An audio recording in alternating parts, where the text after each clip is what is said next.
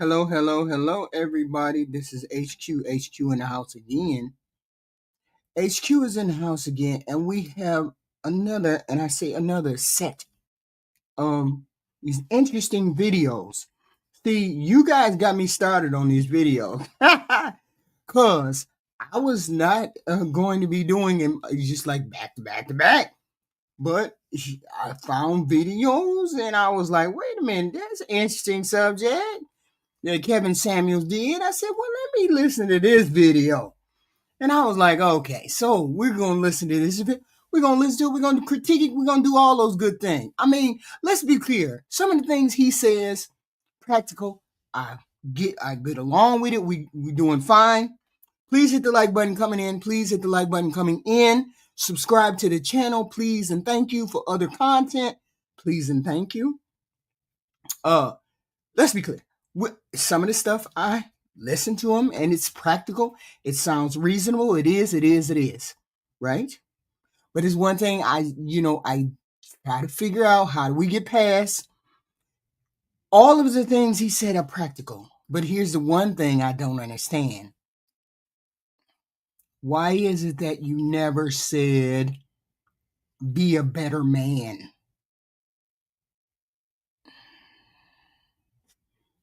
This is what I want to know. Be a better man. Instead of saying, hey, HQ, you need to be practical about your standards.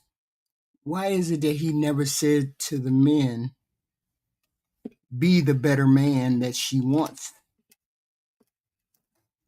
And maybe he did. He didn't say that. What he said was, at least I'm understanding, he said, you be a better man. He didn't say, be the better man for the woman that might want you or come your way. He said practical advice for the women. Women, when the man comes your way that you want, you need to be all the things that he requires. But he didn't say that for the men. Why didn't he say that for the men? I don't know. Anyway, we're going to get into it because some of this is practical. Some of this is good. This is good. I mean, hey, it's good to review, to see if all the practical ideas that the gentleman came up with were usable. Did the men put these things to the test? Did the women put these things to the test? Let's see. Yes. I cannot say what's wrong or right. No. It's not hard to fool me. No. 'Cause I'm addicted to the good life. Yes. Yeah. Do you want to be married one day? Of course. No, it's not really of course. Why? I want to get married because it's not more so of the marriage, like the certificate, it's more so of the union. Like, I want another man to want to spend the rest of his life with me, just like I want to spend the rest of his life with him. So it's more so like the union, because marriage, I feel like, you know, legally, like with all the certificates and, you know, going back and forth with like sharing assets and things, but it's like the union.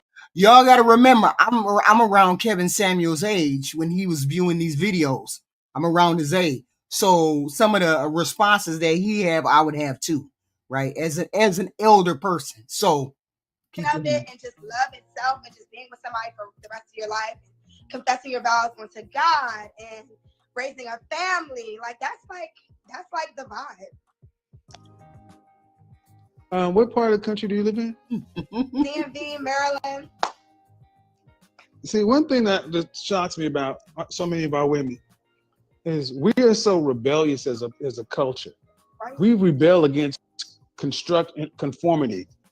And it's like we like vibes more than structure. What do you mean? Like, so going to structure, what do you mean structure? Everything that you said it's not about. The legality. But do you think the government kind of put that in play to kind of like, it's just like, okay, it's marriage about the love? You asked me a question and you started answering. Let you talk. You got it. Well, I mean, were your mother and father married? Yes, they're married still. How long they been married? I mean, before I've been born, so I want to say like 29 years. Like they were your friends? Are their parents married? Some of them are. It's like a, you know how to. No, it's not. What percentage of your friends, mother and father, are married and are still married? I honestly want to say half and half. Like, honestly. Like, I want to say, I have my friends who, grew up mom and dad both in the home. Are they black? Yeah. I mean, most of my friends are black or like mixed race. What's the marital rate in the black community? The marriage rate in the black community now, and I remember watching one of your segments saying 30%. 30%. So I can see what he's doing right now. He don't have no patience for this. This rambling on. He don't have no patience for this because she's this not gonna end well. I haven't seen this. This ain't gonna end well. I don't understand at 26 years old, honestly, why you're coming into this with this whole what the government did and why they did. Why is that even in your mindset at such a young age? Right. It's more so like, okay, with marriage, it's just like, say if we were to get married, right? And say if we were to get divorced. It's just all the other the stuff that come with that. Like, so I want you guys to understand, any decision made in fear, scarcity, and lack. Understand where she went.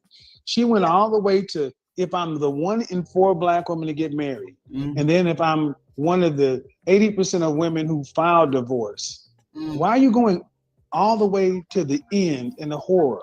Why? At 26 years old, why are you jumping all the way to divorce? Please explain. And honestly, that's really a good question. I mean, of course, it's not something that I want. I don't want to get divorced, but it's also just, that's what you talk about. I mean, ma'am, when you came in talking, so if your mother and father been married almost 30 years and half your friends come from nuclear families, why do you come in talking like a woman who's seen the worst parts of stuff and worried about the government and structure and divorce? Right. You sound like my the government. She's very pessimistic for somebody that age. She has a very bubbly personality, but is very pessimistic for that age. Why? When she's just starting her life out, which is basically what he's thinking. You haven't lived long enough for the government to bother you that much. So why would you be talking about that kind of thing? Maybe she's just off. You sound just like my dad. But where'd you get this? Where'd you get this message? Where'd you get this garbage from? I think I was watching Vlad on a Vlad interview, and I see Nick Cannon. I've discussed this before, but Nick Cannon was basically saying about, I forgot, don't quote me, but basically how. Why she listening to Nick Cannon? And Nick Cannon got like 10, 12 kids. Why are you listening to that particular person? We got to get better role models out here, y'all. We got to get better role models out here. The government. Y'all hit that like button, please, and thank you. Hit the like button. With your money, please, and thank you. That's bullshit. Hey, man, Nick Cannon. Oh, hell no. Is he giving her a finger? Is he giving her the finger? Are you kidding me? Wow. Or is he giving Nick Cannon the... Cannon, shut the fuck up. This dude got like 18 women pregnant right now. Wow. But if you think about it... No, I need you to be quiet. Wow. Because you're listening to a guy who's a multimillionaire who wears a turban. And I'm saying this because you cannot talk about what a celebrity and a creative does. Right. That's one of the major flaws in our community. We're the only people who let the celebrities, athletes, and entertainers speak for us, where other groups of people let the business people and the academics and the politicians speak. Yeah. Why are you going to let people speak to you who perform for a living and who don't live a normal life? And then you're going to listen to what Nick Cannon, how many women are pregnant with Nick Cannon's child right now? A whole lot. So you're going to listen to this man instead of your father, who gave you a stable upbringing. And you're going to You saw her look up. You saw her look up and say, "Yeah, you right. Yeah, you're right." Why are you listening to garbage? Listen to Vlad TV. But listen, Kevin, I don't want to get you.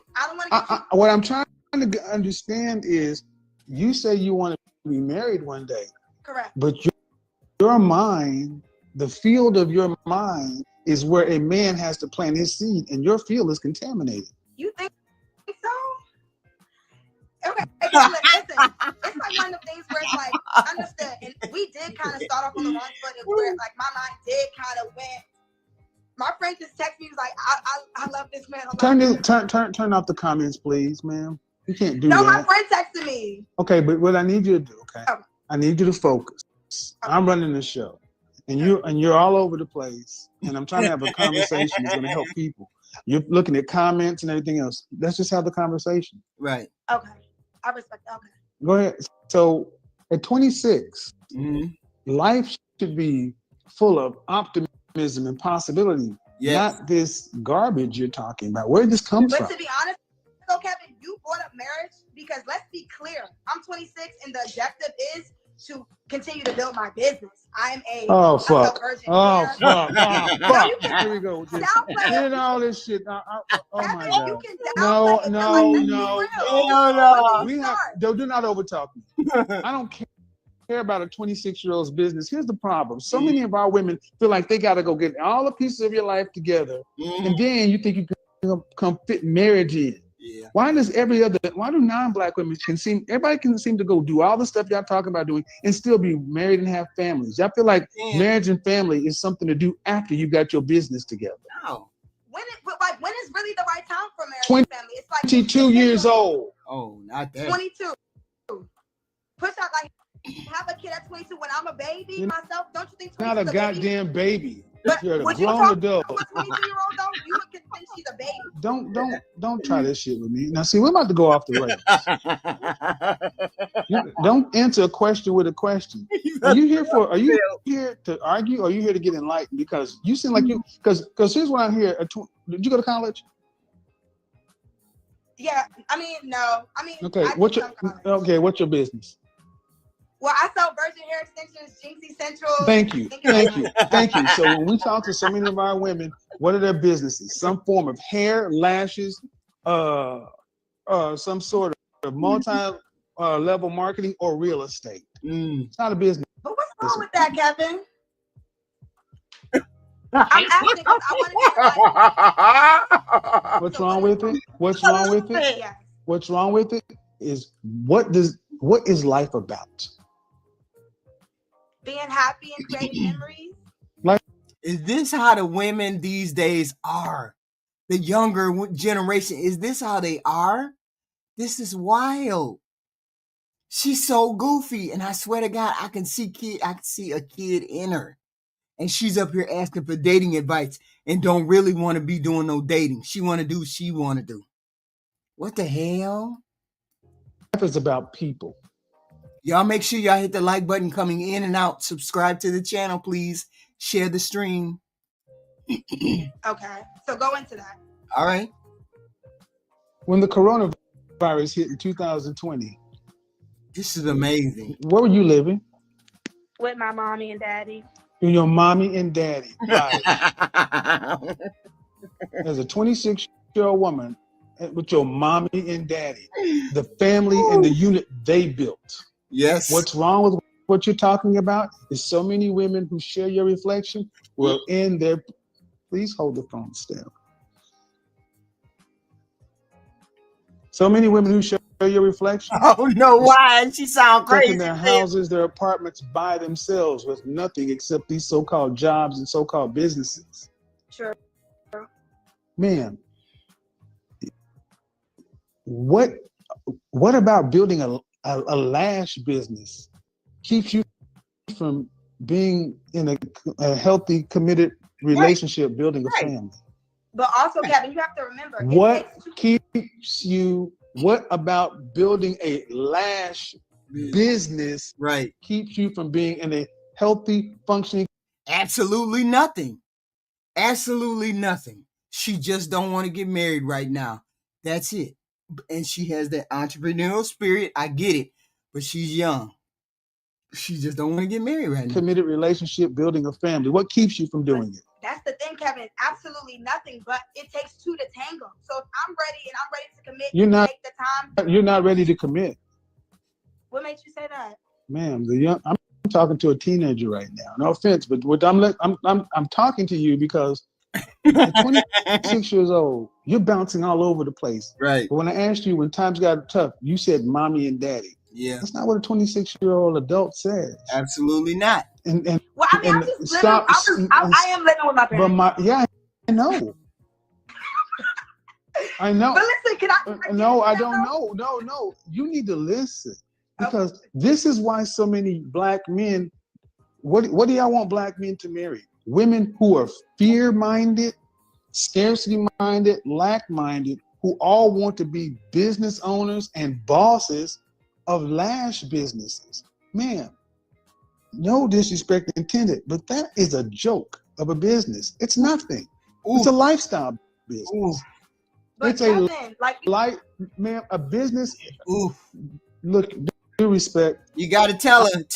I'm a business owner, and I don't even call myself what a lot of you guys call yourself because I don't have employees yet. To have a business, you need to have employees. You're you're 26, no college degree, living at home with your parents. Right. Correct. Talking like a boss. Kevin, listen though, you're not listening to me. I let you speak. Let's have a conversation. Listen, everybody's different, and I could easily move out. Like, but I want to move out and make it make sense though. Like everybody, like I could easily move out and be somewhere in an okay neighborhood apartment, but I want to move out. I'm building my credit. I'm saving my money to where when I move out, I'm gonna have my own property. Like it's deeper than that. Like I'm 26, but I'm not in a rush to just move out here and just make mistakes and just waste money and rent in an apartment. And why I cut you off is because I talk to women like you every day who all are making the same mistakes. What should I do to Kevin? Grow up. And then what? Tell me. She keep messing with that phone. Because Kevin, you get frustrated. Calm down. You get frustrated. Calm down. Okay, I'm calm. But you do get frustrated. Calm down. What did I say at the beginning of this thing, ladies? You talk too much. Don't talk to me like I'm a woman. You cannot keep just rapid firing at me. I'm not you don't pester me like you're my little sister. Or I'm like your dad. I'm not that. You got it. Listen to what she says. I am trying to build up my credit. Did your credit have any any dings on it? Well, in the past, but now it's just more so. No. How have you messed up your credit by age 26? Right. Mind you, when I was younger, it was something to where I didn't pay.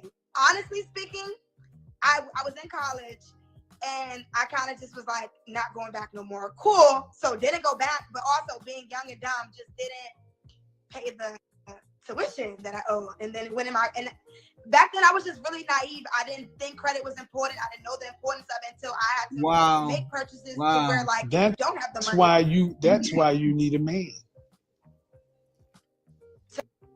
Because women, like it or not, would set to your own devices, more women end up self-destructing. Because y'all take life in general in your feelings in short term. Man, you're 26 with a high school diploma. Okay? But then again, this is what you get when you dealing with a person that's under the age of 25. A lot of people are like this. This is why I don't recommend people under the age of 25 get married. I recommend you get married if you're over 25. At least you would have some kind of life experience. She's living in her parents' basement. What is she doing? In a hair and a nail business. Just a net of it. And you've already managed to mess up your credit. Yep. Be quiet. Oh. I'm sorry. Stop me when I'm wrong. You're 26 with a high school diploma, right? Correct. By the age of 26, you've already managed to mess up your credit. Correct? Messed up, yes. Yes. Correct. Did she graduate from college? She said she went to college. Did she graduate from college? Or she dropped out of that and couldn't afford, so she came home, couldn't afford college, didn't pay for her college, messed up her credit. Now she living in her parents' basement, doing a hair and nail business. A lot of people don't make no business. That's not a sustainable business. You only got into it because you thought it was easy to get into. It's not a sustainable business. You need to have some kind of plan. And this is not it. She don't have any kind of marketable skills. Can she cook? Can she clean? I mean, you live at home with mama and daddy. What do? Mom, I bet your mama be cleaning, cooking. You messed it up. Correct. And yes. and it shouldn't be messed up. It's not no Oh more. my God. This is the modern, because this is why so many, ladies, I want you to understand, I'm doing this to show you guys why you need men. You're all over the place. You have no direction, no focus. You just live life in a vibe. That's a child. Children live like that. Right. Children. Right. No direction. You tell me you have a business, I knew you were going to tell me something along this beauty line, because it's not a business, ma'am. It's not a business. It is a. Kevin, can I say one thing? No, you cannot. It's just a leisurely activity that you're doing that makes maybe X, Y, and Z, but it's not something you can pay bills on. But what about it is not a. Okay, so I'm going to talk to the audience. It's not a business. And see, the problem is people have allowed this woman to talk too much, and no one has sat her down and told her, shut up. Because your mother and father should have put you in some direction in you and told you, you need to get stable, young lady. You need a profession. If you're going to be this way, you need a profession. Right. Something that's going to be consistent. Yeah, but Kevin, we got to understand, this young lady lives at home. She's 26. Most 26-year-olds would have moved out because they wouldn't have wanted to be under their parents' roof. Most people would have got a job paying a real salary and gotten out onto their own by this time, this age. She's spoiled. So therefore, she's living at home, not making any money. Mommy and daddy is paying all the bills. She ain't got to do nothing. So she's not ready to be in a relationship. She's not ready to be married. That's for sure. And she needs to get some kind of skills. Bet she can't cook or clean. System is going to be able to be built on, because the way you're going right now, you won't have a husband or a man. So you're going to have to be able to take care of yourself. I'm just telling you, bring your father in the house, bring your father in the room. I'll tell him too, because ma'am, at 26 years old, I'm talking to you, and what are you doing with your life in this lash business? Kevin, go, like, I be working, baby. Like, you have to build things. You don't just have a multi-million-dollar business like open. You there are wake up no. First off, don't you compare yourself to me, because we're a different thing. First of all, don't compare yourself to somebody. It's not a comparison. Like, you don't have a multi. This is what I mean. This is the child. I want you to be quiet. Kevin is like, what the hell is going on? You're dealing with her. You're trying to tell her. You're trying to be nice, Kevin. You're trying to be nice. You need to not be so nice with this one, because the other ones sort of can, they got a profession, they working, they doing, but this one right here is just floating. This one right here is just living with mama and daddy. She's 26, almost 27 years old. What the hell is going on? Why her parents ain't kicked her out? Get your ass the hell up out this house. You 27 years old, 26, 27 years old, you better get you a damn job down at McDonald's. You better get you a job, because you got to get the hell on in 6 months. That's what I would tell her. Quiet. I'm talking to the audience. You don't have a multi-million-dollar lash business. Kevin, that's the foolishness. Audience, this is what I need you to do. These women actually believe they are entrepreneurs. They honestly believe they're business owners. I shout out to all the ones who got businesses, entrepreneurs. I shout out to them women. I do. I ain't taking nothing away. But this right here ain't it. Because I'm going past you, because you're not taking care of yourself, man. I don't have to listen to you right now, because you're not even paying your own bills. You don't pay the mortgage, you don't pay the utilities. Nope. You probably still living in the same room you were in high school. Absolutely not. You still live in your parents' house? Do you live in your parents' house? I'm gonna be moving out. You live in your parents' house soon. How long you been there? Kevin, obviously. How long you been there? My whole life. Right. Have you ever moved out of your parents' house? No. Thank you. So that's why I'm talking through you. You're talking like you have answers, and you're 26. And I'll be honest, man. If you were a man, they call you a loser. Hey, Kevin.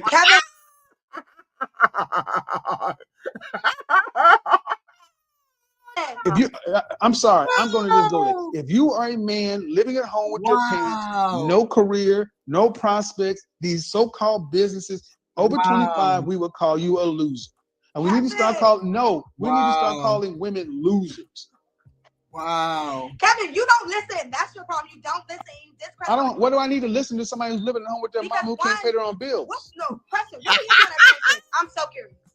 What were you doing? Please answer. I was living in Dallas, number one sales rep for a telecommunications company. That's what I was doing. Number one. Okay. Number one. That's what I was doing. So you were like working. I had 2 jobs. I had a corporate job and then I had a part-time job. See, don't see why. And what does what I'm doing have to do with you? But listen, no. That's my question. You want to do that? Okay, what is asking me what I'm doing? Because see, as a man, I have to take care of myself. Correct. I couldn't just live at home with my mama because somebody would have called me a loser. Correct. But I'm not, just because I live with my mama, what makes me, because I live with my mama, a loser? Like, who set these standards? The world. If you were a man, if you were a man. Well, it would be different if she had a definitive job and she was making money, saving money, paying the bills at the house, giving mom and dad some money and saving some for her own house. But that ain't what she's doing. She's just living from hair weave to hair weave. She ain't making no money. She ain't saving no money. She ain't doing nothing. With the acceptable reasons, be quiet. So why are we talking about it? Because that's the problem. Stop. See, this is the problem.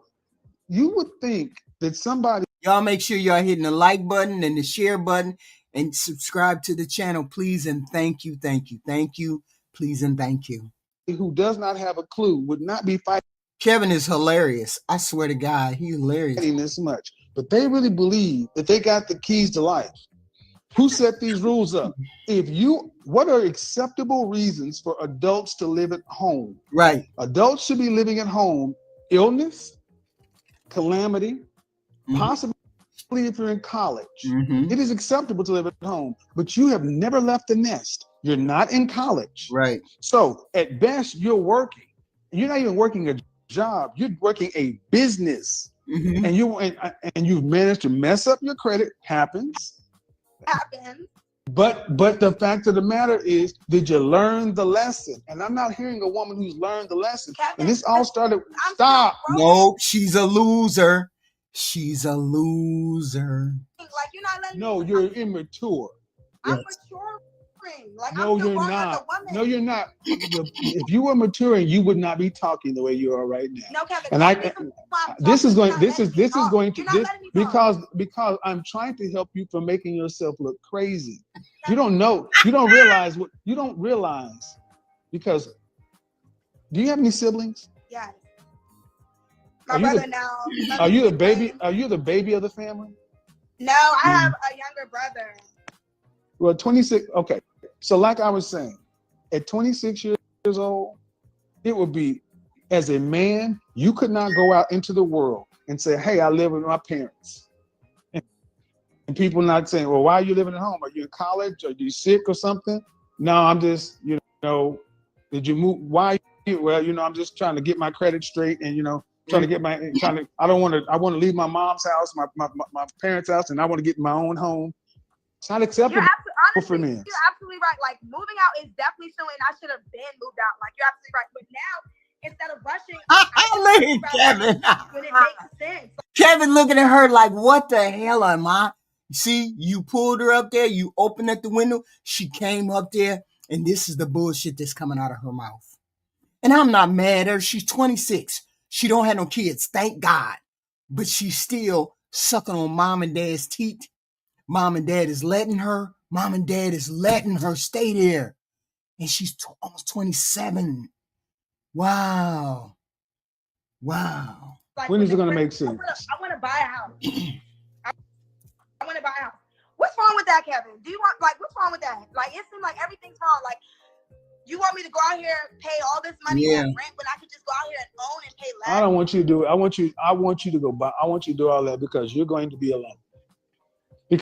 Because if you say you follow my content, I put a post up last week talking about women who want to be in a long-term relationship, serious relationship, should avoid putting down permanent roots. You have no one to counsel you except you.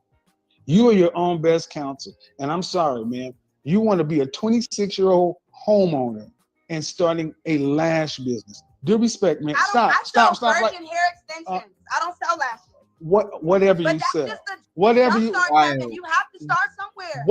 Why don't you have a job? I'm in real estate school as well because I work for myself. Why don't you have? Be quiet. I don't need one right now. Well, you do. See, one of the major problems is this generation thinks because they can make money in different ways that is what you learn on the job. You don't have any kind of structured thinking. You don't have any kind of systematic thinking. Right. So just because no, I'm talking through you at this point, man. This is the problem. I don't because you don't even comprehend what I'm saying. Don't Kevin me. This is what I'm saying. They don't even. You can't sit down and what have you completed since high school? Yeah. Boom. Nothing. Wait. Not a goddamn thing. I'm growing. You have not completed that. You got a high school diploma, and the last thing you completed was something that was compulsory. Right. After that, you just stop, flutter. You have nothing. You have, ma'am. If you are not going to be a wife, which you're definitely not, as an adult, as an adult, you are going to have to be able to take care of yourself for the rest of your life. Life is not a joke. It is not a game. And I am tired of seeing our Black women walk through life like it's a goddamn game.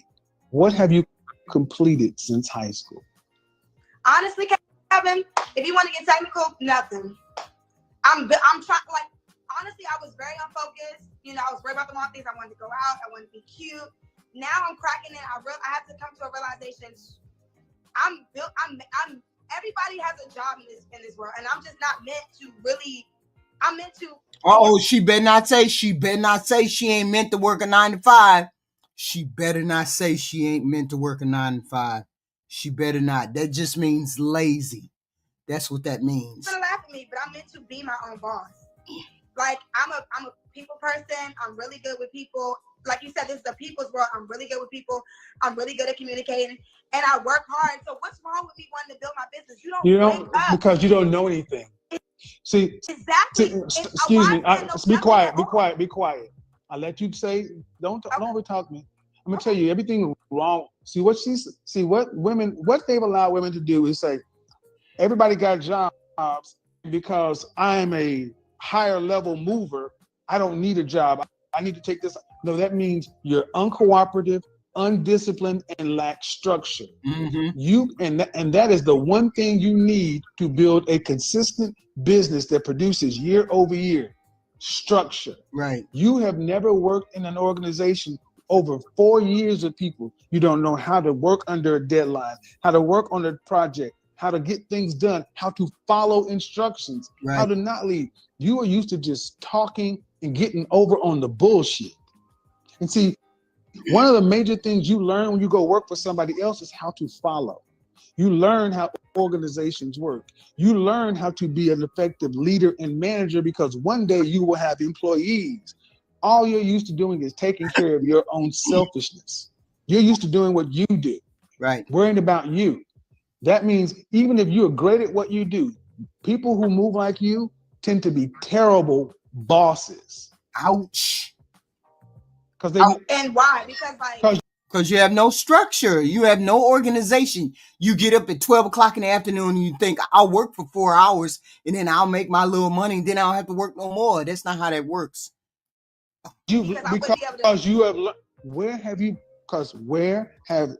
Where do individual contributors practice people skills? But honestly, Kevin, my people skills is on 100. Like literally, like I know I'm literally like if anything, that's what saves me. You're right. Like maybe I might not have like structure and Kevin. She said on 100. What's going on? Like why everything? I'll make sure y'all hit that like button coming in. Because I'm twice your age and I know more than you. And the fact of the matter, and the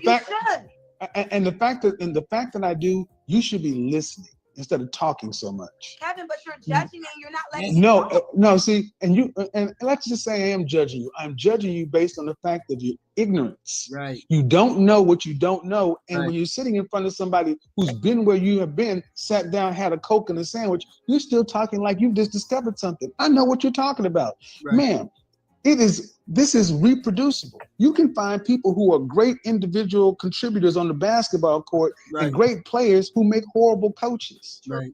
Bottom line is, ma'am, you just said it. You're a free spirit and you're worried about you and you're just out doing your thing. That means you worry about you. But when you become a boss and a leader, your goal is not what you want. You got to get your people what they want so they'll help you get what you want. But see, you learn that when you go work for somebody else, but you go pay your dues. With your generation, everybody wants to jump from being a damn student to being a leader. Yes. With not doing anything in between. Right. You have not, and you've not done. You haven't even done it in college. Right. You didn't complete college. College just says a couple of things. One, that you can complete a course, that you can actually show up and do tasks. Mm-hmm. But when you quit stuff, people look at your resume and it's just jumping all over the place. So yeah, right. what you're doing right now. What other options do you have? You don't have any high income skills.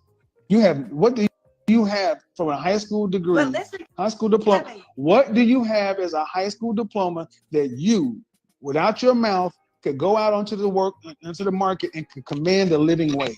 Right. Answer this question. What job do you I ask you a question.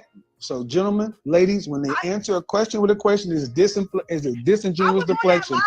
When they answer a question with a question, is disingenuous and deflection. This 26-year-old woman thinks she's going to ask me, who has a resume a mile long. I don't need to justify myself to you. Okay, so let me answer your question. What skills do you have with a high school diploma that you could walk into a recruiter or an open job market and they would pay you what? As far as skills on paper, I guess nothing. Right. Because I guess personality. So what does that mean? You're a minimum wage worker. But that's the thing. That you're a minimum. That's the thing, Kevin. I'm not a worker. You see the reason. And the reason she's not a worker, she's living in how much you pay for rent? Thank you. See, when you live in the comfort of mommy and daddy's house, she doesn't have to pay rent, utilities. Right. The reality hasn't sunk in with her. She thinks she's a boss. Right. And we got so many women out here doing this shit.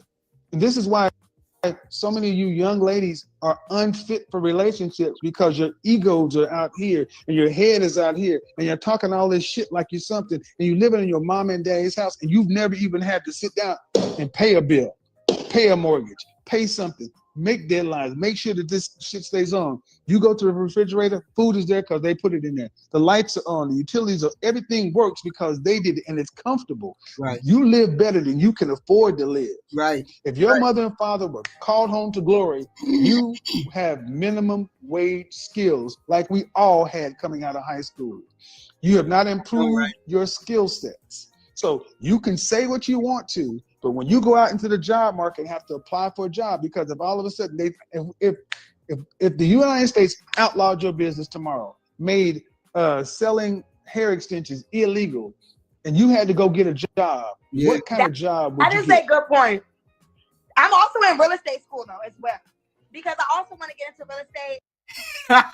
Ain't them one of the jobs that Kevin said when he talked to black women? It's real estate, hair, nails, something, anything like that along those lines. You're going to find her saying one of these things. And sure enough, she came right on out and said, real estate and nails. Flipping homes. Yeah. You know, also like maybe like, because my parents, they're landlords. So we have properties already to where like they rent out and stuff. But what I want to do is maybe do. So in other words, when real estate understands something, ladies understand when men hear you in real estate, all we hear is you want free money. Women go into real estate with the hopes of taking a little bit of money and making these incredible home purchases. You all have the same listings in the same place. Now, here's the thing. You go ask these real estate moguls what they're really selling. Where's your last open house? I'm in real estate school, Kevin. Right. How long you been in it? I've been in real estate school since like the beginning of September. Right. I'm online on the SE shop. So hair extensions, Correct. real estate. So I know some extremely successful real estate salespeople, and that is a full-time career that requires 80 hours. My friend Paige sells real estate.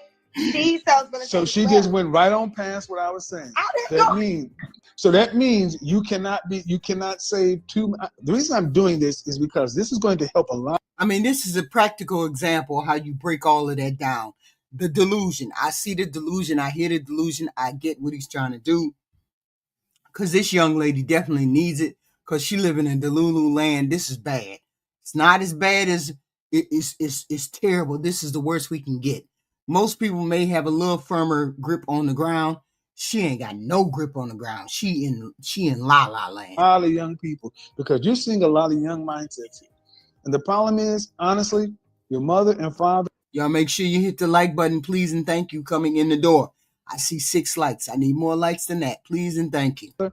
Likely have allowed you to stay here because they know out there you just gonna do what you want to. So at least you home, they can watch out for you. Right. But ma'am, you're unstable. You have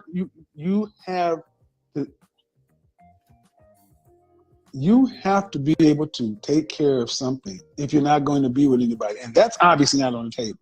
Kevin, it's not a priority right now, Kevin. Like you said, why would I want to be looking for a relationship when I still have things that I need to get? Well, see, the funny thing is, you act as though. Wow. Okay, let me explain what's crazy around what you're saying. Like a relationship is optional, ma'am. You're a high school graduate.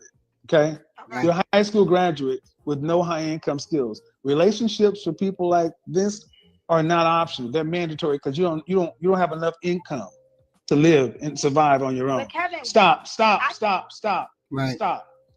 But see, our women and women today have been told, well, the way you fix that is you go work for yourself in this entrepreneurial way for 10 or 15 years, and then you look up and you're almost 30 years old and you're still hustling, side hustles, no career, nothing stable, and you have no real relationship skills with men. You know how to date. You know how to date. You know how to date. You know how to date. You know how to date. You know how to date, and you know how to have sex. You can dream all you want to. This is going to probably go viral because you can dream as much as you want to. This is a wake up call. So your plan is, I want to prove. He may have been very sarcastic with other people. I don't know because I haven't seen all of those yet. But this one is one of the very, very brutally honest ones. And she needs to hear it. And a lot of people young need to hear this. You wrong. The fact that I'm a high school graduate and I haven't completed anything. Right, exactly. And that's the sad part. That's the sad part. So many of our women would rather do that because they think so little of men and relationships. They think so little. That just shows you the men and relationships. Men and relationships matter so little to where women like her think that they can get through life on their high school education and their wits.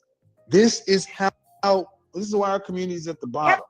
Now, this woman has a 29-year. This is a woman has a 20+ year marriage of a family, and you didn't learn those lessons. Kevin, that's not. You didn't learn those. You didn't learn those lessons. What is true, ma'am, is you have little to no focus, and you just jump from everything to everything to everything. And you at 26 years old, you have no structure. And I'm gonna tell you, whether you want to hear it or not, I said relationship is not on the forefront because you're not ready mentally for anybody. You still need to grow up. That's correct. You're not, even if a man saw you and said, "Hey, I want to be with you," effectively, and this is not meant to insult you, effectively, you're like a 10th grader emotionally, and you still need to develop. Right. But while that's going on, clock is ticking, man. What age do you plan on moving out of your parents' house? And if you're telling me this year, Kevin, and we might be neighbors. You can't sleep on me. Okay. So again, because I speak truth. This is what I need you to understand. This is why so many of our women don't like me, because I speak truth. It's negative. sleep on people. No, ma'am, I'm telling you the truth. You're living in a fantasy. We're not going to be neighbors. I'm going to tell you why we're not going to be neighbors. Because you're not going to be able to afford the house that I'm going to be next to me. Kevin, you got to speak these great things into your existence, Kevin. If I don't believe I it, can't afford to live next to you. My whole thing is no. I need you to be careful. I can't afford to live next. I want you to understand why we. She said you ain't gonna be able to afford to live next to me. She didn't say nothing about her affording to live next to him. She is crazy. She's I can't afford to live next to you. I'm just saying. No, I want. Is that what you just said? Is that what you just said? I wouldn't be able to afford to live next to you. No. That's what I'm going to be clear. You just said we're not going to be neighbors because I can't afford to live in the house that's next to you. Right, because you're saying I wouldn't be able to afford the house that's next to you. You can't. What makes you? You can't. What makes you say that though, Kevin? Because you can't. You were 26, you wasn't living. When you were 26, you were not in the position you were. Because that's exactly. That's why you can't do it. Kevin, you can't afford it. It's attainable. No, it's not. I know. Did he feel some type of way about that? She was like, "This bitch, what?" Not. No, it's not. Yes, it is. Ma'am. No, it's not. It's she's trying to compare his 26-year-old self to her 26-year-old self. So I understand what she's saying, but he didn't. It's not. You can't live where I live. You can't live where the way you would obtain what I do is if you won the lottery or somebody rich married. Kevin. So I need you to understand, and what I want you guys to understand, what I need you to understand, what I need you to understand is they would rather do this. This is how far the delusion and denial has gotten. They would rather think like this. It can happen. It can happen. So guys, don't think I'm doing this for no reason. No, you're not. You're just talking. And the thing is, guys, the reason I'm doing this is because she's not unusual. This is in part of our culture. So many of our women have been brainwashed to think this. If I just talk about it and I can manifest it and I can just believe it. This woman actually said the reason we could be neighbors, and I said no, we can't be neighbors. This woman actually said to me that we're not going to be neighbors because me, Kevin Samuels, could not afford to live in the house next to her. Because you tried to come for me, so I came for you. There's something called reality. Kevin, but you live at home, man. You live at home. You live at home. You live at home. And this is from the previous this must be, I don't know whether this is one of the early ones or not. I don't know. You live at home. You live at home. But check your ink, ma'am. See, stop. You live at home, and you're talking in your emotions, man. Because you're making me emotional. No. The reality is making you emotional. But because now it's not a reality. It's the reality trying to put on me. The reality is you have no career. I'm building a career, Kevin. No, you're not. You're in real estate school. You don't just get a career. You don't just wake up with a career, my love. You know this. So how we got here is I asked, when do you plan on moving out of your parents' house? Soon. And this woman, soon. And I said, where you plan on moving to? So, and because your plan was, I'm going to move out of my parents' house and move it to a home. Correct. Or like a condo. Okay. I just want to own. You feel me? Right. I just want to own, Kevin. And that's obtainable, and there's nothing wrong with that. It's obtainable. If people out here paying $2,000 to $3,000 for an apartment, you know what I'm saying? That makes no sense if you think about it. And it be black folk who really can't even afford it. What makes no sense is I want you guys to go back all the way to the beginning to understand how we got here. What makes no sense? What makes no sense is how you've gotten to be this way at 26 years old. Wow. And so in your vibe. This is what we have done. We used to be people who prized hard work, consistency, discipline, focus, structure, to the point to where we just want. The whole point is she's immature. We could tell. We could tell from the first sentence that she was immature. I mean, and Kevin got her. He understands it, but he has patience.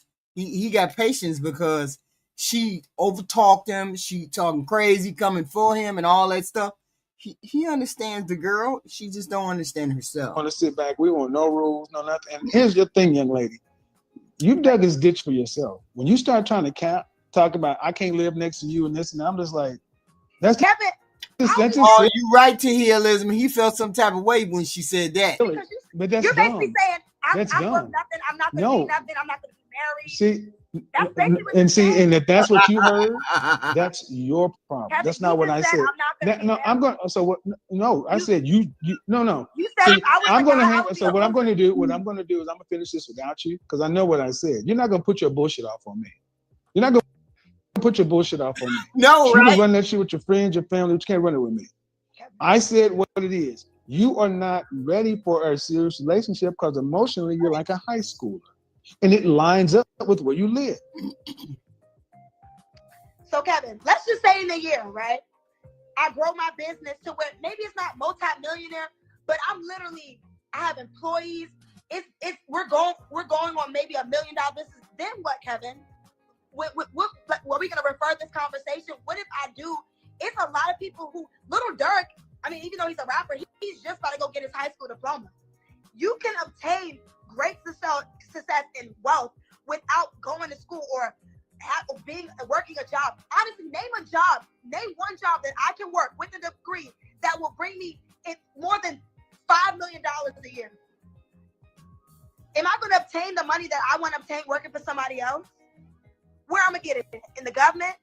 Like where I'm gonna get it? Like I want to build generational wealth, and I'm not gonna do that really working for somebody. She can have her own interview. That's what he's just sitting there listening to just ramble.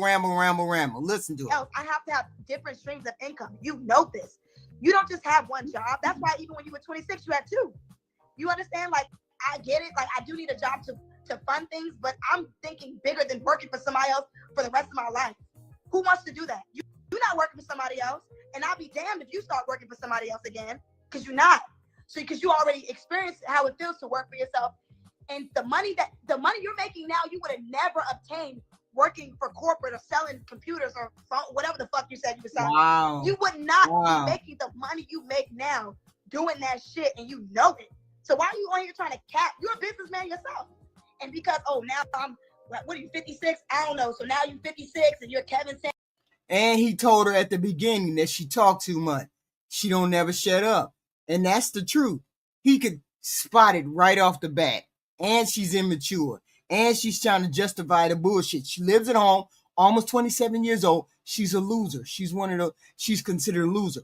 I wouldn't have let it say it. I wouldn't have put it that way, but he put it that way. She's a loser. And this is wild. This is one of the you got 10,000 people on your Instagram. You forget the journey. You don't wake up KevinSamuels. I'm not going to wake up the person I am going to be in 10, 15 years. You have to understand that you have to start somewhere. And the fact that I even have this mindset to where I'm like, you know what? I don't want to work with somebody for the rest of my life. I want to have my own business. I want to bring about multiple streams of income. I want to create generational wealth. And you trying to downplay it? You can downplay it. Everybody will downplay it until the business. All right. So now, exactly. So I want you to, all that stuff she just said.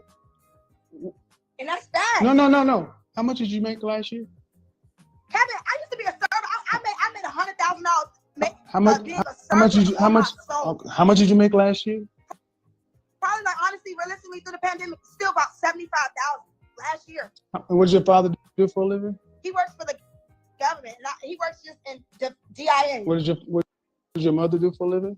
Sit real pretty, manage the bills, and do her own finances and things like that. So you made $75,000 last year. Wow. Correct.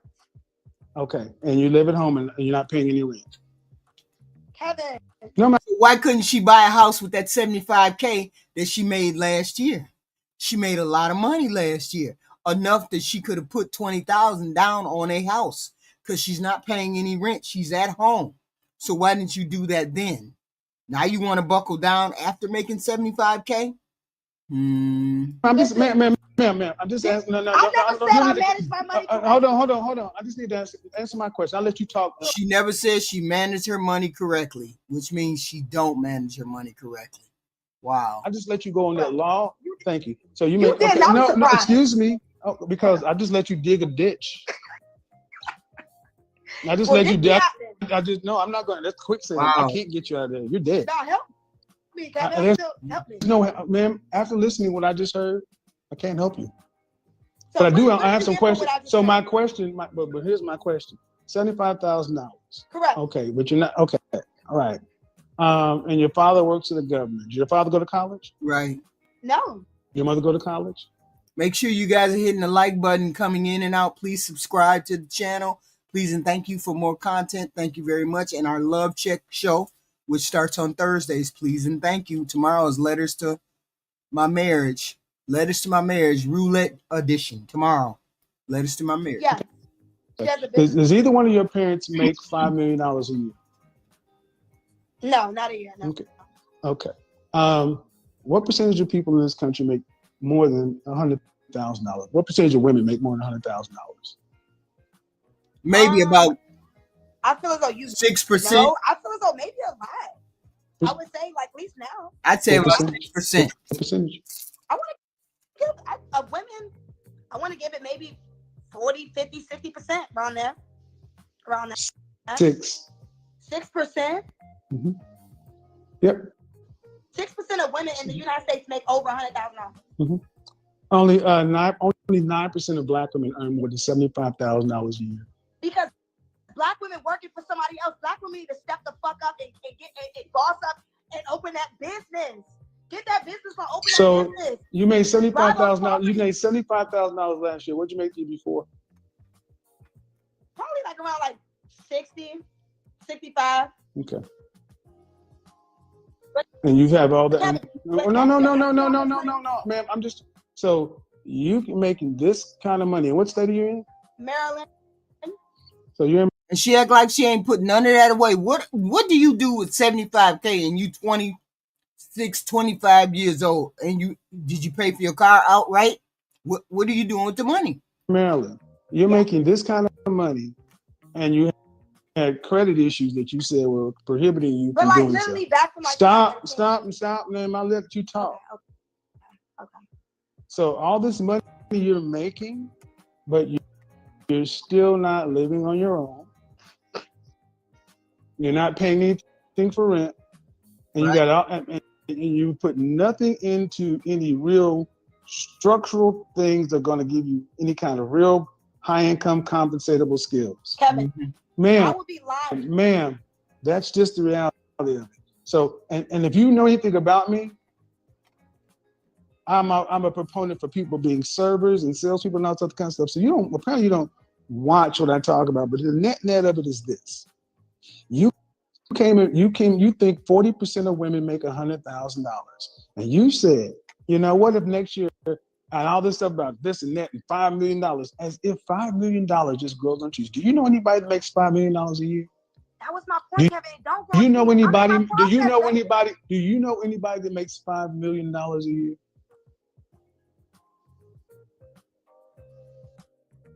Honestly, no. Where did this appetite come from? Honestly, this appetite came from me seeing people who are 12 years old, multimillionaires. Where'd you see these people? Fantasies online, and that's very fluky. It's very rare. Okay, what is she talking about?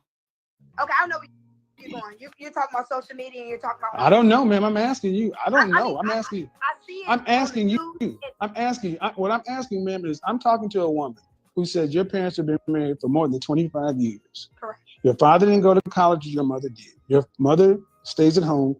Your father works a government job. Sound like solid middle class people.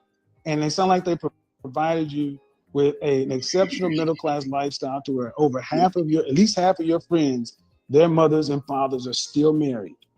Correct. And I'm talking to a woman who is on some glam up manifest. I can go from this to $5 million business in 1 year. Ma'am, I'm stopped. I don't need that. No. I heard you in your diatribe. Right. Kevin. I heard you, ma'am. Because it don't get no better. It has not gotten better. You're still immature. You're still living in fantasy land. Oh, I know people that are 12 years old who are millionaires. That don't happen. That's very rare that happens. Please hit the like button coming in and out, please. Thank you. We appreciate the engagement. Subscribe to the channel, please, and thank you.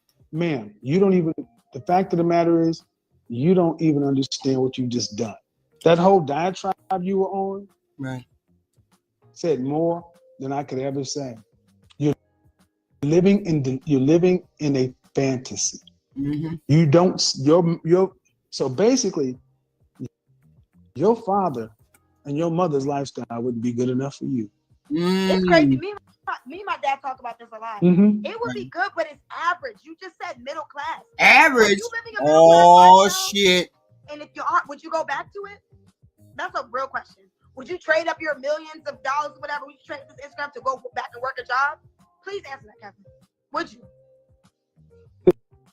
She just said average. Her dad was average, and her dad ain't good enough.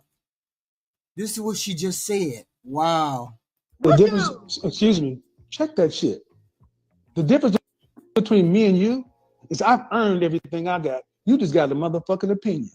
Kevin. Every step, shut up. Every step of the way, I have made myself valuable over my 52 fucking years. She got him in his feelings for real. This is the first time I ever seen her get somebody get him. Well, in the videos that I've seen, this first time I ever seen somebody get him really, really, really into his feelings. This young lady got him talking about himself twice, 3 times, like trying to defend himself. This is crazy. This young lady right here got him in his feelings. Years. Everything that I have is I've earned. See, what you think is Instagram and YouTube, because this social media shit has got you little young people's mind twisted. You think just because I have Instagram and YouTube, they don't pay you on Instagram and YouTube just because people don't come listen to me just because I'm popular. I know what I'm talking about. Right. I've got 20 plus years of experience to pull from. $6 million worth of sales training, multiple different certifications. I am a competent professional. So stop trying to compare yourself to me. Stop. I'm not trying to compare. I'm trying to Stop. No, Kevin. shut up. You don't know what you're talking about. And the fact of the matter is, I'm telling with you, because the fact of the matter, you called your father average. You said they are average. You said they're average. You said your parents. You said your mother and father are average. You entitled. I swear to God, that's the final straw with me, lady. You said that they're middle class and that's average. At a high school graduate selling bundles, thinking that and you ain't got to pay shit. Right. I hope your father never hears what you said. I hope he doesn't hear it, because that's insulting. Right. They provided you with something that you don't even think. You look at that man who's sacrificing, that woman who sacrificed, and you just shit on everything that they said in front of thousands of people. Don't you think people know your family? Like you said, you got 10, 12,000, got $1 million over here. You don't think somebody gonna hear it and say, "God damn, do you know what your daughter said about you?" Mm. Can I say something? Bye. Wait a minute. That was wild. What the hell happened there? Wow. I mean, what the hell is going on? I mean, I've been watching them, but I'm like, is it this bad? I mean, this is one that's shorter. It's shorter. This one is shorter right here, but this is wild. He said bye. She had him in his feelings. He was defending himself. What the hell? Wow. Let's see. This one ain't that long. Oh. Hi. Hey. How are you? I'm fine. I was not expecting that. Okay. You're not getting your workout on. Look at you. Thank you. It's what I do. There you go. So what do you have for me? There's 2 topics we're talking about. Settling or dying alone, or the Goldman Sachs $10 billion into $1 million black men. What do you want to take? Let's do the settling and dying alone. All right. You've heard what I have to say about a lot of stuff. What do you think about it? I agree and I disagree. Okay. I want to say that last conversation was really good. You really had me thinking. The whole fear protection. Mm-hmm. That's what I know a lot of me and my friends are looking for. Mm-hmm. Wow. Not to throw myself under the bus, but I'm 30. We all something. We all something. And I am a nurse practitioner in the emergency department. a lot of my friends are professionals and we're doing well, but we are single. Nurses chronically nurses are single more than anything else. What? You think so? Yeah, ma'am. Actually, I did a broadcast talking about the kind of women that high value men typically don't date, and nurses were in. Yeah, but high value men don't date nurses, but regular ordinary men do look for nurses as wives, and they got one of the better rates out there of marriage nurses, according to statistics, compared to any of the other weirdo professions. That category. Oh wow. For a multitude of reasons. But what's funny is go back 80 years ago, and nursing was some of the most feminine work you could do. I can see that. Typically, I opposite, right? But I can see that now. Well, today nurses work really long hours. Those 3 days a week, 12 on, 12 off. Yeah. High stress. Make sure you all hitting the like button. Make sure you're hitting the like button. I mean, there's a lot of things that go into it. But at 30 years old, do you have any children? No. Okay. And what region are you in? Northeast, South? I am Southern. Okay. And if you don't, I'm just trying to respect your geographic privacy. At 30 years old, you said me and my friends are all kind of doing the same thing. Right. What are some of the issues you're finding when you personally are trying to date? Before that, do you want to get married? I do. Do you want children? I do. How many would you like to have? At least 1 or 2. Don't have one. Have 2 or none. Only children, that's a horrible way to be raised. Okay, so were your mom and dad married? They were. Okay. So what are you running into? People, at least where I am, I feel like are not ready to settle. From like a previous show I watched of yours, you talked about the age difference. See, you know what? I believe the reason why that people don't want to settle is because their options their supposed options have opened up all over the internet, and people think they have more options than they do. Women think they have more options than they do. Men think they have more options than they do. And your options are the people you see every day in the neighborhood, at the store, at the gym. Those are your options. The ones on here are normally not your options. There's always something goofy when you get to meeting these people from online. Yeah. Men tend to get in their career, or especially black men, because you start trying to get our money right before we want to get married and have kids. So I'm 30. See, I understand that he pushed the agenda of older men and younger women, but most men like younger women, but they don't like young women. That's the thing. They don't like young women. And when he says trying to push a 40-year-old onto a 22-year-old or 23-year-old, it's not going to work, because a 22-year-old is not interested in a man that age unless he's paying for stuff. And most average, regular, ordinary men can't afford nobody that young and what she wants to get from an older man that makes that kind of money.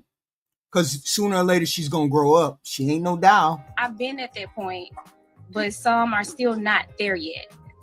So what's the oldest man you've ever dated?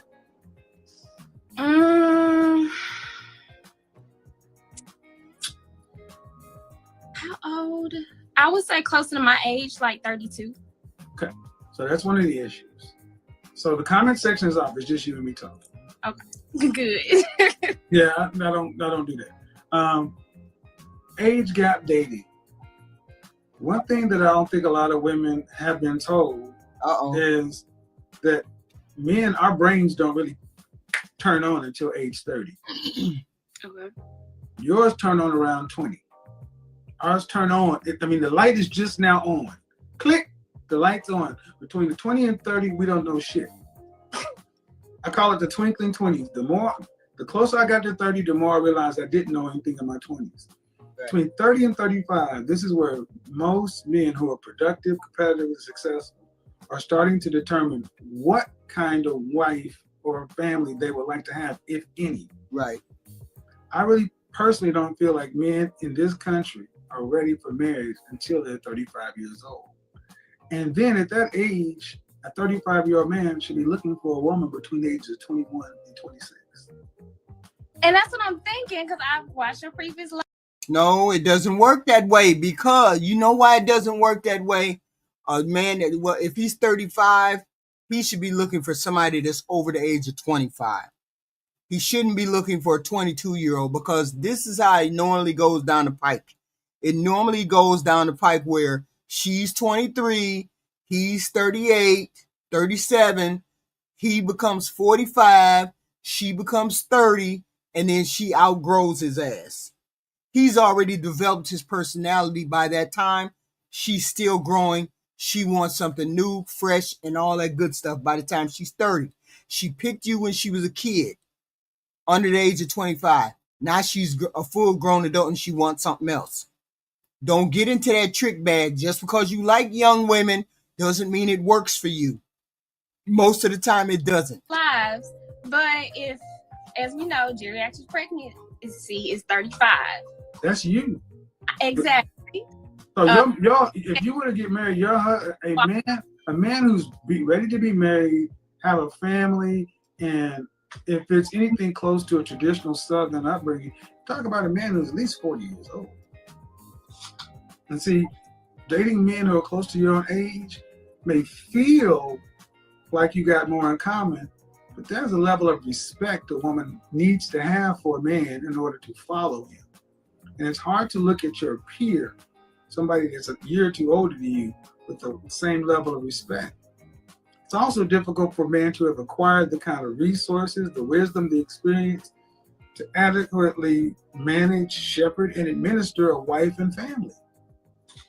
I get what you're saying, but then at the same time, I feel like I've done those things. So I would expect my counterparts to kind of be there as well. So at what age? I know she's not attracted to older men. That's what she's trying to say. What she's trying to say is, I want to be married to somebody my age. Mentally, it may take over 30, like you said, 32, 35. Men have it. I'm just saying what I'm saying. I think maybe you miss what I'm saying. Men have those things. They just don't get it until later in life. Right. So do you want to date somebody roughly your age? Right. Roughly, yes. As you said, I can't change biology. See, that's the problem. See, now we're going to have the problem. No, absolutely. I cannot make men mature or evolve any faster than do. Right. Throughout history, women have always matured earlier than men. Today, in the modern world, men are required to do far more than our fathers, grandfathers, and great-grandfathers. So people are getting married later. Right.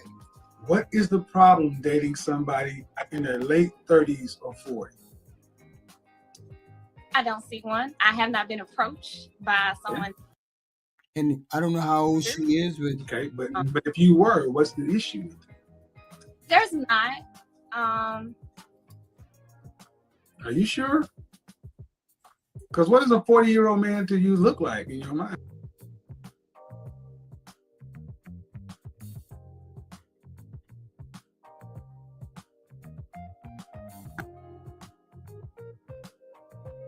Uh-oh. Okay, so you say you don't see one. All right. Do you want to share what's the nearest big city you live in next to you? Memphis, Tennessee. All right, which has a population of 500 to 700,000. This is when it becomes a math equation. You got to look at the kind of lifestyle you want to have, the kind of man that would make the kind of income to help facilitate the lifestyle you want to have, how much work you want to have to do to support the family, if any. Because the problem is many women today are looking for men, the kind of men, and they're not in your area. It's like I was talking to somebody earlier this week, and they were in a remote part in the Northeast, and I'm like, that's where you go after you're married. Yeah, but here's the thing: you have to. They got to be willing to deal with you, and you got to be mature enough to deal with them. He's trying to push you towards the older man. And I get why he's doing that. And because older men may be on the same level as a 30-year-old. They older, and then maturity level might match. Because somebody that's 30 and 30, women mature faster than men. It just is what it is. So if she gets a 30-year-old, more than likely the 30-year-old that's the same age as her is not mature enough for her, and she's looking for something mature. So that's what, therefore, he's pushing the older gentleman. He's pushing the older man. I get all of that too. Okay, but the whole point is you cannot account for attraction, and most people are not attracted to people outside of a 2 to 5% dynamic. Only 2 to 5% date outside that 5 to 10, 2 to 3 year age range. Very rare. I can't make men pop up in a population of less than 400,000. And that's probably part of my problem, because as far as finance and everything else, I'm fine with it. In my southern upbringing, I find the whole submissive, like that's how I was raised. But what city are you in? I am in South Haven, which is close to Memphis. It's maybe 20 minutes away. Okay, so effectively Memphis. Now you got to know, just like I know, Memphis is rather colorful when it comes to dating. It is. So, you might want to consider moving because long distance relationships don't really work. They don't. You see, this is when I have become ruthlessly pragmatic. Far too many women today are doing what men traditionally have done. I go where the work is, meaning why am I working there? Because that's where I got my job off. But if you had if you had been thinking about, but do I want to be married and have kids and so forth? Then how am I going to be found by my husband if I'm living in a place? That's the dating pool. Think about the high school you went to. That's who you can date from. Versus if you go to college, you get all those people.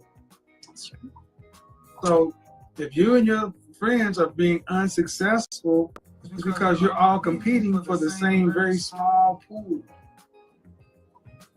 Understandable. One reason. So at 30 years old, if you're a nurse, can't you move to Dallas, Houston? You can do what you do in a big city. I can. I've traveled, and I'm willing to move.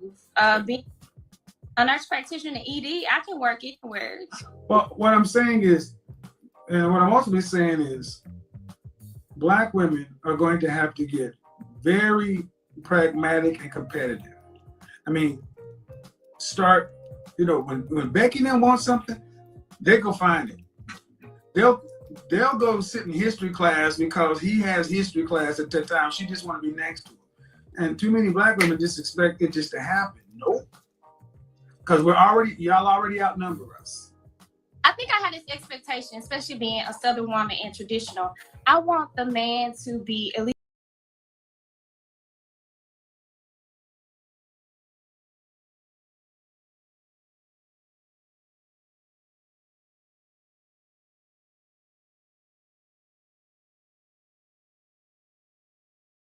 I'm sorry. That's that Southern belle. I don't know what the hell happened. For this reason. It's like, no, my point is, if you want a man to court you, you have to be in his proximity. Gotcha. I don't know what the hell happened.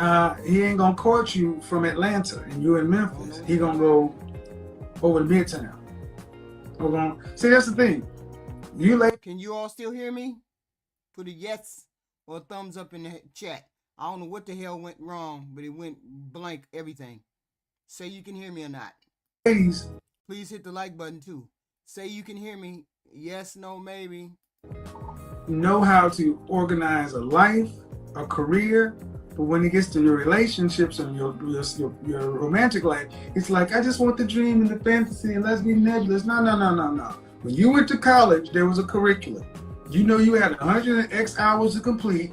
And my freshman, I had to do this. Just like you work out, right? Mm-hmm. You don't just go to the gym and say, I want a good body. No.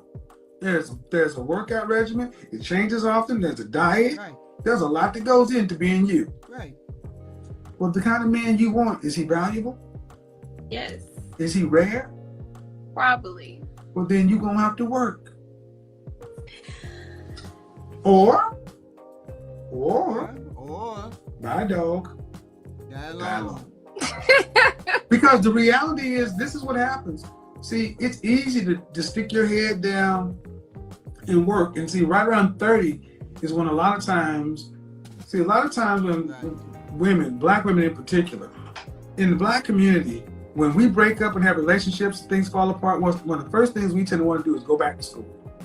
Go back to get more education. That's why I find so many sisters who are engaged and got masters. And all you're doing is wasting 2 more years. You're 30 years old. Are you about to go back to school? Right. I actually am, but I feel like if I have the extra time, why not? You can't make this up because you don't have extra time. Listen to that TikTok. That's your biological clock ticking. And I feel like I put myself available. And I can tell that some of these things, make sense. They make sense. Guesswork. Some of it is knowledge about women, knowledge about what they're going to do. It is what it is. She falls right into the trap, and that's the truth. Some of this stuff is the truth. It is the truth, but it's just the motivations that I find that may be wrong or right. But most of it may be true. You feel like what? I make myself available. And as I said, career path I choose is always flexible. Okay, see, you can be pragmatic in your career path, but in your emotional life, it's all about your feelings. Don't tell me about what you feel. Tell me about what you think. Show me the numbers. You going to an all-girls college and you're looking for a husband. No. Tell me about what you feel. You see what I said? When life starts to slow down, first thing a lot of black women want to do is, I'm going to go back to school so I can stick my head in the sand and feel like I'm getting something accomplished in life. So I'm going to do this. Well, I ain't got no husband, so let me go over here. My head in the sand. My thing is... And then I'm going to look up, and 2 years have gone by, and then what's going to happen is I got to... Yeah, I can believe that. I believe that's definitely true. Because you want to feel fulfilled, or you feel as though you're wasting time. So therefore, you get out there and get into a college, a career, or you try to go to the next steps. And then the next steps, which is career, might be wrong or right, depending on whether you're married or not. If you're not married, then it may be the wrong step for you to just step out there and I just want to have a career.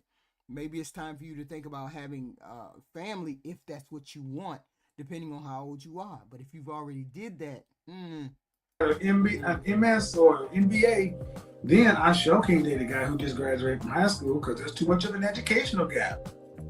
No. That's not what I'm doing. This is like 3 semesters, postmasters. Postmasters? Mm-hmm. Uh-huh. I'm a PhD. I'm a PhD. I don't mean to say it like that, but what I'm saying is... I'm saying it like that because all the... available. I think it is a travesty to have so many attractive, educated, intelligent, chronically single black women because you refuse to act like your non-black counterparts. You refuse to be competitive. You refuse to understand that the sexual marketplace requires you to compete for men. I have a colleague. His name is Dr. Tia Johnson. He teaches Black Masculine Studies, University of California. But what happened to the women? Why are the women not being marriageable? Why aren't the women wanting to get married these days? People, you get on panel after panel, they say, oh, women don't want to get married. They say women don't want to get married.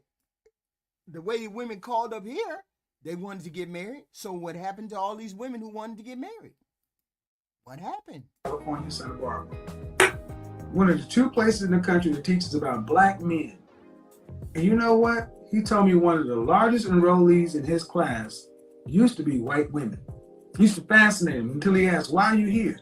He sat down and asked some of these college students, like, I like black men. My boyfriend's black. I want to learn about the black culture, be a better woman for my man. You know who's not in that class? You. Becky's there to learn how to be a better woman to a black man, but you just expect black men to show up. Now Hispanic women are starting to show up because other women are coming for your men because other women have heard that y'all don't compete for your men. Yeah, but I don't think they coming to them like that within droves. Women don't chase men anyway. Men chase those women. I don't think coming to them like that. Leave your treasure out there. So then you get mad when the Kardashians But when the ballers end up going with Becky, why he married a white woman? Because you think it's self-hate. No, you're not. It's because those women actually showed some interest and came around and actually acted like they cared. They didn't just sit back like, you need to come court me. But when black men get with non-black women, it ain't because they hate themselves. Most black men who are with non-black women will tell you they love black women. Their first choice will be a black woman. But being with a black woman in general is too complex. And then you tell that to a sister, well, we worked it, such and so forth. And all that sounds good until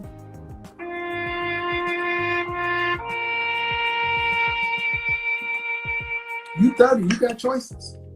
You got 30, and you're going to burn 3 semesters. 3 semesters of this very valuable 5-year period. Right. Why? I think it's a good choice, career choice, especially with the pandemic. Okay. And it'll still allow me to be very flexible and be able to work anyway. So I don't think it would hinder. Okay.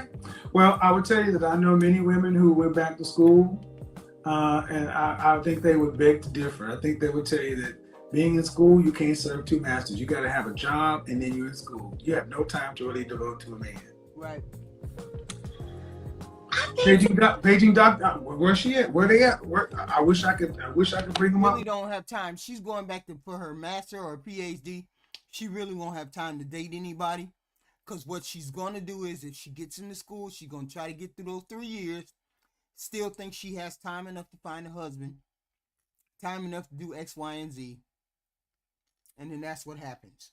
Instead of making time right now for a husband, and then going back later on after she's gotten her husband, she's going to waste another 3-4 years. Right now, I'm telling you, I'm just talking. I do a lot of research. Just think about what I'm saying. Between 30 and 35 are critical years, and you're dedicating 3 semesters, so that's a year and a half. You're going to want to get some return from that year and a half investment. But at the end of the day, let's say you found your husband, or your husband found you. Do you want to have to work to pay significant bills after you're pregnant? I mean, I don't want to necessarily. Do you want to have to work to pay significant bills after you're pregnant? I don't want to, no. Okay. What percentage of the family financial load do you want to have to carry for a lifetime? Out of 100%, what percentage do you want to be responsible for having to make? Wow. I don't have that exact answer. I mean, I want to be. Out of 100%, right now you got to carry 100% of your financial load. If you get married and you have 2 kids, what percentage of that financial load do you want to have to carry? I don't know. The way I've always thought about it, being that I love that traditional, I would love to have a man that would want to do that and pay the major bills, but I know I will always help. So it just Okay. So None of them have ever thought what it cost. Now, once they realized how much it cost, this is when they wanted to, this is when they started to want to do the 50-50, or I do the 70-30. Once they realized it costs a lot of money to run a household. But first they were saying, we want him to pay everything. They done adjusted themselves. Men told them to adjust themselves, and women started to adjust themselves. That's one of the things that women have changed since KevinSamuels. So what you're ultimately saying is, I don't want to have to carry any of it. I would help, but I want him to be able to pay 100% of everything. at least the major stuff. I want to give him that. No, man. When I say the mortgage, the car notes, the insurance, the retirement, the kids' college fund, all that stuff is something. What percentage of that do you want to have to be responsible for? And I'm just asking, what do you want to? I would rather my husband, if God lets me have one, to pay mortgage. This ain't about God. This is a natural choice. I'm a Christian, but this is natural. God ain't got no part in our failures down here. Well, the major bills, I would prefer my husband to pay just to have the household roll. So in other words, ma'am, you want a husband that can fund, that can afford to cover you, 2 kids, to where your money is discretionary. Right. I would help with the kids. No, I wouldn't do I'm talking about the finances of the family. I'm not talking about the administrating of the family. See, this is a question that so many Black women don't think about the math of it. Because the next part is coming home. You said, I don't want to have to work to pay significant bills after I'm pregnant. That means your husband has to pay all the significant bills if you're not working, right? I think I mistook that. I don't mind working after having kids, no. Okay. But it's hard. But what percent? Okay, but I need to be real clear. You have to pay 100% of your lifestyle right now. Mm-hmm. After you're married with 2 children, what percentage of your family's lifestyle do you want to have to pay? I don't want to say 50-50 just for shits and giggles. Let's do 75-25. 75 is going to who? Him? Yes. All right. That means if the mortgage was $2,000, that means he's paying $1,500 and you paying $500. If he got listen. 25% is a nice tip. Right? So what you're basically saying is I want a man who can pay damn near 80% of the entire family financial load. The more I don't understand why they haven't done the math. I don't understand why there is no math that has been done that was done on this. You just said I wanted somebody to make $100K. Did you break that down to $50K 6 months? What kind of postgrad nurses? Yeah. Did you break it down to $50K in 6 months? $25K in 3 months? Did you break it down like that? $8,000 a month. Did you break it down to $8,000 a month? $4,000 every 2 weeks, $2,000 a week. Did you break it down like that? And once you broke it down like that, did it make sense to you? Because what she's describing and what she wants, but then again, she's a grad nurse. I don't know how much they make. Maybe they make a decent amount of money. The car payment, the insurance, the retirement, the trip, to travel, the braces, everything. Man, you said 75-25. I don't know. Stop. It doesn't matter. Yeah, but why? Why would it be? Why would you need to be 75-25? What are you gonna do with your portion of the money? Why wouldn't it just be one pot? You put $2,000 in there a month, and I put $2,000 in there a month, or whatever. Or you put $3,000 in there, I put $3,000. Why wouldn't it just be one pot? You just put in half and half, one pot, and then we do what we gotta do. And then the joint money that's left over, we plan vacations. We do X, Y, and Z. We do X, Y, and Z. That would be simpler. Wow. How precise you get it. The bottom line is you don't want it to be 50-50. But here's the thing. Okay, so listen, this is important. Ready? Mm-hmm. That means this career you're talking about, you're going to give it up anyway because the real career is your husband. He's going to be bringing in all the money. If you get the man you want, he's going to be the major breadwinner. You are not going to be responsible. So this extra degree, extra thing is all actually not going to an outcome. It's just sitting on the wall. Yeah, but we got to remember this is high value men he's talking about. He's not talking about regular Joe Smo. Joe Smo, she ain't going to be able to quit her job. She's going to have to make income. She had to make decent income. So is he. So therefore she needs to do what she needs to do after she gets me. She needs to secure the husband, then go back and get the degree if that's the thing. Or can you live with the money that you make? Do you make enough money as a postgrad after graduate school? I don't know. She a nurse. Maybe she can be a nurse that runs a floor. I'm not even sure what the hell she can do. But she should be able to make good 6 figures on what the salary she got right now. You think so? Man, if you have a husband paying 75% of everything and you're paying 25%, you are not in a career. You got a job. He's carrying the lion's share. So why do you need a master's or anything else like that to cover 25%? No. Listen. I was gonna give because this is what so many sisters don't do. they just go talk about jobs and careers and this, but when it gets right down to it, I really don't want to have to be the one responsible for the financial load. I hope God blesses me with a man that I can be, and that's fine. So start with the end in mind. You don't want to have to be the breadwinner. You don't even want to be 50-50. But see, the thing is, you got to get the man first. Right. Or that scenario you want. I get what you're saying, but let me plead my case. The type of jobs that I go after, the reason why I want to do that is because it allows me to be what they call PRN. So I work as I know what PRN is, I get it. Oh, but I still make a really good income. So it allows me to be very flexible. Like I can date. Right. So where's your money gonna go?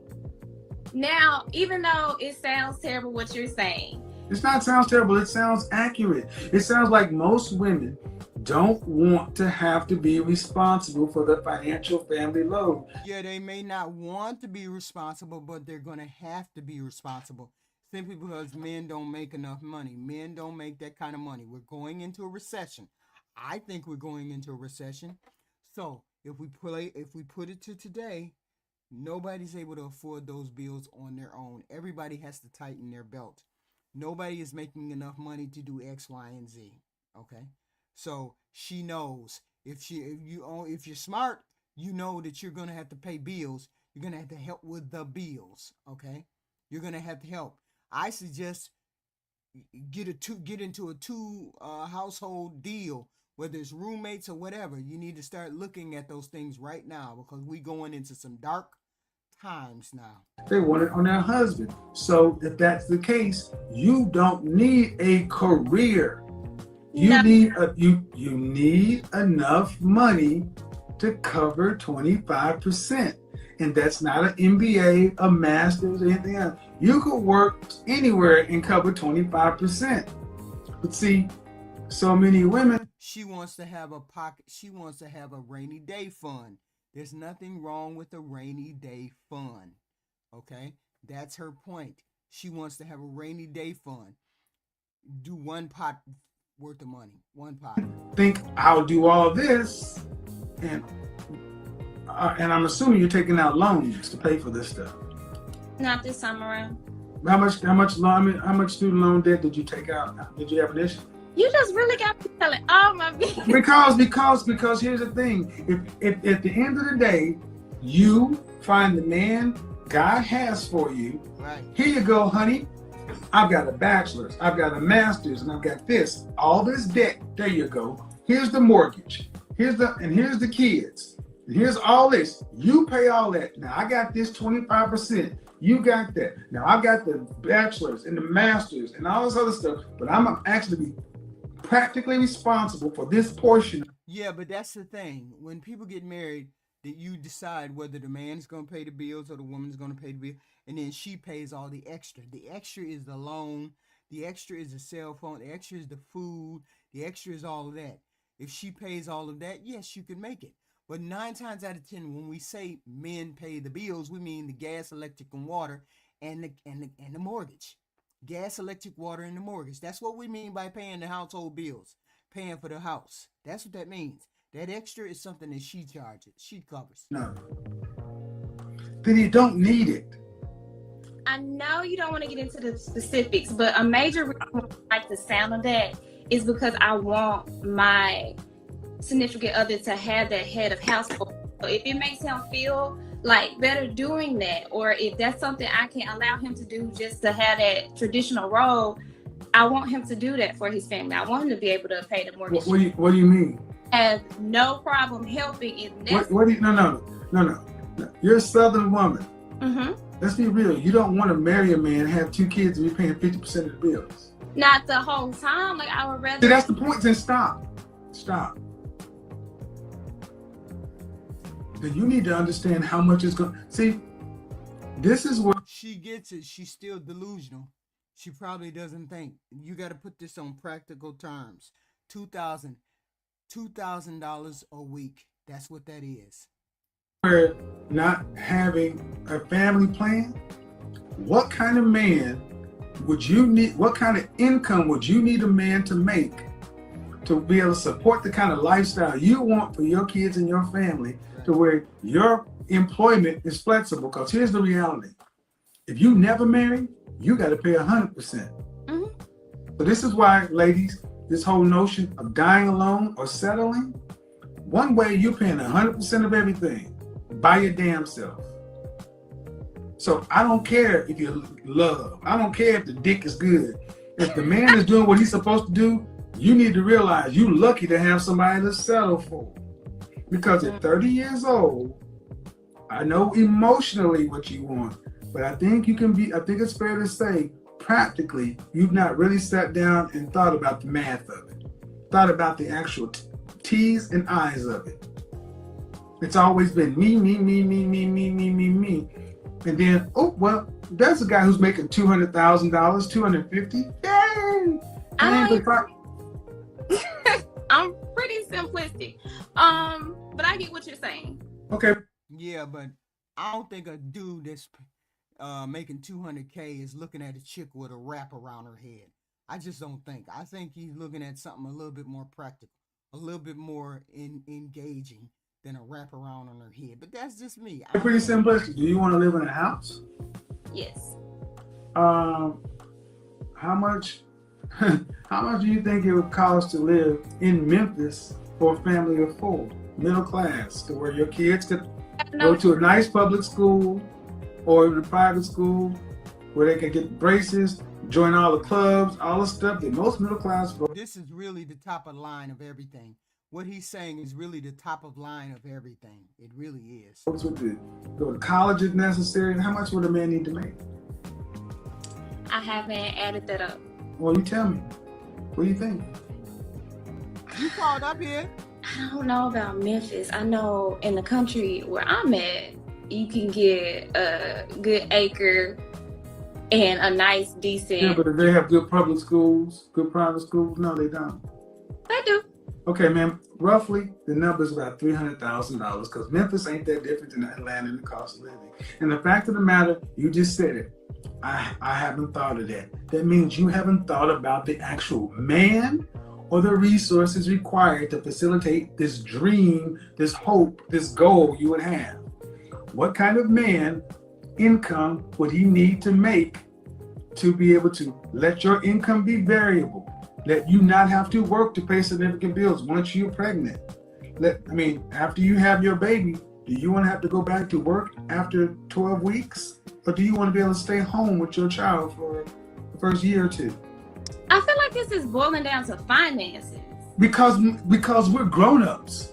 And life does boil down to finances. I asked you a question. Do you want to have to, after 12 weeks of FMLA, do you want to have to go back to the hospital? Or do you want to be able to stay at home and raise your child? Right. I would think most women would say, like me, they want. I'm asking you. Oh, wow. But yeah, I would go back to work. Okay, what do you want, man? See, and this is another thing. I don't understand why black women act like money is not something to be considered. It has to be thought about. But I'm. Wait a minute. Why would he think that money has to be considered when everybody else knows that money has to be considered? Money has to be considered. So you just can't say no money. Yes, money has to be considered. No, I'm not going to be able to be a homemaker, and I'm okay with that. I didn't say be a homemaker. I said, do you want to have to, after 12 weeks of FMLA, do you want to have to turn your child over to a daycare and you go back to work, or do you want to have the ability to stay at home? In a perfect world, no, but I will. In a perfect world, no. Which one is it? It's that if I had the option from the man that I was with, not make it simple. Which one do you want? When do you want? I want to work. How about that? I want to work. I enjoy what I do. You want to work? Mm-hmm. I enjoy what I do. Okay, you want to work. Okay, cool. How much is infant child care monthly? Yeah. I don't have the answer to that. Ballpark, what do you think? Wait a minute, hold on. Ain't he supposed to be smart? Ain't this supposed to be smart? I just did the math in that quick second, 100K. I just did that math. It boiled it down to $2,000 a week. You make $100,000 a year, $2,000 a week. Yeah, she don't think because she acting like she's goofy You make two. If you make 100,000 a year, you make 1,000. You make 100,000 a year, you make $2,000 a week. Okay. So $2,000 a week, is that a lot of money? Is that decent money? Maybe you bring home 1,500 every week. 1,500 every week. Is that enough to pay the rent, the mortgage, all of these things? Yes. And for childcare, in a month, a year? A month. Mm-hmm. I'd be like, get your goofy ass off here. Get your goofy ass off here. Off the bat, you paying at least $1,200, $1,500 in childcare for somebody else to raise your child, somebody else to take care of your child. What me and my husband did was we worked different shifts. So we kept all the money. We ain't paid no babysitter. We had different shifts. He worked midnights, I worked days, or he worked days, I worked midnights. Either way it go, we never had anybody watch any of our kids. So we didn't want nobody to watch our kids, and we didn't want nobody to take care of our kids. So we would keep all the babysitting money for ourselves, and we would make sure wouldn't nobody touch our kids. It's gonna be a couple thousand. Yep. So while you go back to work after 12 weeks, you can write off at least $500 a month for your baby to go to daycare to be raised and cared for by whoever in the Corona daycare. Instead of you at home with your baby doing what you're doing. That's $24,000 taken out of the family just like that. That's before Pampers and everything else. Yep. And then when you have another baby, because you're not going to just have one, you have two. You're going to have one in 3 years old or 2 years old and another one. This is why you ladies got to start thinking about this.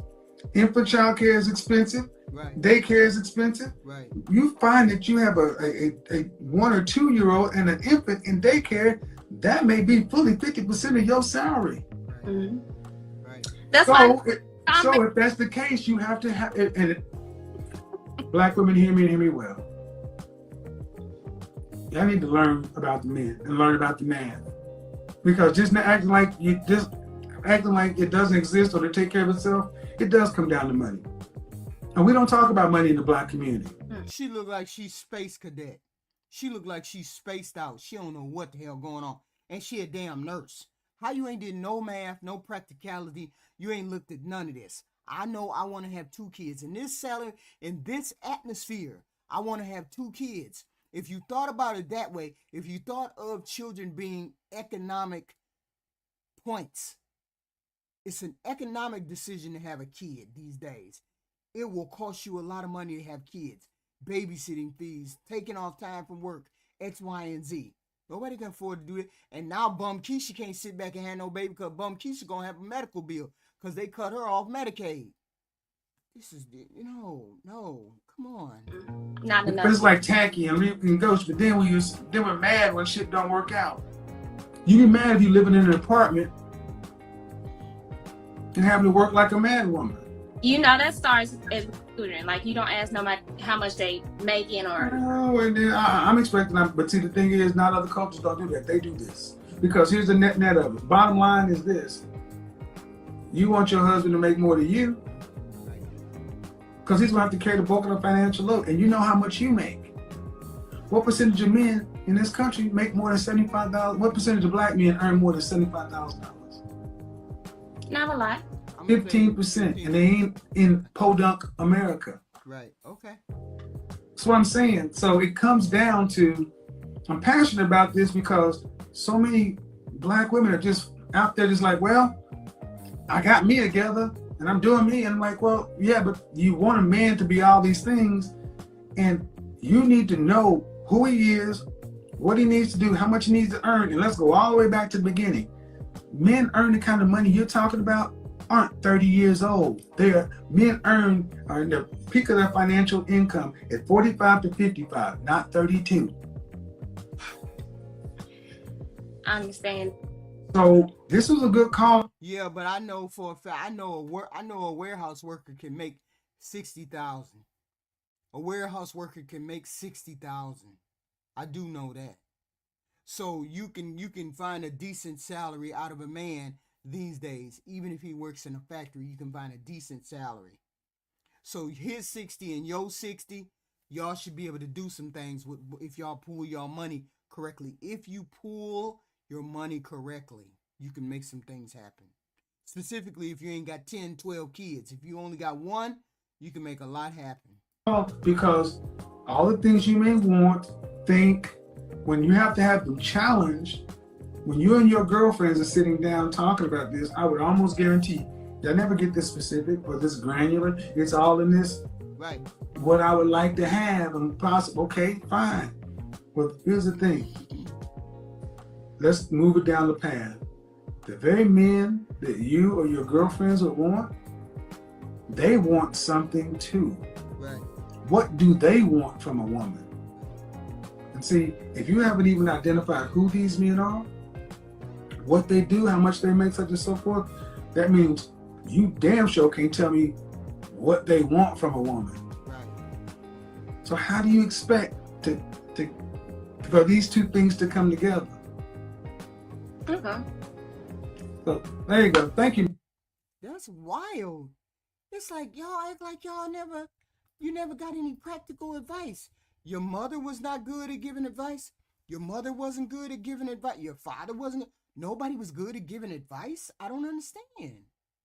But then I went to school where they had practical lessons. They had cooking classes. They had cleaning classes. They had all these kind of classes, right?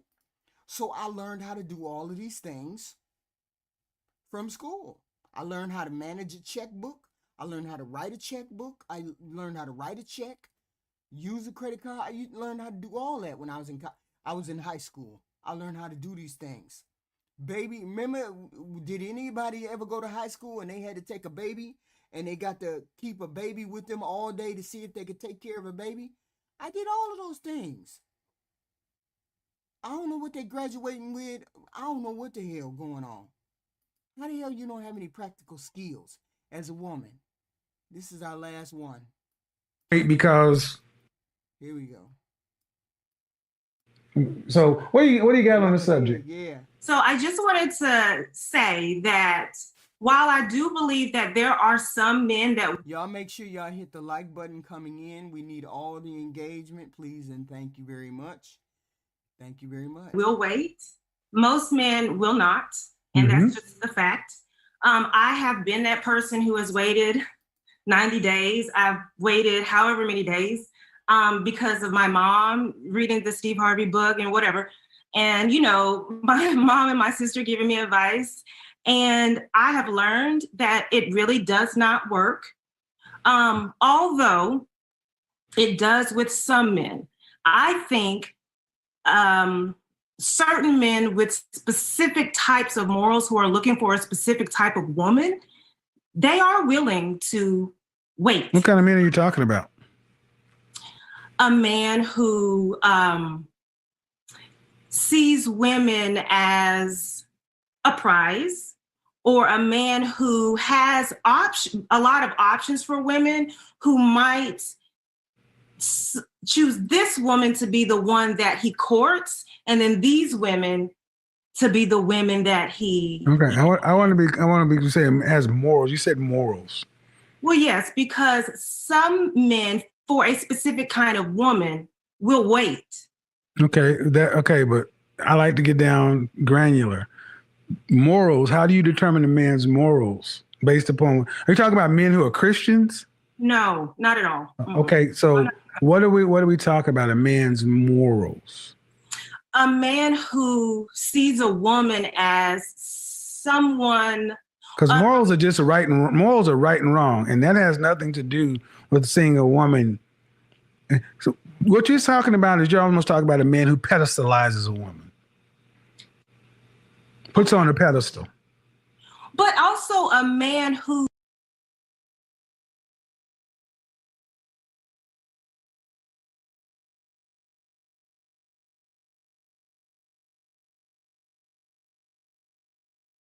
sees the cherry as the prize.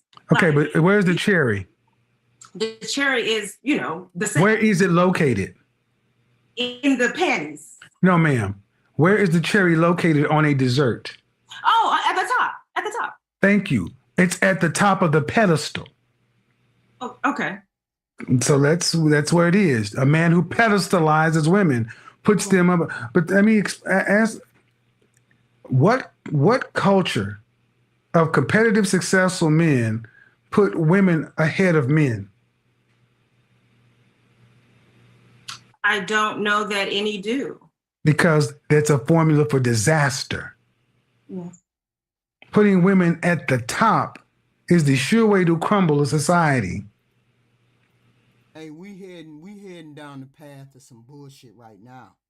It may not be due to females, but we cannot miss the mark of saying there's too many men that put women on pedestals. Mm-hmm. Mm-hmm. So the moral thing to do, if you want a society to continue, is to put who on top? The man. Right.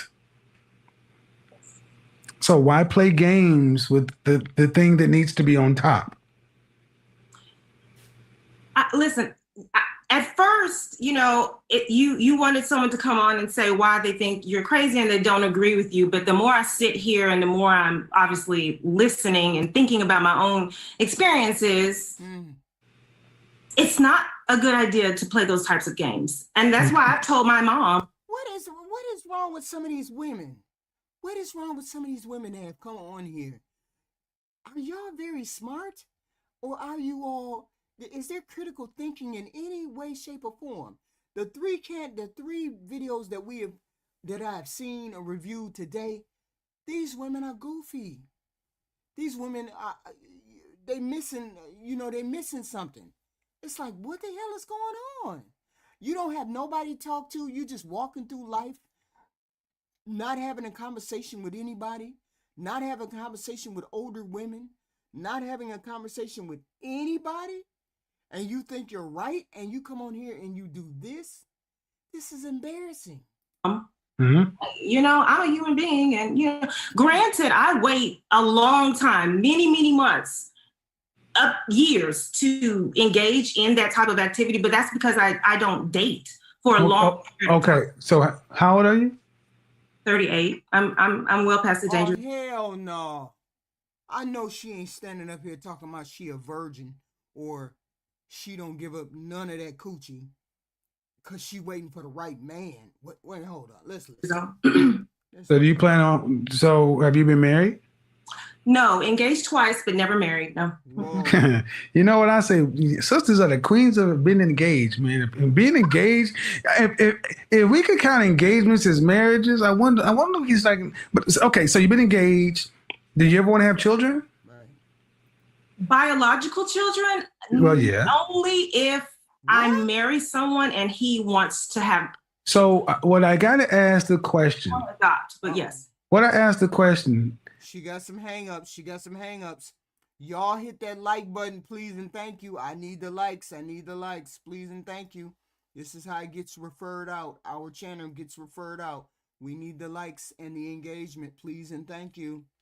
Subscribe if you have not done that too for content. And I'm trying to put this in a delicate way as possible, but at 38 years old, why should anybody wait years to have sex with you?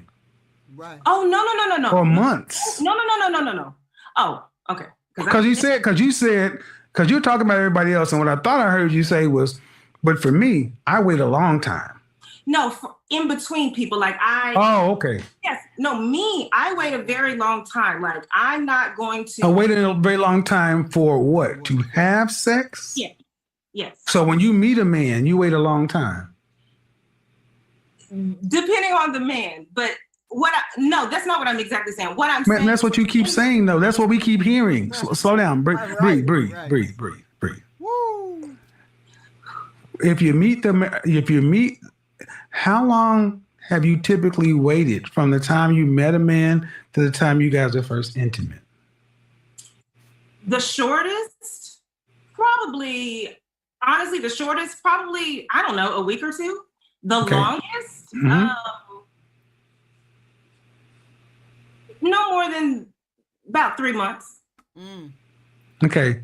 And at this, and So that's a vast range, and that's what frustrates men. Right.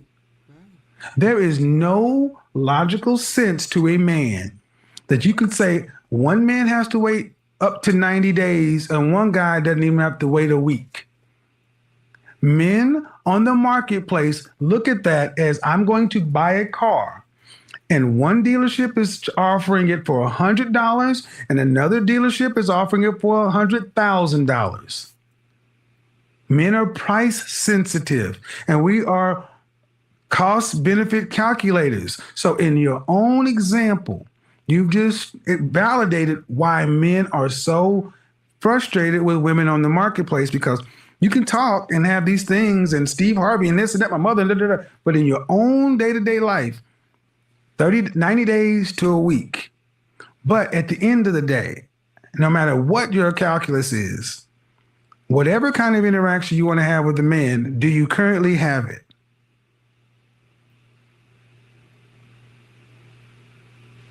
Right now? Yes. No. Are you? She's a big goofy. She's a big goofy. She's not an ugly woman. Not at all. What the hell is wrong? I think she's off. But then that's just me. You know what I think about people over the age of 35 that ain't got a husband, ain't got no kids, blah, blah, blah. Something is going on that you don't have no husband and no kids over the age of 38, especially if you're on here begging like she is. Are you in the process of getting it within the next 6 months? Doubtful. Then what you're doing isn't working, and Thank you, Goofy. Thank you, Goofy. You're almost 40. Yeah. So you talk to your mother, and where's your father? Oh, my dad, they're still married. He's okay, but what I'm understanding is you're an attractive woman, but why no man? The simple answer is there's two simple answers, and I'm sure every woman and many men say the same thing: pickiness. The second simple answer is because a lot of the men that I actually really am interested in, like for real, it's not reciprocated. To the point where like we'll date and everything will be fine, and then all of a sudden they're gone. Cause you're goofy. There's something in your personality that says no. Unless you're a fat Shirley. Is it Shirley? Unless you're a fat Shirley behind that desk, it's your personality that's turning them off. And I can see how that happened because you already done turned me off, and I ain't even fucking women. Or I'm gone. Okay. No. Let's talk about the ones where you said you just told two different things. The kind of men you say you're really interested in, it's not reciprocated. Yes. Well, it not reciprocated means it's not coming back for them. So you just told a story where they leave and you leave. That's confusing. Well, or I leave because I have done the same thing. So it's not reciprocated from you. Yes, because of something very specific that might happen that makes me become unattracted to the person. Very, just, why is getting with the man so complex? This is like calculus 3. And it shouldn't be. No, it shouldn't. There is a person that I was dating that seems to be coming back around, but I don't really know if that's the case. I don't know. Why were you engaged? You were engaged twice? Right. I was engaged twice, yes. Somebody dropped to a knee, presented a ring in public, and asked you for your hand in marriage. Right. Yes. Almost 3 times, but twice. And who broke off the engagement the first time? I did. Who broke off the engagement the second time? I did. Why did you accept the ring the first time? Because he was my best friend, and that didn't stop after he gave you the ring. Oh no, it didn't stop. But so why'd you break it off? If it was good enough to accept the ring, why was it not good enough to go through with the marriage? Right. The reason is because he and I were not compatible but you accepted the ring. That is correct. So you weren't sexually compatible. That is correct. How would you know if you see? Here's the problem with having too many. Here's the problem with sex before marriage. You wouldn't know that if you if you're a virgin, there's no sexual compatibility. See, Wow. you're a different kind of perfect example. 38-year-old woman who should 70, 80 years ago, you'd have been married a long time ago. But it has become so complex. I mean, you're accepting engagement from people you're not sexually compatible with. This doesn't work, that doesn't work. I'm too picky, and so forth. You know what that ends up being as, ma'am? That's what that ends up in. Buy a dog, die alone. That's what this ends up in. Because at 40 years old, almost 40 years old, you become more difficult, not less. Have you had therapy yet? No. See, he can see the goofiness in her. He can see the goofiness in her. Well, I can see the goofiness in her. Maybe it's immaturity. I don't know. But he can see it in her. Ain't nobody going over that. What the fuck are you talking about? I'm a born again virgin. Or I'm holding out for X, Y, and Z. You engaged twice and separated twice. What the hell is going on? I think you'll be wise.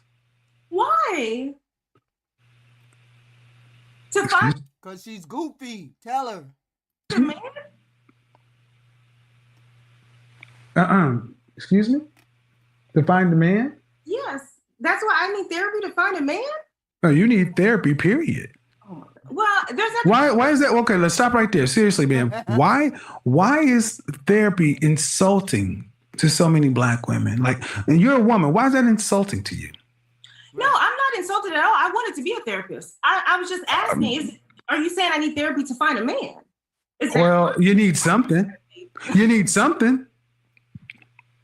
How about that? You need something because what you're doing ain't working. Right. That's fair.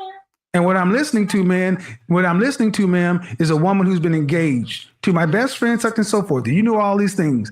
And you got a man to the point to waste his time, money, and resource to the point to where he was involved with you enough to where he bought a ring, you accepted, and you broke it. See, if we started judging you women like you judge men and put you on the Don't Date 'Em Girl site, your face will be posted out, plastered all over it. Don't deal with this. Listen, ma'am. Listen, you broke off 2 engagements. Right. One from a best friend, and you say because the dick wasn't good. I'm sorry. That's a trash ass reason. And why'd you break off the second one? How the hell you embarrassed like that and you 38 years old?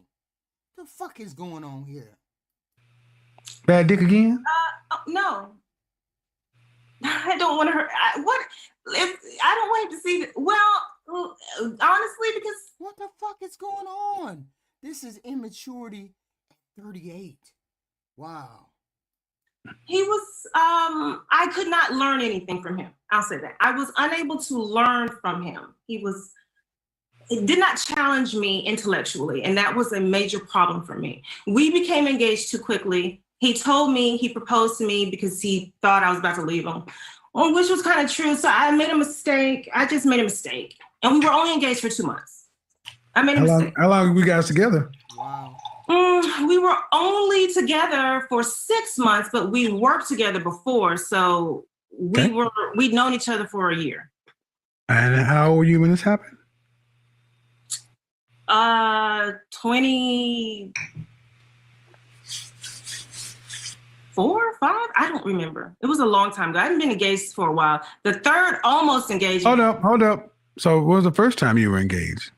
I was in college, but he was my high school sweetheart. But I must. So hold on. Or 20. So you were engaged to a high school / college sweetheart, but you were not him together because you guys weren't physically compatible. Trash ass reason, but okay. Then a guy you knew for a year, but he didn't challenge you intellectually. What did he do for a living?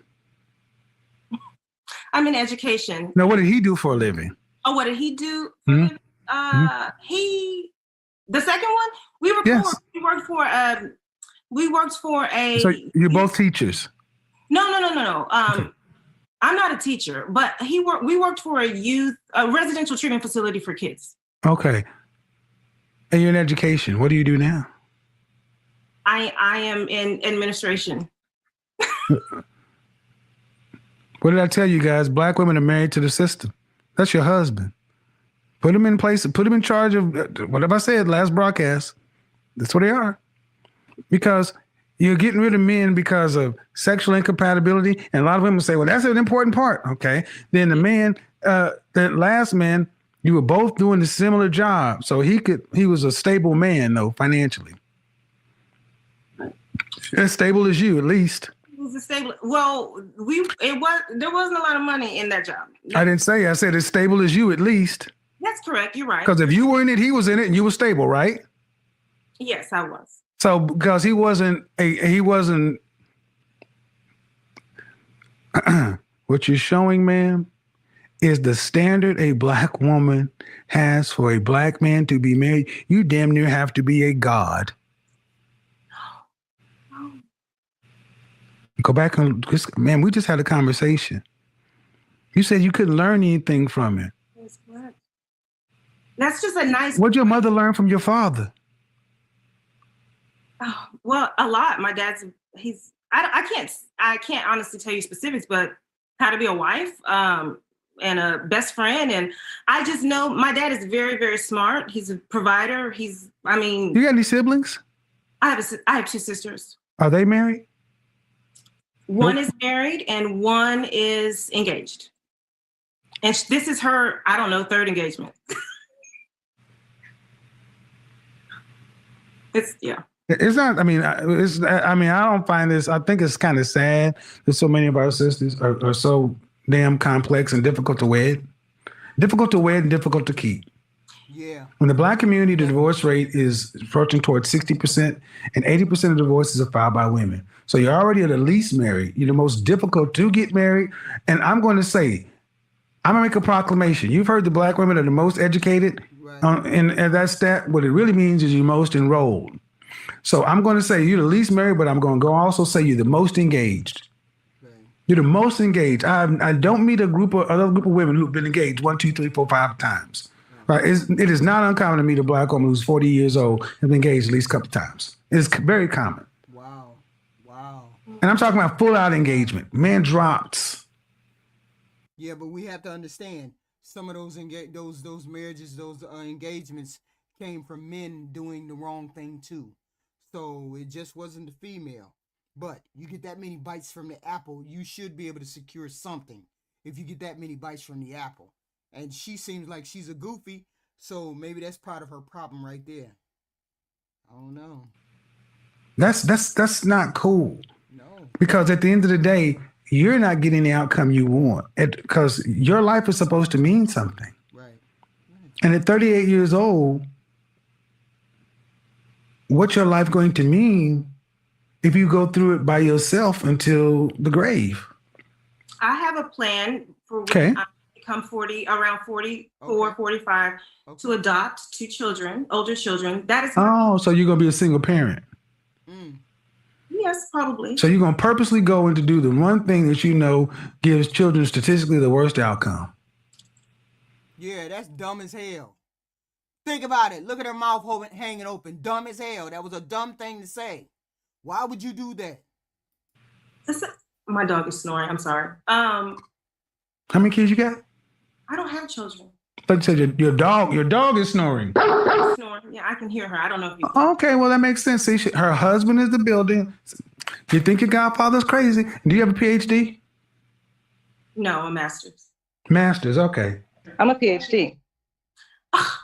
Ma'am, you're an attractive woman. You have beautiful eyes, but come on, ma'am. You gotta know that you're goofy. Your non-black female counterparts are not this difficult. Yeah, you're right. I agree with you. And both of them, let me not say, well. Both of your sisters? No, I was gonna say both of my line sisters are married. A Delta? No, I'm not a Delta. Okay, AKA? No. Sigma Gamma Rho? Yes, why? Why ask me that? Because you said your line sister's name before. I know, yes. I'm a Sigma Gamma. So my point is, ma'am, that when you're a little girl, I don't think you likely thought, I'll be a dog mom adopting 2 kids at 45, and that'll be the testament of my life. No, Why is that good enough now? Yeah, she do play. Why is that what you're willing to settle for? So I'm gonna say something. I'm gonna move you to the side. Ladies, why are you always talk about what man you ain't willing to settle for? I ain't gonna settle. Why are you willing to settle for death by yourself? Ladies, why are you willing to settle for dying alone? Why? You're the only group of women on the planet who is willing to be strong, independent. I don't need no man because I ain't gonna settle, but you'll settle for dying alone. Write it down, trademark it. Right. Can I say one thing? Sure, go ahead. We're back to you now. Oh, go ahead. That was on the side. Go ahead. People who have, I'm just being honest, I'm not making this up. People who have dated me or my friends and my friends who are in relationships, and they're always like, you are so cool. And the guys that I date, you are so cool. You make me laugh. So what's wrong with her? What's wrong with you? This, you're that, blah, blah, blah, blah. And it's like, after they date me, they go to an ex or somebody else, and then it's like they get married to that person.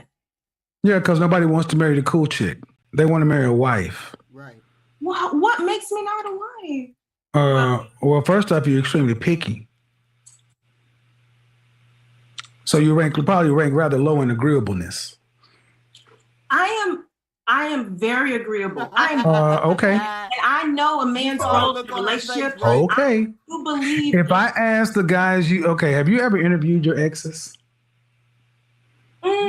Interviewed them? Yes. Yeah. I've asked because I'm cool with my exes. Okay. What is it like to be with you then? Right. I'm cool. Fun. It's fun. Yet. Pretty much. I keep so a guy that you so if I interviewed your first ex-fiance, he would tell me being with you is what? My first ex-fiance, he would say being with me was amazing, and right until you dumped him. He would still say that. Okay, and then the second guy would say being with you is what? Fun. And okay, then the guy you may wait 90 days. How long were you guys together? Here is where she doesn't take accountability for nothing. It's something wrong with you. You're the common denominator. What is wrong with you that you cannot secure yourself a husband?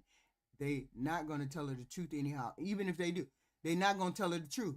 Then I'd probably ask a friend of theirs or somebody that would give me some kind of feedback, because that don't make no sense. She don't know why I don't know why they don't like me. I'm friendly, I'm nice, I'm all that. You know? There's been more than one, but the last one, probably no more than a year. You were with a guy for a year. Months. Okay, and why did you leave that relationship? It was kind of a waste. Okay, a waste meaning what? A waste meaning what? A waste meaning what? Your purpose in life is to. This is gonna be tough, man. But at 38 years old, you're doing something in the youth facility or youth what? My job? Yeah, your yes. I'm in education right now. Okay, you're in education, so it's not like you're solving the Riemann hypothesis. Right. Why does a man need to be all these great and wonderful things other than a man? Because I'm all these great and wonderful things. Bullshit. Oh, I am. No, you're not. You're a normal, average, everyday woman. See, that's the problem. So many women pedestalize it. No, man. Where'd you go to college? HBCU, Lemoyne on College. Okay, what makes you great and wonderful and in the top 1% of all women? I am not in the top percent of. So that means you're great and wonderful and all these things. What in your life makes you say that you're that? I do believe I'm a great person. It doesn't mean you're not. You can be a good person, but when I say it's so great and wonderful and everything else, go back to that cherry on top, and that's how you think of yourself, and that's why it's difficult for women like yourself to be with a man, because you always need to be above a man, and the men who are above you won't deal with you. Because we don't have time for that kind of shit. Honestly, we don't. I hear what you're saying. I hear what you're saying. Well, the thing is, ma'am, and see, this is the kind of arrogance and entitlement we this is what men think of it. The full of yourselfness that so many, all the ladies independent. I mean, that stuff in our culture has the women thinking they're better than the men, smarter than the men, above the men. But you're the most unmarried, most engaged, most enrolled, and ain't nobody marrying black women. Nobody. Brad, Leah, Meg, Keith, and Enrique, they were like, how can you even deal with this? Because at the end of the day, are you a Christian? I don't know if you are or not. I didn't ask. I'm a Christian. Huh? Yes, I'm a Christian. Okay, then if you're a Christian, a woman's purpose on the planet is a man. Your job is to be a helpmeet. Go forth, be fruitful, and multiply. That's the commandment. See, we're the most Christian, unchristian people. If black women actually acted like the Christians they say they are, a lot of this stuff would self-correct because a lot of stuff you're talking about has no humility in it. I can see that. You couldn't say I'm great and wonderful and all this if you really, truly had an accurate estimation of your Christian self. Right, right. But we don't say that. We don't say it in the pulpit because the pastor's got to keep the tithes and offerings coming. Men have been shouted down in the community so much, or even, I mean, you've said you've had opportunity after opportunity after opportunity after opportunity with men. Mm-hmm. You've had an embarrassment of opportunities and relationships, and no man is good enough? Right. That's sad.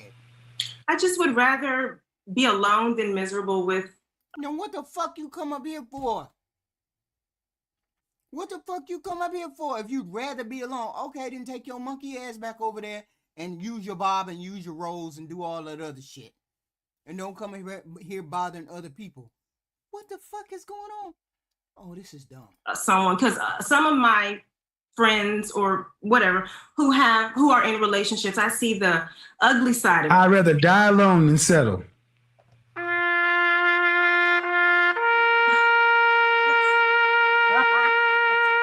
You can't make this shit up. I hear you. I hear exactly what you're saying. And here's the thing, sister.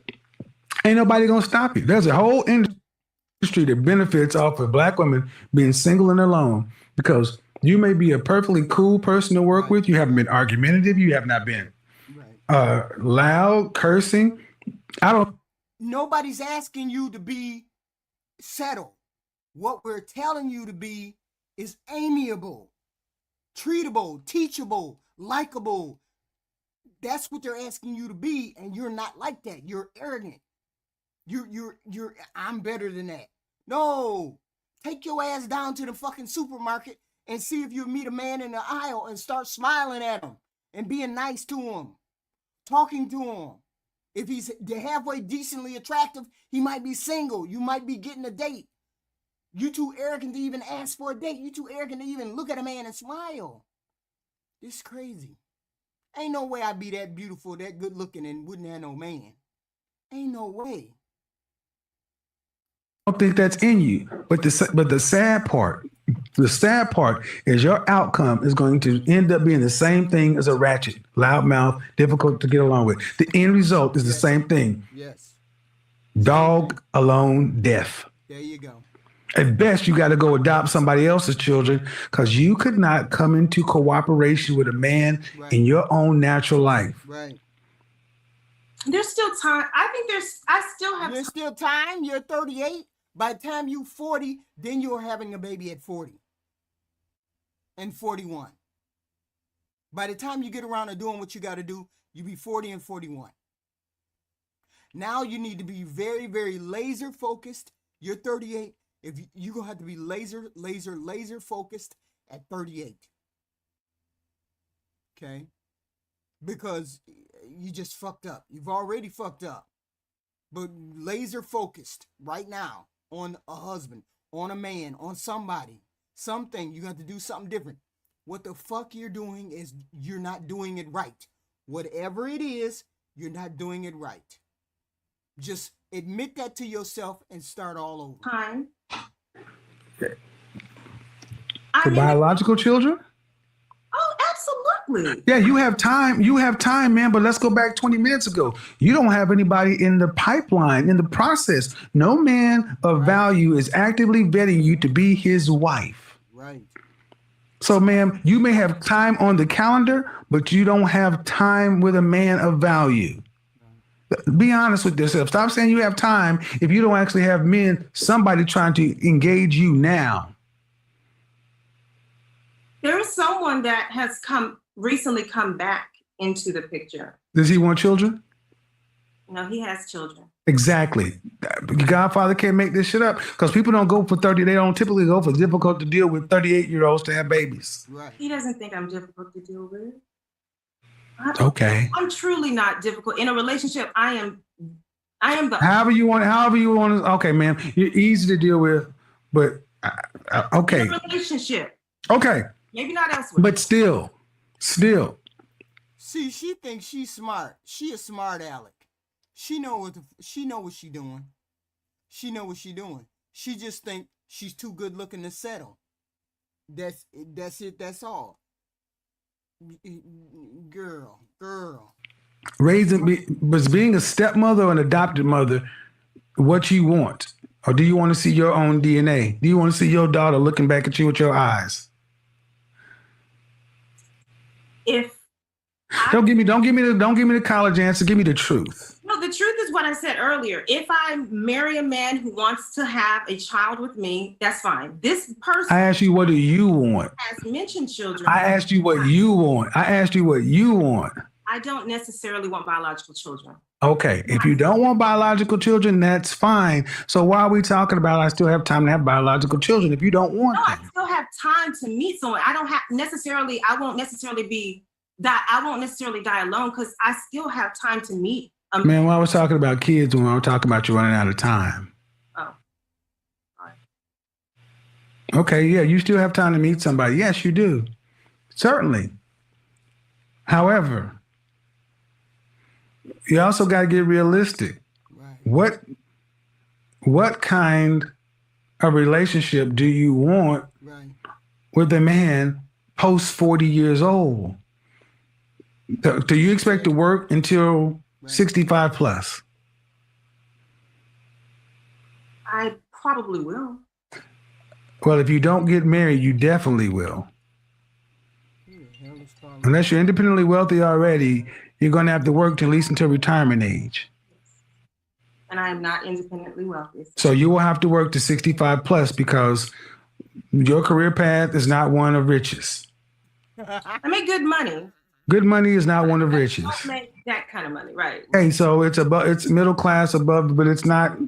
Right. Okay. And since you don't seem to be getting with a companion, you're going to be paying for yourself. You're going to be paying for all of these things on your own. Okay? So you need to make more income because you're only 38. You need to make more income so that you can retire by yourself, if that's going to be the case. So that is not enough money to administer an elderly woman as your body starts to break down post 50 years old.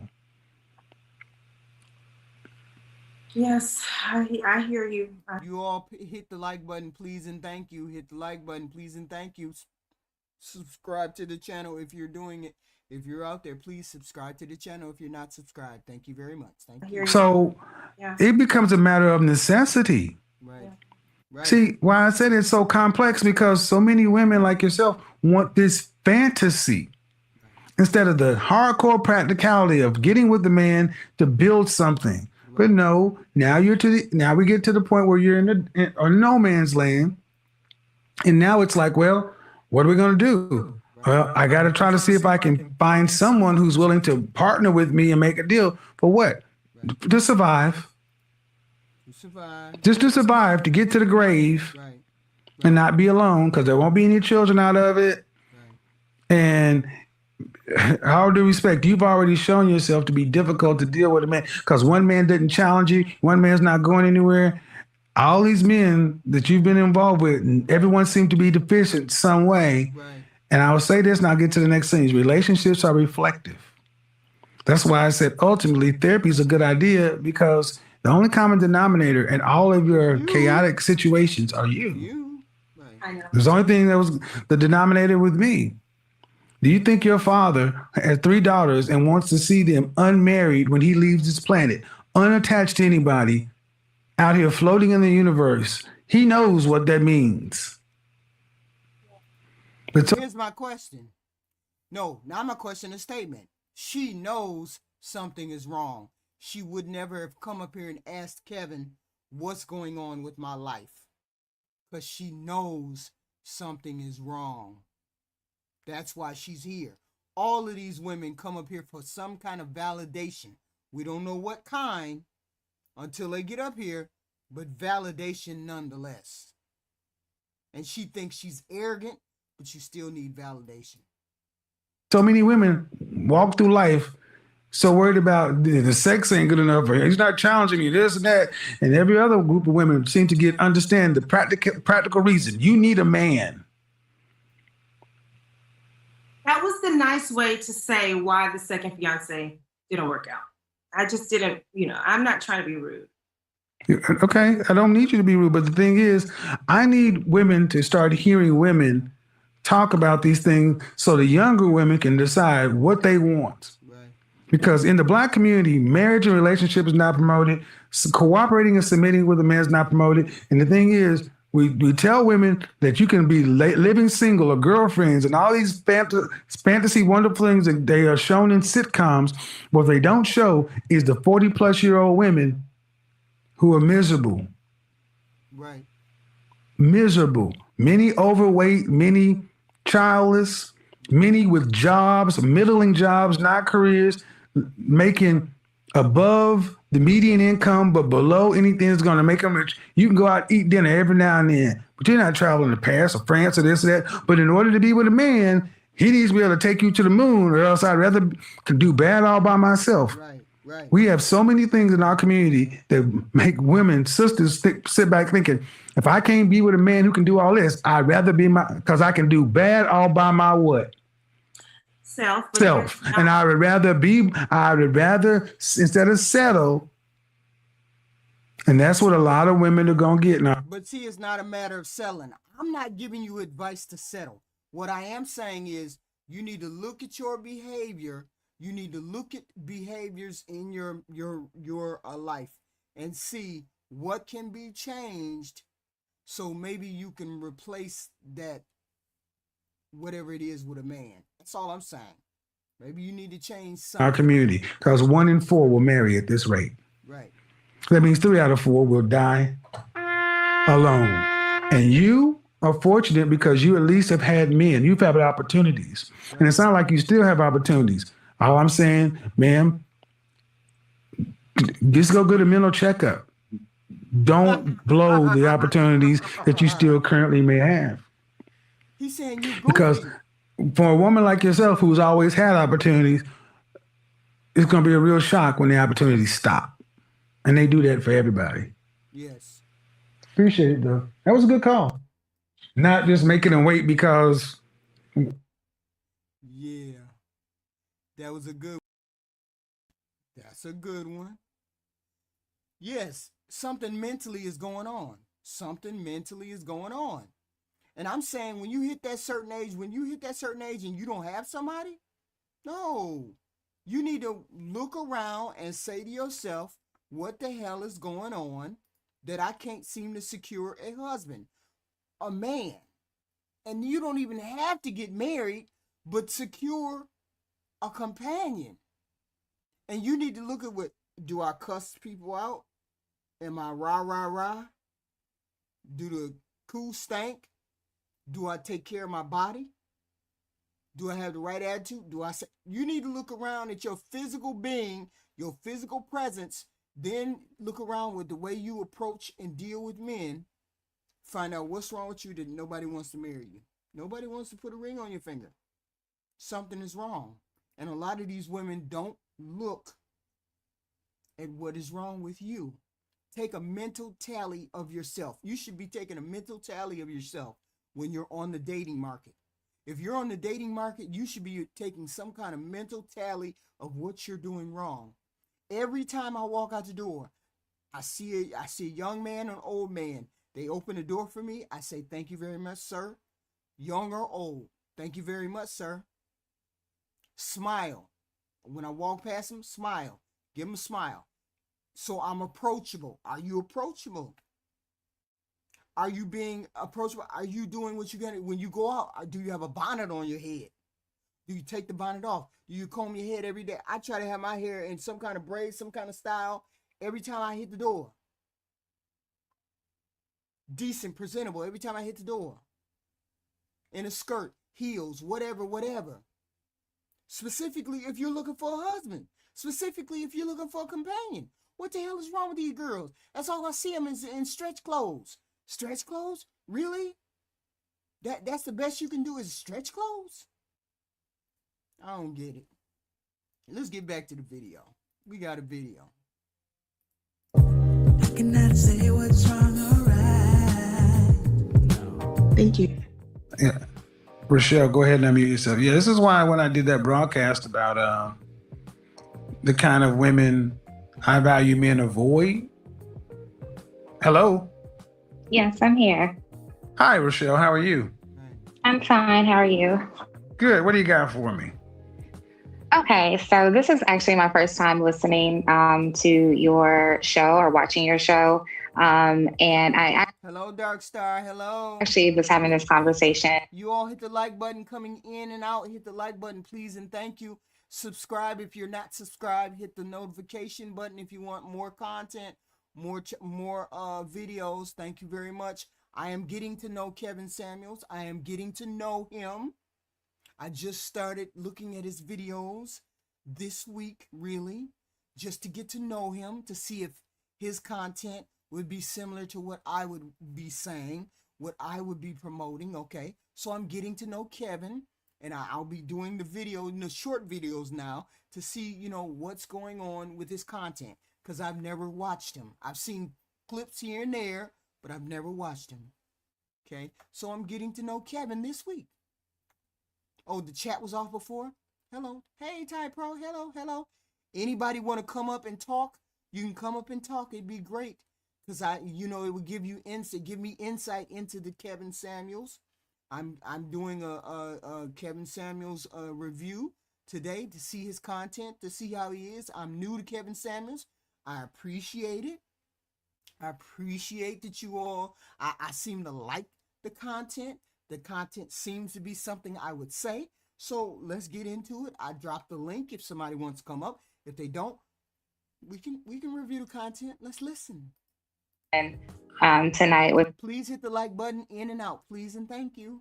a friend of mine who sent me the link and everything. So I'm 38. And so I know you've had a lot of younger women on, but I'm 38. Wow. I am single. I have no children. So I know you were talking about when women get to that 40 plus range, it starts to go. You know who I want to see? I want to see Big Shirley. I haven't really looked for Big Shirley, but I want to see a Big Shirley, right? I mean, I heard that last night.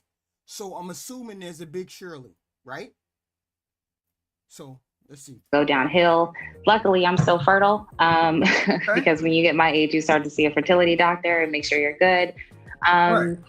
But I guess my question to you would be, for women that are over the age of 35 or like myself, approaching 40 in 2 years, okay. It is very difficult out here to find men that are really ready to. Nope, I haven't seen that yet. I deliberately did not watch it. I think I caught it or saw it, but I deliberately didn't want to taint whatever, I wanted to watch some of his regular stuff. I haven't seen that one. To settle down and take things seriously. I've met plenty of guys that are really great, but then they have these insecurity issues, or they're just still playing the field, or they're entertaining. Shorten it up. You're 38 and you're ready to get married and you're good. But the problem is you can't seem to find a man that's ready to marry you. I wouldn't say necessarily ready. to marry me, but ready to at least be on that path. Do you want to be married? I do. How long should it take a man to marry a woman? 6 months. How long should it take a man before he knows he wants to marry a woman? 6 months to a year. I think that most men probably know within 6 months to a year. So again, you want to be married. So you want to be on that path because you're 38. What city are you in? I'm in Chicago. All right. So when I talk about no man's land, danger zone, and all this other thing, I say it not to be pejorative. It's just a focus. Just because you're over 35 doesn't mean it's over. I mean, I know women that are that age. I've actually gone out with women that age. But it's different.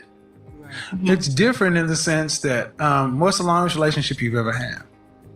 My longest relationship was 5 years. How long ago was that? Hi, Jessica. Hi, Monique. I see you in there. 5 years. How long ago was that? That was in 2017. 2017. 5 years. It ended in 2017? Yes. So you were 2012, 2017. Were you guys in the same city? Yes. I didn't turn the chat off. I don't know what I did, but I didn't turn any chat off. I don't know what you mean by turn the chat off. I didn't do anything. Why didn't you guys get married? He was a serial cheater. I mean, honestly. You're one or year 5? Okay. In year 3. So why'd you stay? Right. I think that I just curious.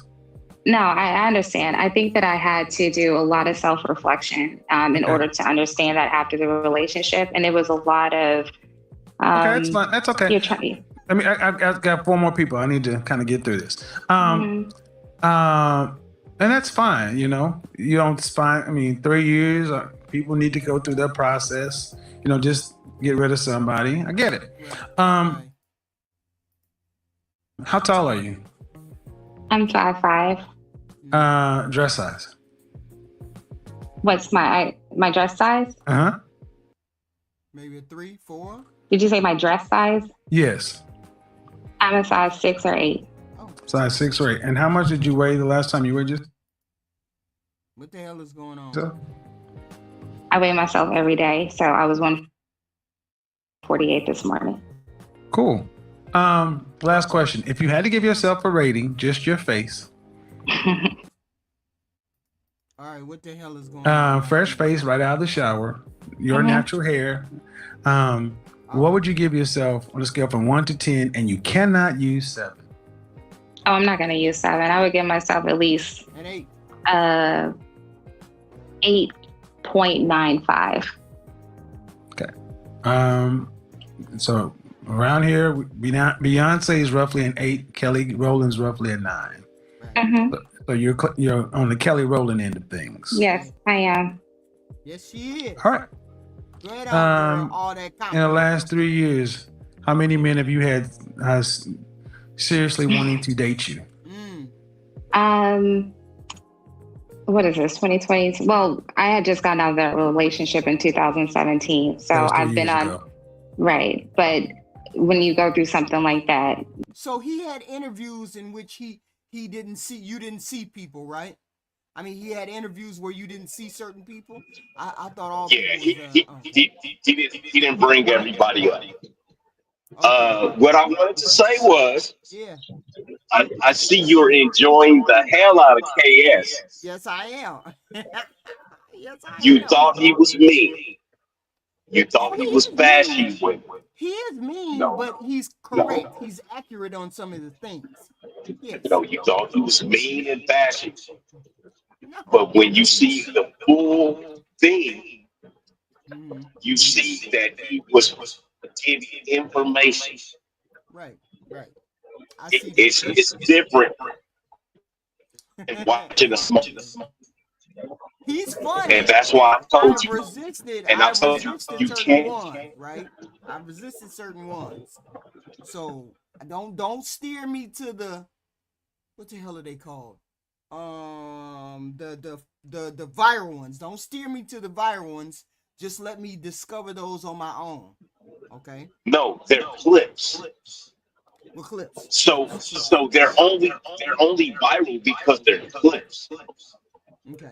All of his interviews were like this. Oh, okay. Okay. Okay. That's it. But if they show a clip, Mm-hmm. it's sensationalized.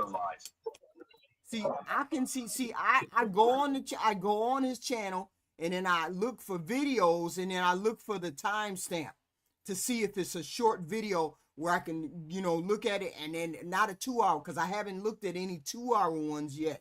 I've only looked at the ones that were less than 30 minutes, 35 minutes. So I'm looking at those, currently. So later on, I'll go back and then look at maybe longer ones. But for now, I just want to get used to his So the two his hour style. ones are just full show. Yes.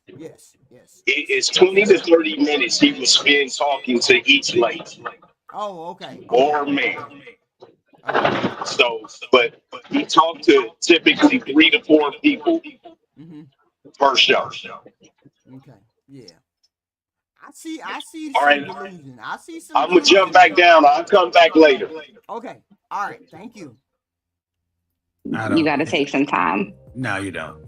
No, you do. If you've been in abusive Oh, relationships, you do have to take see, time. now this is not okay. Hold on now. Recognize where you're at. That's your one. I know I am. I'm just all right. Okay. Let me explain something. Okay, I'm nice to you if you're nice to me. I have no particular dog in the fight, but you can't talk over the host. The things No, I I'm say not are going not. to. All right. So in the last 3 years, even after your detox from your relationship, Right. what's the longest time you've dated anyone since your breakup?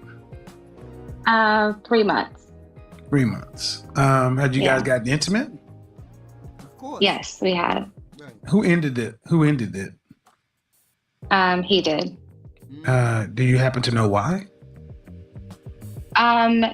Yes. He was going through some personal issues that required therapy, so he said. Okay. I call bullshit. I don't know if people curse on your show, but I call BS on that. To me, it's like he just wanted to meet and he just wanted to screw. And then once he got what he wanted, But you're walked 38 out. years old. You can have sex. You don't need to lie to you about it. Right. Oh, no, he doesn't have to lie to me about it, and I don't lie to other people about it. So, who tends to end your relationships when you're since 2017? You or guys? Even in the and seeing as how she's an 8.5, she said she's an 8.5.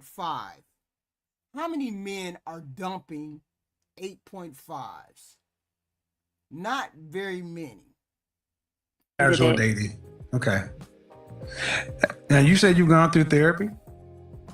Yes. I'm still going through it. Right. And what were you diagnosed? What did your therapist or your counselor say? Anxiety and depression. Yep. So is the issue really that men aren't necessarily ready for what you're ready for? I don't think that that's necessarily that men are not necessarily ready. I mean, I think that I am taking this time now to process and heal the wounds that I have so that I'm also ready. But I've just noticed that I don't know if I necessarily agree that you just have to stop cold turkey with meeting people and dating while you're going through I never therapy. said you had to stop. Void. Oh shit. Hello. He was a serial cheat. Right, hold on. I'm sorry. I'm a size 6 or 8. Beyonce is roughly an 8. Kelly Rowland. I'm sorry, y'all. Okay. I call bullshit. I don't know if people curse on your show, but I call BS. Therapy? Okay. Yes. I'm still going through it. Right. And what were you diagnosed? What did your therapist or your counselor say? Anxiety and depression. Yep. Yeah. So is the issue really that men aren't necessarily ready for what you're ready for? I don't think that that's necessarily that men are not necessarily ready. I mean, I think that I am taking this time now to process and heal the wounds that I have so that I'm also ready. But I've just noticed that I don't know if I necessarily agree that you just have to stop cold turkey with meeting people and dating while you're going through. I never said you had therapy. to stop cold turkey, man, but your relationship was over in 2017. Right. Right? Mm-hmm. All right. So why you haven't healed before now? I'm assuming this was in the year 2021, 22, and so it's been 3 years post relationship and you haven't healed yet? What's going on, lady? And if you're going into relationships, are you going into them just casually? Just saying, hey, I'm still in process, so I just want to keep this, very light. Right. Because I'm not looking to get married because I'm still got some things going on with me. Right. No, I don't get that personal, when I'm first meeting somebody. Then I don't understand. What's the outcome that you want to achieve? You want to get married. And you've been in therapy for how long? Just a month, not long. Okay. I have to ask, if what you were saying happened was so traumatic, why did it take you 3 years before you, 2+ years before you started counseling? Yeah. I have a very public facing career, and I have moved quite a bit. In those 3 years, I've lived in 3 different cities. So I mean, that was also part of it, but now I'm having time to kind of reflect. And then my father died in September. Oh, okay. All right, what's going on? So all of that compounded is. So in 3. Now we getting Yankee. Hopefully y'all can hear me. What's going on? So in 3 years. Okay, I'm going. What the hell? Come on. Don't do that. Yeah, his tone was very harsh. He never told a lie. He told him everything he needed to know in order to attract a decent man.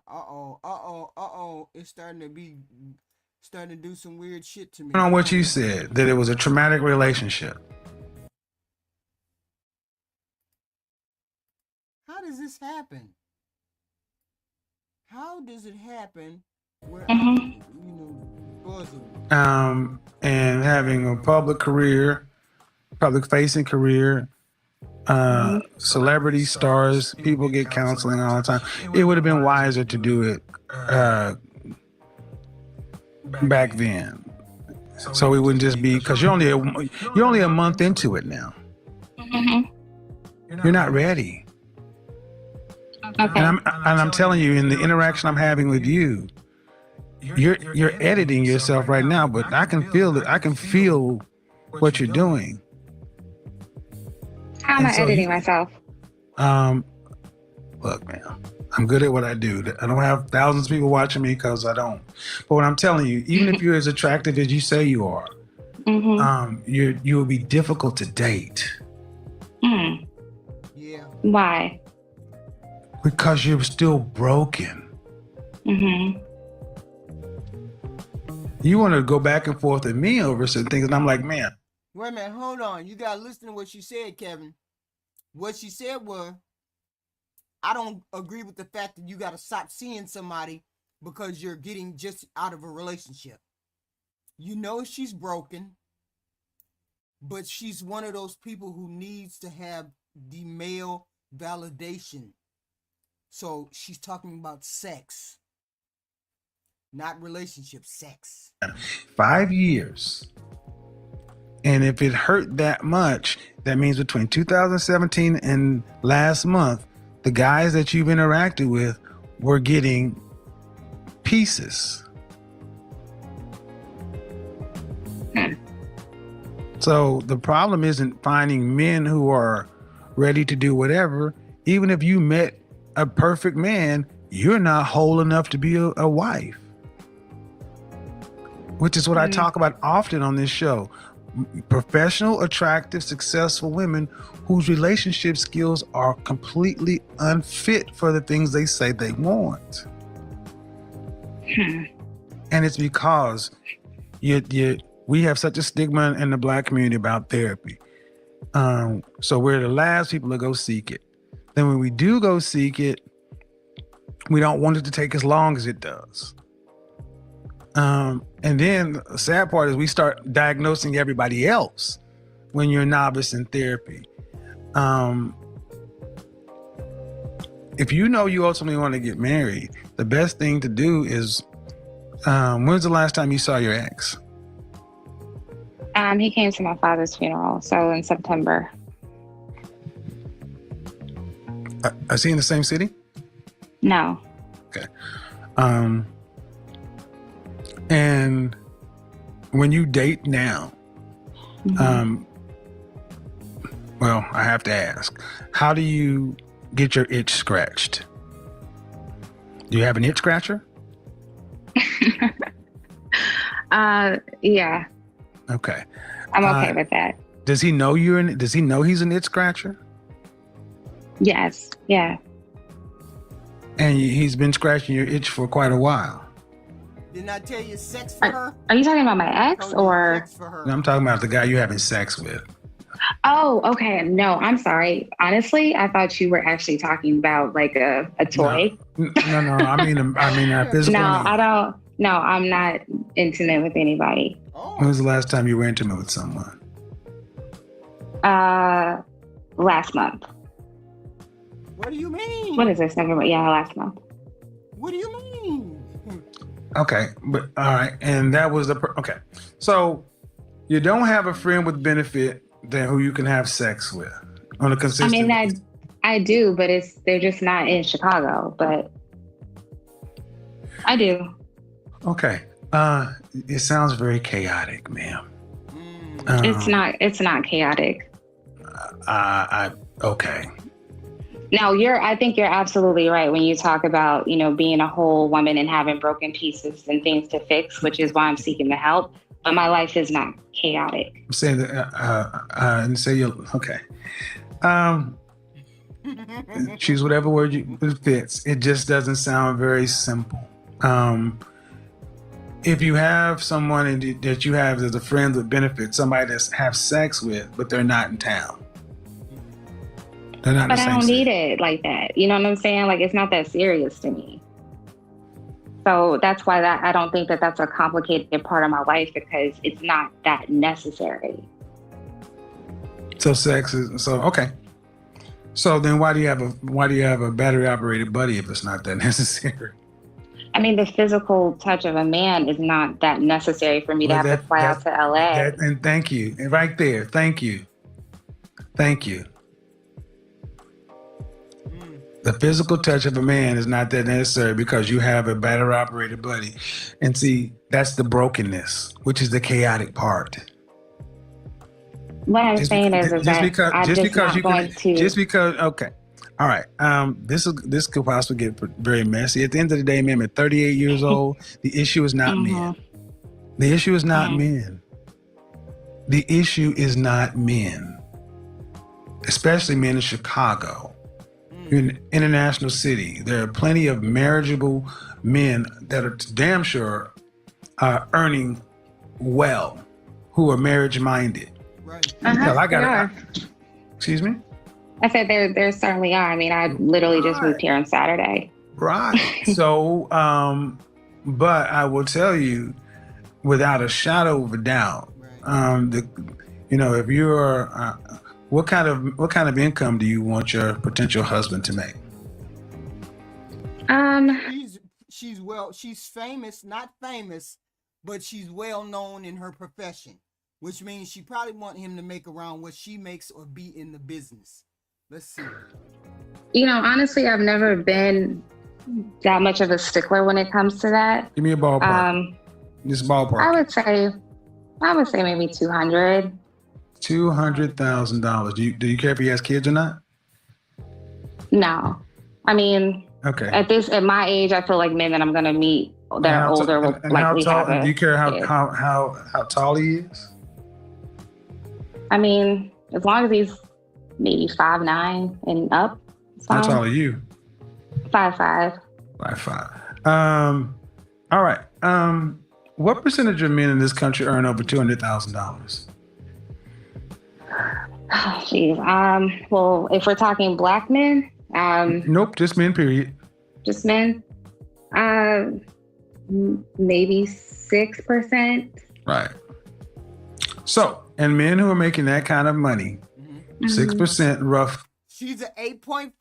She's an 8.5.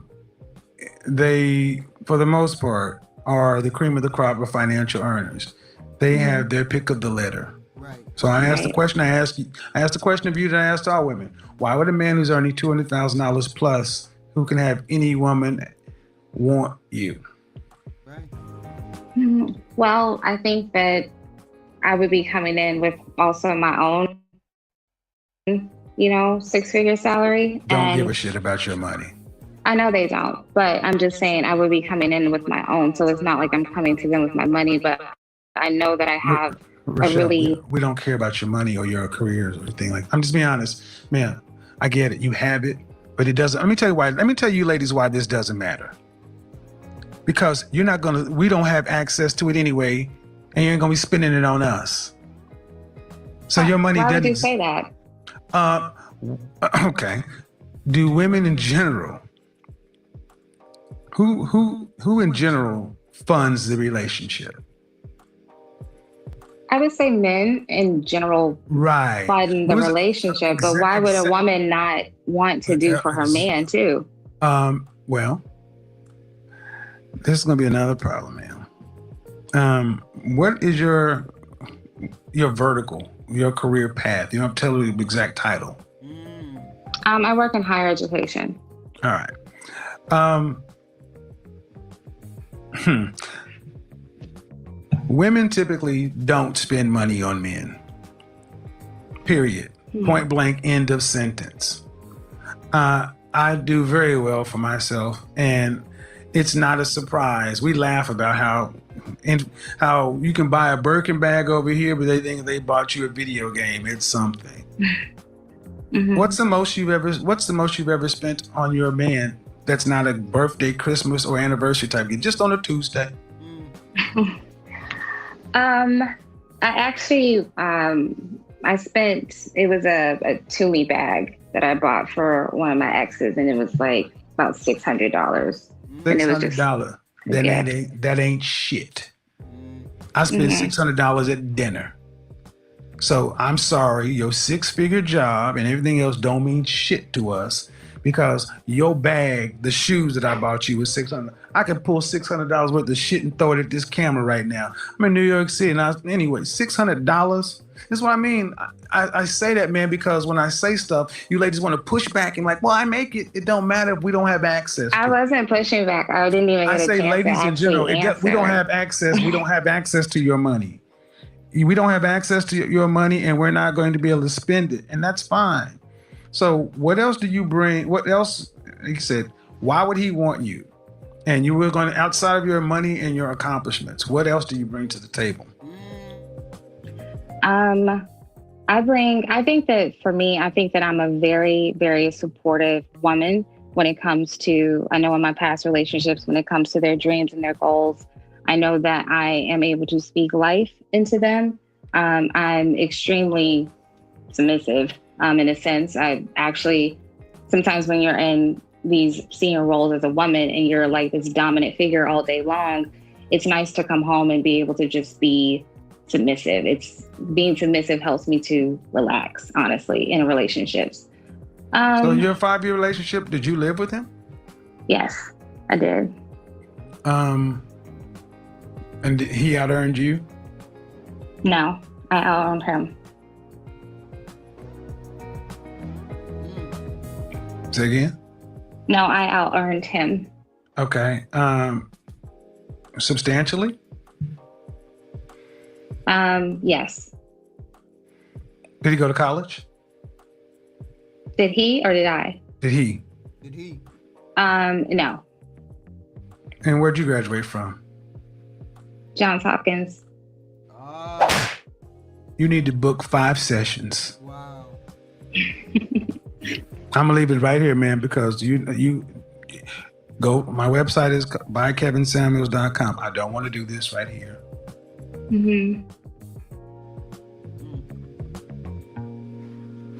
Incredible.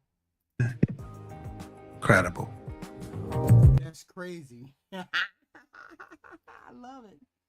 What's happening, Black America? What's happening? Good afternoon. Can you hear me a little bit better? Yes, we can hear you just fine. Thank you. What's happening? Right. No, I just like to see you enjoying this content. That's This all. is hilarious. This is hilarious. I mean, I get him. I understand him completely. I get and not completely, but I get where he's going. I get what he's saying. I get all of that. I mean, it's sort of like a Uncle Tough Love. Uncle, I mean, I'm not endorsing everything he said, obviously, because I haven't seen everything that he's done. Oh, But I okay, mean, so I want to know what you disagree with. I think it was one of the first two videos. I think I've only seen like 5 videos so far. Um, I think it was one I'm regarding. talking about today's Oh, today's something fresh video. on your mind. Today's video, I did not disagree with him too much. I don't think I disagree with him at all.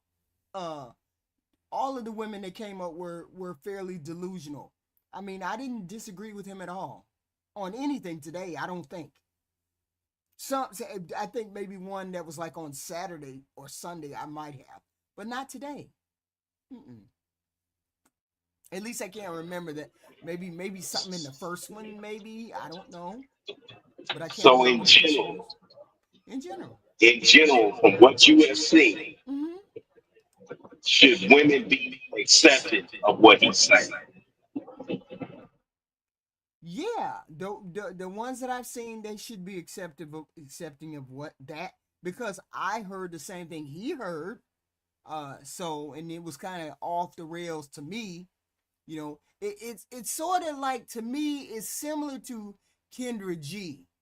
Women come up and say some outrageous things, and you're like, why would you say that when you don't X, Y, and Z? We got a lady on here saying she's an 8.5, and we know that can't be true, right? Then we got an older 38-year-old woman coming up here talking about, I don't know why don't nobody want me.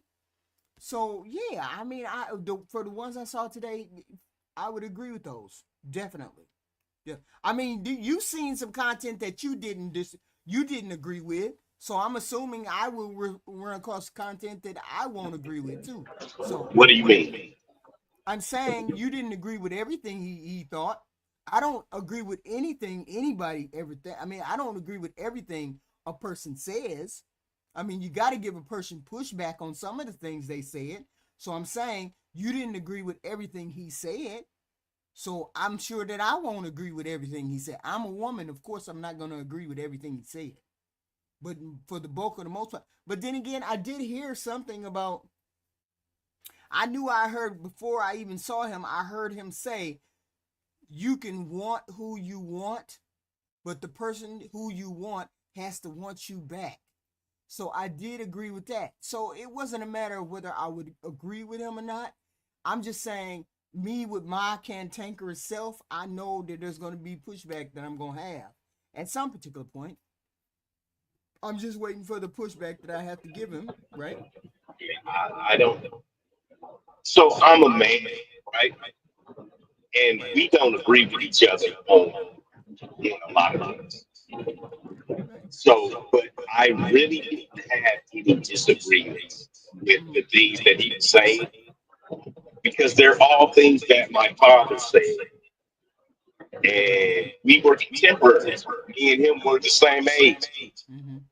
He's like my big brother, a year or two older. Mm-hmm. Mm-hmm. Mm-hmm. So, I mean, we basically have the same, uh, grew up in the same time. I mean, I'm sure. I mean, his practical, the practicality of what he's saying, is a good thing. His approach is a good thing. I'm not sensitive in that way, so his harshness doesn't bother me. That doesn't bother me at all. He seemed to have evolved. I don't know whether he evolved or he evolved up or he evolved down. The first person that we had tonight was a young girl who kept talking over him, kept saying crazy shit, kept talking way out of pocket. Was that one of his first videos or was that one of his last videos? Because then I could say whether he evolved up or down. It was in the middle of the road. You said what? It was kind of middle of the road. Oh, okay. Because For his content with women. Okay. Because I could see where he started to develop don't overtalk me don't overtalk me theme, right? I could see where he developed that, and I think he started to develop it with that young lady, and then some of the videos that I just saw, because I those were like, I just randomly went in and I saw No, videos they on all his like page, and I just picked 4 of those videos, and that was just it. So I mean, so far so good. I mean, I haven't seen any pushback that I had. I'm sure I will run into pushback because I am a female and he's talking in a male voice. So I'm sure I will have pushback, but maybe not major pushback, but pushback, at some particular point. I mean, but I think there's maybe 1 or 2 things that I had an issue with him with that I heard about, but I haven't ran across it, so I don't know. Yeah, I think when he gets to talking to single mothers is when you're going to have it. Yeah, that might be that. I don't know. I haven't ran across any single mothers yet. At least they haven't said they're single mothers, so I don't know. But when we get there. So this is my last KevinSamuels video of the day. Thank you very much. I did this in place of Kendra because it was the same as Kendra, and Kendra trying to get ignorant by striking people's channel. So I replaced this with. Did she strike your channel? No, she hasn't stricken it. She hasn't stricken it yet, but that don't mean she You're a won't. smaller channel, also. Right. Oh, I can still continue to do it, but I was like, you know what? Let me do KevinSamuels. Let me see what's going on with him because it's so much content. When it's so much content, you don't know when you're gonna run into the wall. So it's just so much content. I don't know. Anyway, this is the yes, last he has video. copious amounts. You said, yeah, it's a lot. To understand fully what he was trying to do. It's a lot. So this is our last video, and this is called "I Don't Want to Be a Slave and Look Better Than Beyonce." This is what this, and it's a clip. So, hello, Erica's Corner. Hello. Come on in. We watching Kevin. We trying to figure out what's going on. Whether we agree. I agree so far. So far, the videos I've seen, I agree with the way the approach was. I agree with the advice. I agree with that. I mean, too bad. It would be nice. It would be great if you could follow up on these ladies, but they to the wind. So I don't think you'd ever be able to follow up on these ladies. You know what I'm saying? It would be an interesting thing because I know that Tahilism said it would be interesting if you could follow up on it, but I wouldn't even begin to know how to follow up and find these ladies and say, hey, since you had this advice, X, Y, and Z, But hopefully they come up on Love Check. Love Check happens on Thursday. You guys hit the like button and the subscribe button, please and thank you. I appreciate it. This should be interesting. So Love Check is Love Check is you come up and you answer the 10 questions to see if you're actually ready for a relationship or ready to be in a marriage. And it tells what type of, human being you could possibly be. So this is the last video right here of KevinSamuels of the day. So let's go. I like to get comfy. Wait a minute. Hold on. I don't have them up there. So I got to put them on the screen. Sorry about that, guys. Sorry. Here we are. Glass of wine and water and listen. But is your price too high? Okay. Oh, is my price too high? I thought you said is my place too hot. Sorry. No. Is your price too high? I don't think my price is too high. Okay. Well, what do you want? Ultimately, I want a man that's a provider. Okay. Willing to work. Okay. In the beginning, but when it's time to have children, I do want to be able to stay at home and raise the children until they're able. How many kids would you like? See, here's my thing. Why was that such a big thing for people to ask? Could they sit at home and have children? when you don't have an example. You have to have an example in order to be at home and watch children. You have to have an example to find out exactly what you do and what you don't do. And women, we have 70% single mothers. So 9 times out of 10, the women that are asking for this sitting at home and being a mother have never really had a family dynamic.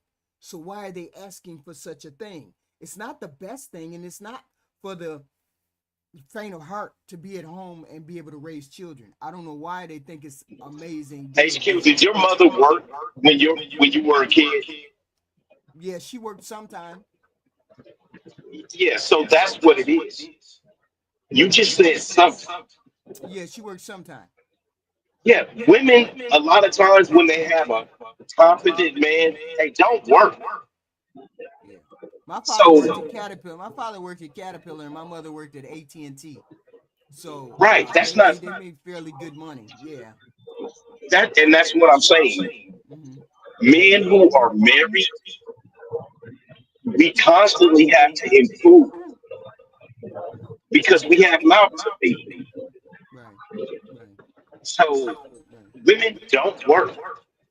Yes, they have little bullshit jobs, AT&T, a daycare, uh, Walmart, Yeah. Yeah. stuff My like mother that. was she ain't named one. My mother was an engineer. So she and my father was a plant manager or something like that. I can't remember at Caterpillar. So I can't remember exactly what they did. I know she was an engineer though.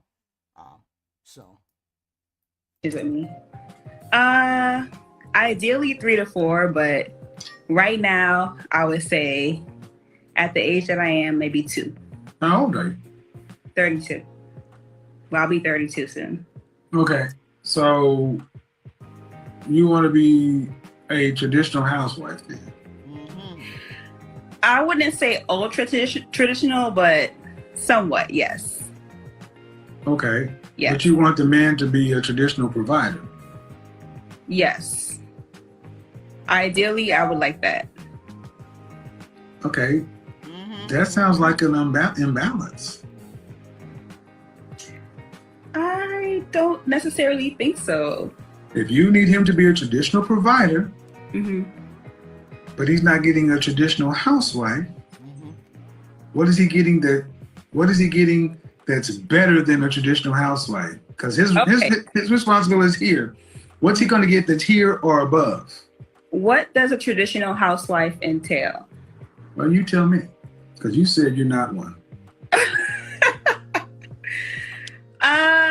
You picked the right one. Housewife, I'm just imagining kind of being a slave. Whoa. So that's Let me stop you right here. Let me stop you right here. Let me stop you right Just here. like that. Where are your people from? My mom's from Trinidad and my dad's from Jamaica. So I see that's Hold on. Wife. We don't need white supremacy, racism. I didn't expect her to say that. She just came right on and said, I don't want to be a slave. Wow. That's crazy. But that's crazy. But I heard that. Well, that's how women view it. To be able to have to be submissive and submit and just like your husband said, hey babe, I got a better job opportunity out of town. You stay here, finish up your contract. I'm taking the kids with me. Right. That's submission. That's crazy. Women aren't going to do that nowadays. I can see that. It is a problem. Saying it like that definitely is a problem. Apparently she don't know. See, that's the thing. People don't have any idea what that commitment means. Everybody has this fantasy about what a marriage is. It's a day-to-day hustle. It ain't no I'm gonna stay at home and watch the kids. I'm gonna kick my feet up, put the kids on the bus, and then I go back in the house and sleep all day and I don't do nothing.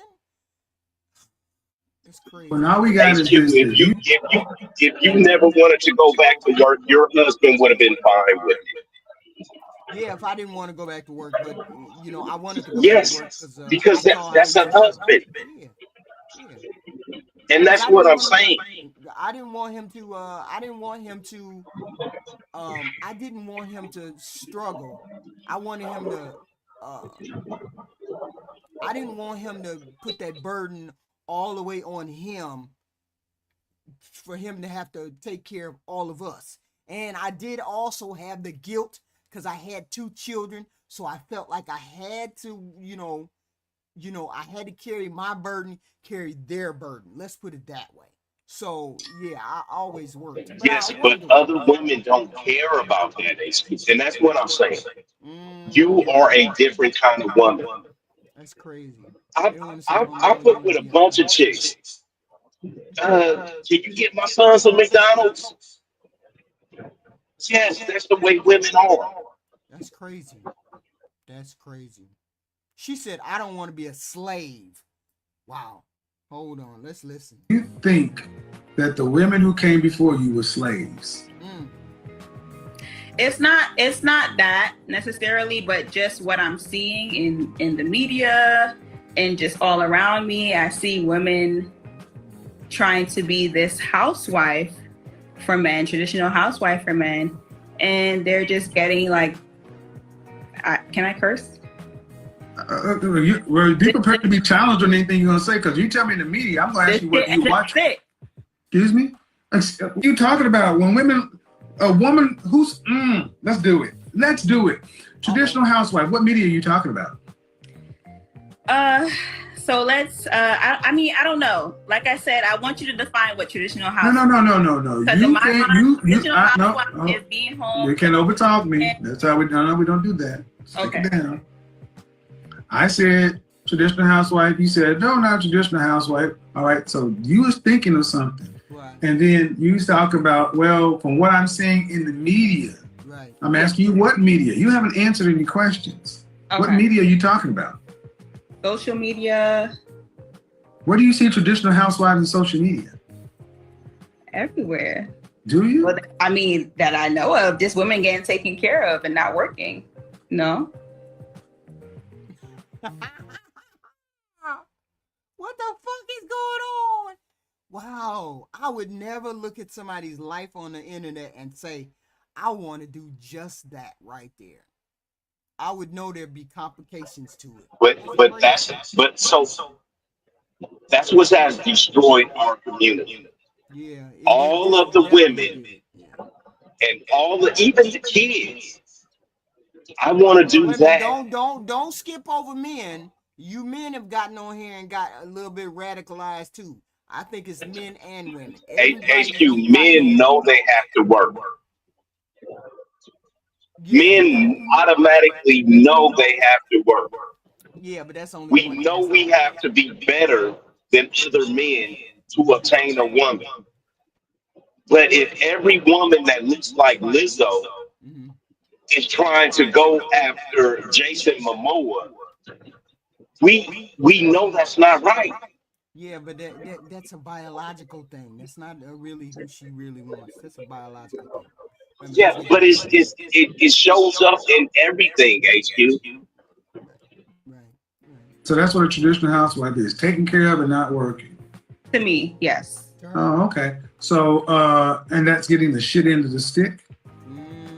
From what I've seen so far, yes. From what I've seen so far, yes. Seen so far. That's why I get your definition of it. Well, why do you want it? Why do you want a man to take? Then why do you want a man to get out here and work and pay all the bills so you can sit at home? Right. I didn't necessarily phrase it as that. I said that's what it is. Wanted a provider for the you most. You wanted to be able to work, and you wanted. I asked the question. So I'm very clear. I asked the question. You don't want to have to work to pay significant bills after you're pregnant. You want a man to be a traditional provider. I've said that 3 times. Okay. But how we get to it, you don't have to want to be the one carrying the financial family load. Right. You want to be provided for. Right. Yes. And then what is he going to get? Because he's not going to get a traditional wife. What is he going to get? Right. He's gonna get the love and support that I have. You buy a goddamn dog for that. Okay.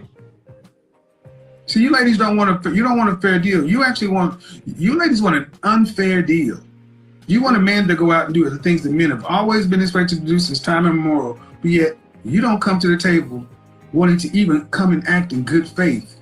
You, women like you, I'm gonna talk about you. You come in here talking about a traditional housewife as a slave.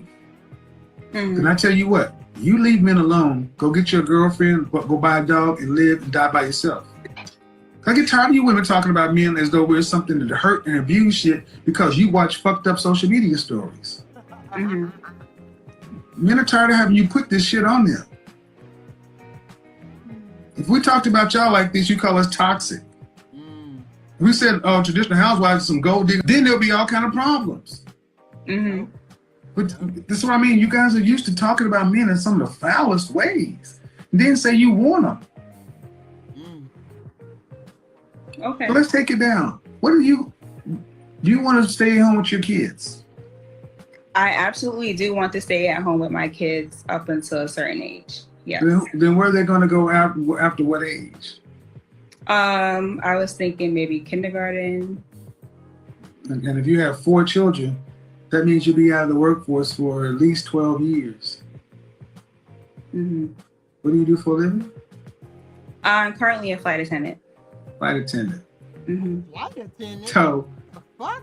being gone out of the workforce for 10, 12 years. Which means she ain't no flight attendant after she get done having babies. Because she ain't going back to that job. Think you're going to be able to go back to be a flight attendant at 50? It's possible, but ideally I would. Right. So in other words, your husband, if you have 4 kids, he would have to carry the load because even if you sent the kids away to school after the youngest is in kindergarten, you just sitting at home by yourself.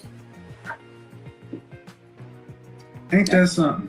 As I said, so like I said 10 minutes ago, why does he have to go out and work and you get to sit on your butt at home? Well, do you want a family, that many in your family? I told my daughters, if you have more than 2 kids, you're going to be... HQ, is your mic low or... Well, I don't know. You can't hear me? That don't sound like slavery. You can't hear me? You don't hear me? I hear you, but it just sounds low. Oh, okay. No. I don't think my microphone is low. I thought it was up high. Wait a minute. Yeah. To me, that sounds like luxury. Let me look. Yes. The way you put it, yes, it does. It's not the way I put it. We just talked through your example. Right. I can see from that viewpoint. But I also had a question before we go further. I want to ask, but I didn't get to ask my questions about this scenario. Right. Okay. Do you have a cookbook? Do I have a cookbook? Nope. No, but No, I so you follow can't. recipes. So you can't cook. So basically, Who said that? I said that you can't. A woman who can cook. I come from cooking people. Women, see, traditional housewives understand that their province is the home. Yes. This is what I mean. What I mean mean is, you can follow recipes. That means somebody else has to decide what the food for your family is. The most important thing is the food for the family, and you can't even be responsible for that. Someone else has to do it. You'll follow it. So why don't your husband go get the woman who made the recipe? Okay. What do you bring into the table? That's a valid point. So this is what I mean. That's a valid point. When you ladies don't even bring, it's... Yeah, but you don't necessarily. This is what we argued about yesterday. You can always be you're the leader of the household. That's my job. If it's my job to be the leader of the household, I'm able to designate whatever I want to designate to the maid, the cook, the cleaner, candlestick maker. I'm the one that's in charge of that. I manage those things. So if she's gonna cook 3-4 times a week, I always direct her in the way in which to do that. So you're not just empty soup. Excuse me. Shit, what the hell happened? I'm sorry, can you repeat that? Well, you don't even bring the basic stuff. It's like, okay. You're like you had 4 kids, you'd be the 5th one. So what are the basics? This is what I really want to know. What are the basics for you? Oh, I told my daughters, I'm sorry. I told my daughters that if you have more than 2 kids, you're going to be poor. If you have more than 2 kids, you're going to be poor. Or you could have 2, but if you have more than 2, you damn sure better be, hooked up to a person that ain't going nowhere. Because the more kids you have, the poorer you are. It just is the way it is. The more kids you have, the poorer you are. And I will say that to any woman. So if you're gonna have more than 1 or 2 kids, you and that husband need to be making X, Y, and Z in order to afford them, because it's not cheap to raise kids past two years. Why do people say that? That's so stupid. What? Say what? School is free. Public school is free. Okay. Feeding a child does not cost that much. Why would Getting what does over that have to do? Wait a minute, hold on. What does that have to do with school? You're talking about you're going to be poor like the kids are a money pit. They are a money pit. What do you mean? They are a money pit. Women Kids need are a money shoes. pit. Kids need diapers. Kids need milk. Kids need constant food, diapers, clothes, school activities, X, Y, and Z. Kids need constant money. And you know what Wait a happens? minute, hold on. I gotta take this. I gotta look at this real quick. Because I want to know. Okay, how much you cost? Okay, wait a minute. Let the video play. Well, first of all, good faith. Mm-hmm. Good faith. First of all, I think you need to go back and understand what it means to be a woman and a wife. Because if you come in through saying slave, I really got nothing to talk about when we would say shit like that. I think you need to hear where I'm coming from, but I want you to continue before I explain that. Go ahead. No, I want you to continue before I explain. Well, but coming from a place of good faith, meaning that a man is something to be valued. Mm-hmm. Meaning that the most important duty or responsibility a woman has on the planet is her children and her family. You don't want to have anybody else raising your kids, feeding your kids. You're supposed to take pride in these kind of things. Yeah. You are supposed to be proud about it. Mm-hmm. Following a recipe used to be insulting to women. They made their own recipes, but that's when women taught each other how to cook. So you're supposed to write in recipes to recipe books, not just looking on the back.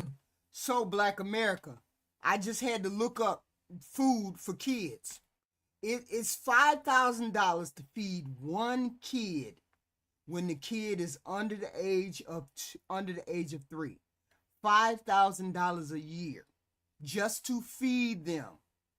Okay? And it only goes up by $2,000 per kid. So when you is that super expensive? $5,000 a year for one infant, for a child between the ages of 2 and 0 months and 2. That's $5,000 a month. Yes, it's expensive if you paying for it out of your pocket. How much is HQ? 5,000 a year. How much does that break down into in per month? That's like $200 a month. No, it's actually like 600. No, it's only 200. No, $5,000. $5,000 a year, 4,800 exactly, is like $200 a month. Well, you said okay, so no, it's still more. Two times is 24. 4,800 is 2 years. I'm talking about a child being born between the ages 0 and 2 years who may take formula or who may take HQ. Right. This is the problem. If me and you are dating and I take you to a movie and we go bowling, and then one weekend we go go-kart riding or horseback riding, that's cute. That's $400 or $500 in a month. So why I don't understand. So why are you making it seem as though it's cheap to have children? Because we take you on the dates. You guys don't pay for shit. Yes, That's what I'm telling you. wait a minute. How much do you? Wait a minute. No. I'm talking about when a couple are married. When a couple are together and they have a child, they spending at least what I'm gonna give it roughly. They spending at least $3,000 a year on their kid. Maybe $4,000 a year on that kid, and it only gets higher as that child gets older. The amounts get higher as they get older. That's formula. How? That 2,500 is baby formula only. Baby formula for a child is $50 a can. One can per week is $50 a week. I know 2 to 4 HQ. weeks. Remember I got an Okay. 8-year-old and Okay, I got so 16 $200. kids. So $200 per month for an infant to have formula, and it only gets higher as $200 a month, and then that month turns into a year. So that year is $2,500, maybe minimum, to feed that kid, feed an infant. That's $2,500, not true, HQ. and you're coming out of your pocket. And here What do I'm you a mean? prove They it. gotta And eat. here I'm a prove it because you're a mother, right? You're a mother and I'm a father, right? Yes. When do we start weaning the kid off of the infant or the formula and start feeding them cereal? What Maybe month? after a year. But then that becomes even Hell more no. expensive. But that becomes Maybe 4 months, my but it kids start becomes eating even cereal. more expensive. It becomes even more No, expensive. Yes. Yes. no, You have to buy HQ. I'm clothes. sorry, it You have to doesn't. buy clothes. You have to buy food. You have to buy shoes. You have to have medicines. You have to have all of these things. The second year. Then other things add up in the third year. The first year, I'm just counting formula. Formula at $50 a week, $200 a month. That's almost $2,500 a month just to feed that kid. I'm saying It's not $2,500. $2,500 a month. No, I said $200 a month to feed the kid, an infant, No, up to a year. no, you're not going. You're not going through a can of formula What? every week. Why wouldn't you be going through a can of formula every week? Why wouldn't you go through a can of formula per week? Why wouldn't you? Because you start feeding cereal and the feedings are less. It's You not start. every 2 hours. It goes from 2 hours to 4 hours to 6 hours. Right. You feed them less as they grow. Yeah, as they grow as adults, the food doesn't get less. They eat more. You think that as they get bigger, they get less food? The bigger they get, the more food they eat. I'm saying every year is incremental from 2,500 up. That 2,500, No you excuse. can you can I just got. throw. Wait a minute, hold on. We got to throw the diapers in there. We got to throw water in there. We got to throw all that stuff in there. That's 2,500 right there off the bat. You coming out your pocket as a person who ain't on food stamps, who's working. If you don't get no food stamps, I'm talking about regular, ordinary, everyday man and woman. You spending at least 2,500 to $3,000 a year on an infant to take care of an infant. Then it gets big. It gets more expensive as they get older. You got to buy shoes. You got to buy clothes. You got to go to the doctor's appointment. You got to buy medicines. You got to buy all this stuff. Okay. HQ. It's more. So this is the problem. Were you on your? Mm-mm. You say what? You just dipped out. You just dipped out. We'll come back. But you didn't. But sadly, many women today don't know how to do this stuff. You went to school. You got an education, pretty much like a guy that was gender neutral, and you're out here working. Yeah, but the cereal, the shoes, the clothing, it becomes more expensive as they get older. As a child gets older, you don't get less expensive. You might buy shoes twice a year. You know, when we was growing up, HQ, you get school shoes to start school, and then you might get another another round of clothes at We're not Christmas. talking about poor man's shoe. We're not talking about poor people. We're talking about regular, everyday, average couple. Regular, everyday, average couple is buying their kid shit every month. They buying something every Hell month. no. You got food, you H- got cereal, you got HQ. shoes, you got clothes, you got medicines, you got Let, all. let, It let me gets let me more let me expensive. let me tell All you something. I'm not gonna go into the detail. I'm telling you, as a mother, it got more expensive, and then you have another kid. You got a 1-year-old. No, you got an infant, and then you got a 4-year-old. So it's even more expensive with 2 kids. I'm saying it never gets cheaper until you lose those kids. And so when you have more than 2 kids and you're just you and a husband, you might as well figure in X, Y, and Z every year. It's just off the top. Every year you're going to spend more money for a kid. It just is what it is. It's simple math. Black, you arguing about simple math. Yeah, well, that's because I got 16 goddamn kids. And you went to the store and bought shoes and clothes and all that stuff every time they needed them, right? HQ, I made too much money. I couldn't apply for welfare, and I watched my money very good. And I'm telling And I you, had a it get good more job expensive. working for the union. When my wife wanted to go to the doctor, it was $10 or $15 for a copay. Okay. I'm not talking about her. I'm talking about children. I'm talking about And the my expense. children also. I'm talking about the expense of children. Clothing, shoes, food goes up as the kid gets bigger. That's all I'm saying. All of that Oh goes no, up HQ. as the kids get I bigger. never bought a pair of Jordans or anything like that. So maybe it's just me. Mm-mm, mm-mm. It's And more expensive. then you want a man to come along and do what men have done for him. I'm not saying it's outrageous. I'm saying the bigger the kid, the more money you're going to spend on food, clothing, shoes, etc. That's all. Hundreds of years, but you're not even qualified to do what the women you used to call slaves did with joy. I'm not calling them slaves necessarily. I'm just saying, depending on who they were married to. Well, you can give me all the horror stories. They were slaving. Okay, who? I can say that my mom was slaving. Ooh. I can say that my mom had slaved for my dad. Let me ask you a question. He was working full time. In this country, when a man and woman break up in this country, what percentage of the time do women leave financially devastated? I don't know. They don't. Men are the ones that leave financially devastated. 90+% of the time, custody goes to the wife. Right.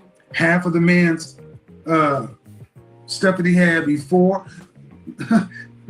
Yeah, but that's something that need to be discussed, because I don't understand why you all think it's more financially viable. First and foremost, most normal, everyday, average person, when they get divorced, they go their separate ways. You don't own a lot of stuff for me to even be taking your stuff. And when I do have to get child That's support, what you think. oh, I know for sure it's not that much, because most people don't get alimony. So alimony is This is not the for problem. This is the problem. alimony is not for the kid. You know why a lot of women don't get alimony? Because if a man and woman get married, did you and your husband ever buy a house? Yes, several houses. So what happens is we lose the house to you, and you can do whatever you want to with the house. All of that equity, all of that money, all of that blood, sweat, and tears. Wait a minute. Why is it that the house would be, when you get married and y'all separate, you gotta sell that house normally. Unless you Yes, gotta and sell the it. And woman you get gets the half. proceeds. And you get half. That is, no, you don't. As a man, you do not get Yeah, half. you do get half. That's how the laws are these days in most states. You will get half, HQ. depending on when we got married. This is why I'm starting my channel. This is why I'm starting my channel. If So you had so stuff you can before hear. a woman, if you had Hold stuff on. before you married that woman, You have stuff before you married that woman. When y'all get marital assets and you buy stuff together, then that stuff is separated. That stuff is separated. But if you had And the stuff before man you got married, loses it. oh, that's not how It's that just works in like Black America. it's just That's like not how I that go to works. work. It's just like I go to work and I've been explaining to you, HQ, you are allowed to get your husband's pension and retirement because he passed away. But Man. women, when they get divorced, they still take half of the man's retirement or a percentage, No, it make no wait, or you have to pay them out. men make out better than women, or women make out better. It just Oh my depends. God, I It just can't, I depends. can't wait. Child support and custody. 9 times out of 10, the man don't want custody. So therefore, if you don't want custody and you want to give the custody to me, 9 times out of I don't 10, want full you're custody gonna pay because for that. I have to work Right. That's and not my pay child fault. support But that's not my and fault. pay alimony. And you still got the damn car. I gotta pay the car note. No, people. It's only a small Shit. percent. It's only a small percentage of women that get alimony. So are you telling me that I'm just in an extraordinary place that all of the men I know that lost their houses, cars, wives, No, and children, and all of that shit? Are you just telling me that I'm just a person that's in an extraordinary place? alimony is not common. Only about 10% of people get alimony.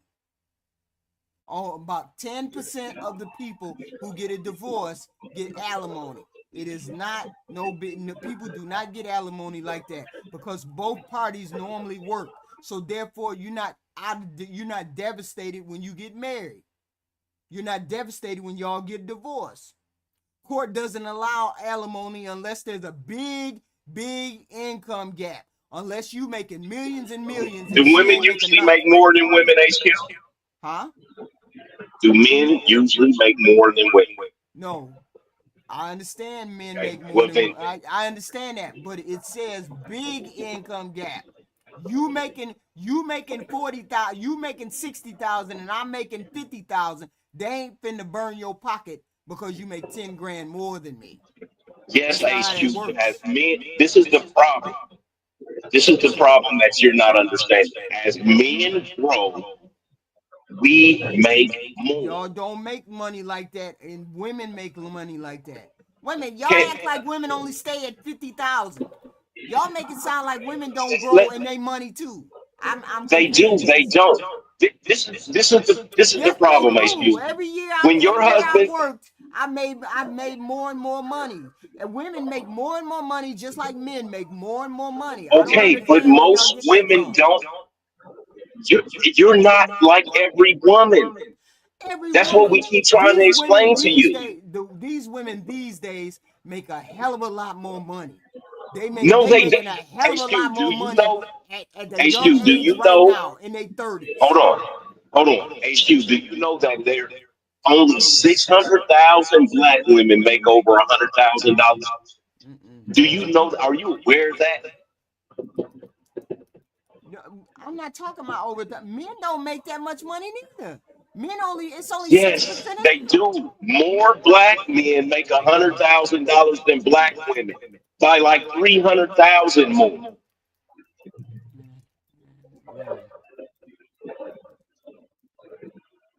This is the problem. When you met your husband, he was probably working a good job. I know he had the truck. He probably making 45, 50 a year. Once he got up older in age, he probably wanted the times that, almost double it. That's what men do. As we grow, our money gets better. It's only 1% of black men earn over 200,000. 1.1, what is it? 1.5% of black men make over Okay, you said 200,000. 200,000. Over 200,000. I said 1.5 black men. 100,000. All right, well, look it up for black women. How many For black black women women, make it's over only 200,000? 1.1. Exactly. That's extraordinary. Now look at 100 that you're talking about extraordinary. So my argument is you all don't make that much more money where we would be getting money extra over that 100K, over that two 100 or 200K. It says only 10% get child 10% get alimony. Only 10%. And that's everyone. White, black, Hispanic, everyone. That ain't black. That's I just everyone. explained it to you though. Mhm. I just explained it to you. If me and you have a house together and you're supposed to get alimony for 8 years, right? And you get the house and you get to sell the house and get the equity and everything, you're getting two, 300, four hundred thousand dollars. You know, That's the way it works. the narrative that's going on the internet now is you guys get shafted out of them. You guys get shafted out of the money when we break up, and that's simply not true. Because if I don't get no alimony, if you make 100K and I make 80K, and we have kids, 9 times out of 10, you're gonna pay child support. You're gonna pay child support. You're gonna move out of the house. You may Okay, lose in that right. particular So way. stop right there. Who So who how gets is the it house that big? wait a minute? Who gets So the how is house? it that we losing? So how is it that we losing money? You losing money? No. So who gets the house? The kids get the house. No, the kids don't get the fucking. Come on, HQ, be serious. The primary caregiver gets the house. What do you mean? Which is who? The woman, correct? Okay, so So that means we both have property. We know how it works. What happens with the equity, HQ? what happens with the equity? Yes, who does that equity go to? The equity goes to however y'all split that house. No, the equity goes to the woman. You just said the If the house goes to the woman. house So is awarded to so her, if the so house is it awarded to her, if you agree for the house to be awarded to her, then she gets the proceeds in the house. If you don't agree to that, then exactly, you and get that's your what I'm talking. portion. You need to talk to divorced women. I am Seriously, talking to divorced women, and they came out on the short end of the stick. They came out on the what short end of the stick. I they don't know where they y'all came get out to on call the men come out on the short end of the stick. Women come out on the short end of the stick too. I'm just saying, when depending on where you get married, depending on how many kids you got, depending on what kind of property you got, most poor people ain't got no property. Most poor people ain't got none of that. So it ain't a way a woman makes out like she a bandit and she get $100,000 and you only get 10,000. That don't even happen. That don't even happen. The courts are not okay. So that uneven. I courts are don't believe very that uneven. HQ. because it says alimony is all but uncommon. So woman don't get no money. So therefore she must get child support. Right, So and if so she gets child and support, why is it go that you ahead. feel like why is it you feel like you're not supposed to pay child support? I'm confused. Because if I have my kids 50% of the time, and you have the kids 50% of the time, And I have primary why custody. why why am I paying Because you I anything have for? primary custody. Because I have primary custody. No, even if you have 50-50 custody, why are the men paying the women? Are people doing 50-50 custody? Because I don't believe it's a 50-50 custody. About Yeah, 15%, only about 15% do 50-50 custody. 15, that's everybody. That's black, white, everybody. Only 15%. So it ain't no big amount doing no 50-50 custody. 9 times out of 10, it's most commonly going to the wife. I understand that once again because we still have to pay for the kids. Hey. So the how is it kids y'all having your come out? kids full time is nothing but going to slow a man down. You need to go get familiar. So why y'all mad that she got custody and you got to pay? Nobody's mad about this. Is men are mad because you get cut out of the kid's life. They're not mad for paying child support. We don't give a fuck about the money, HQ. We care about the time. We care about the perennial alienation. Okay, so therefore, what needs to happen? I think the fathers need to be given custody of the children. And I think the men need to be better husbands.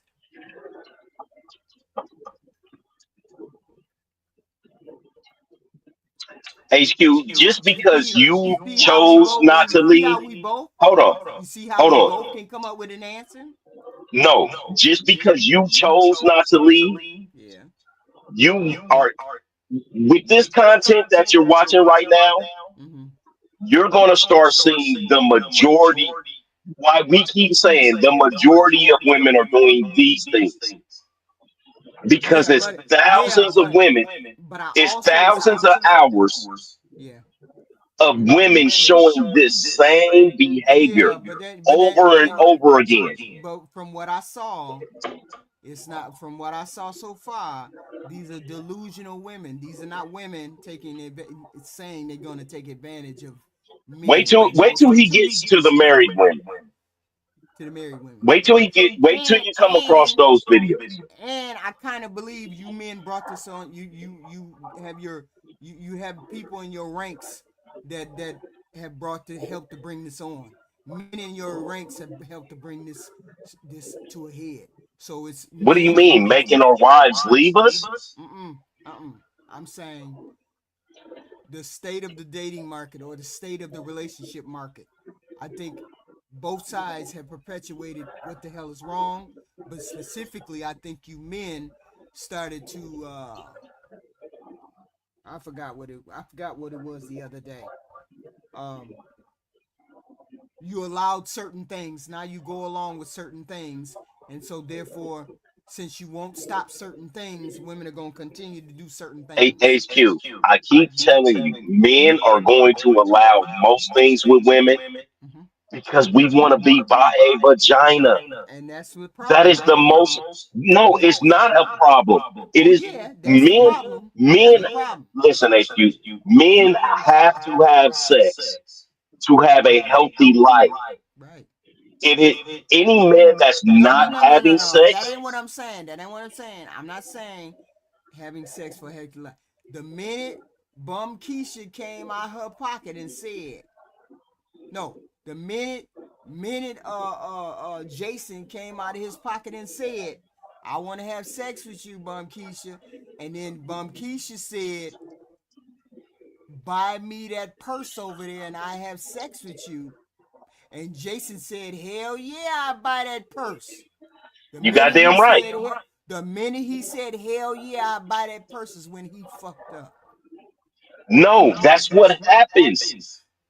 The minute he said, I'm going to pay for snatch is the minute he fucked up. No, that's what happened. HQ, That's why you are the only one. Listen, you are the only woman I ever met that said, I don't want flowers on Valentine's Day. I don't want a purse for my birthday. No. You don't have to give me anything for Christmas. I've never met a woman that ever said the type of shit you say. It's bonkers. Women got their head, they got always got their hands out. Every woman. Not always. You are the only woman I've known that has spent money on her husband. You just heard this 8.5 beautiful. I make $100,000 a year. Yeah. I bought him a $600 Toomey bag, and a $600 Toomey bag. For those of you who don't know, it'll be like a man purse. That's how big it is. Yeah. It'll be like a satchel for you people that don't travel. I got a whole set of Toomey shit. It costs thousands of dollars. Right. Right. Because Toomey is like one of the most expensive shit you can get. Right. Right. So what I'm saying is, I spend that $600. Then we go to downtown to go eat at night, and that's not on Valentine's Day. You see what I mean? It's a huge difference. Right. Let me get through this lady. But go ahead, play the video.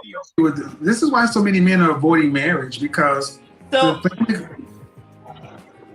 Okay. women today are filing. We have a 50+% divorce rate, and women file divorce 8 to 9 times out of 10. It's because women have a financial incentive to file for divorce. Mm-hmm. Well, I don't look at Hollywood marriages, but you don't typically see women having to move back in with their mother because their husband got the home and the kids. This happens all the time with men. So, but your mother had the slave. Is your mother still married to your father? She is. Would she call herself a slave? I don't know. I could ask her, but how long did they marry?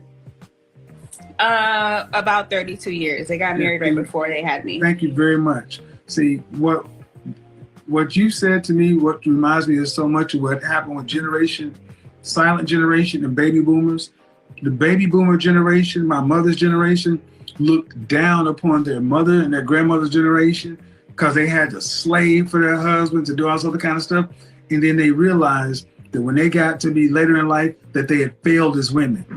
They realized that every other generation of women up to them had done their jobs. They were the generation that spent all the money, sold the family houses. They're the most selfish generation that ever lived. And the ones that are still alive will tell you, we have failed as women because they're my parents. They made a generation of harder women and softer men, all because they looked upon what their mothers did as being beneath them, because they got a little funky piece of education, a little bit of government assistance, and were told that you were better than your man in the civil rights struggle. The only group of women that actually looks at the women past them as fools.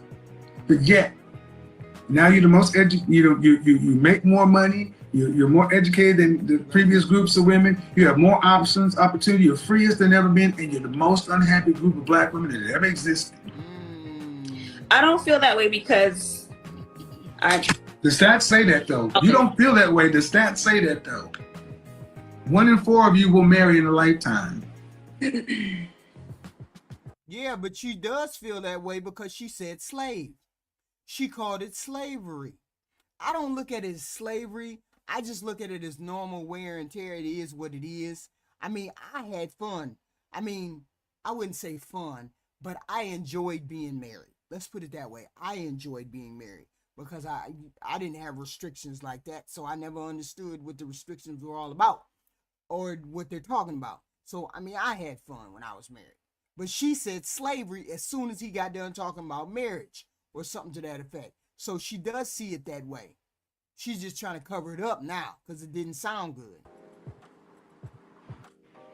Okay. And you said, I don't want to be a slave. And you said, basically, you said your mama's slave. Yep. Yes, because I see and hear the way that my father treats my mother, and I know that she deserves better. Oh, you need to stay in your place. You need to stay in your place. In my place, how? As a child. That's your mama, but that's his woman. You need to stay in your place. And that's one of the main problems we have in the black community. We got kids judging grown relationships. You don't have any children, do you? No, I don't have any children yet. Well, that's my point. Mm-hmm. You're judging your mother and father from a kid's standpoint. That's rough. I'm about to jump down, but I wanted to give you a different perspective. That young pretty girl that was the first one, Kevin wasn't in his feelings about it. Kevin was mad because the little girl disrespected her father because he's a regular, hard-working man who gave her a great life and is still giving her a great life by letting her live in his house. And she said that he wasn't good enough. Oh yeah, I get that. I get that part. Yeah, but the way you did it, you totally discounted the man and said that he was in his feelings. No, he He was in wasn't his in his feelings. feelings. He was disappointed that his daughter would say something about that. No. Earlier, when she said something to him, she said something to him twice that got him into defending himself, which put him in his feelings. That was before what you're talking about. What you're talking about was when he was on his I way. know. You think the comment of her living by him?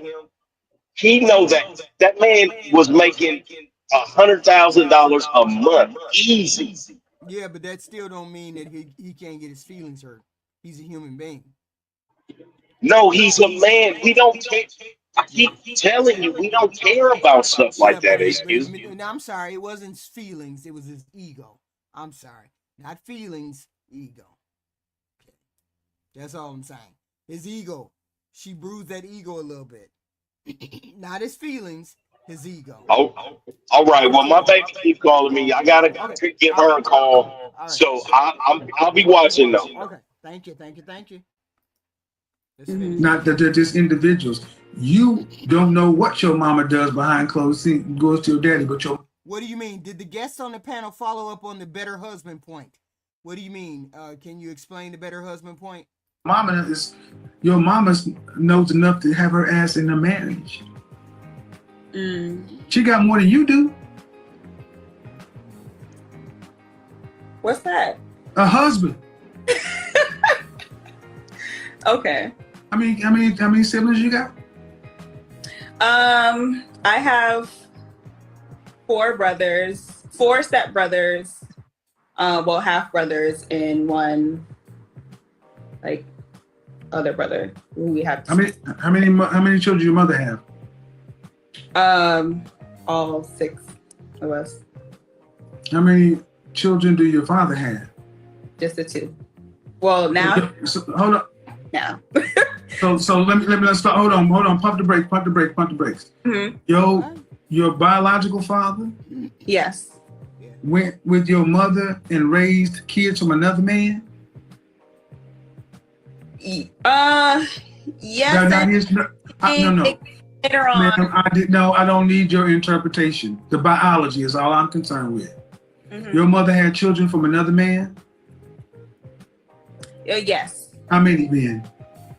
My mother had children from another man. 2 other men. 2 other men. So your mama has 3 baby daddies. Met my father. So she's reproduced with 3 men. Yes. So your father accepted your mother, who had reproduced with 2 other men, and she hadn't been married to those men, right? Correct. Right. He sounds like a goddamn superhero as far as I'm concerned. Oh Lord. Are y'all not hearing this? This woman's talking like her mother is some slave and her father. And yet and still they call Russell a simp. KevinSamuels apparently didn't call him a simp. On here, anyway. Maybe he did down the road, but he didn't say. Because I heard today he called him a simp. Wait a minute, I wasn't sure. I don't know. Yeah. Stepped in to raise, no ma'am. This is why I say stay in your place as a child, because no, Black America was putting the blame on the females. So I threw it back on him. And said, Kevin said, when if I watch more content, I'll see that women are fucked up in the videos. And I said to him, why didn't Kevin just say be better husbands if he didn't want to see that 70% husband leaving or whatever, 70% women leaving? Why didn't he tell them to be better husbands as opposed to just whatever he was saying to the women? That's all. Because that man stepped in and did something he didn't have to do for your mama. That is true, but at the moment, that wasn't even a factor. What? Until years later.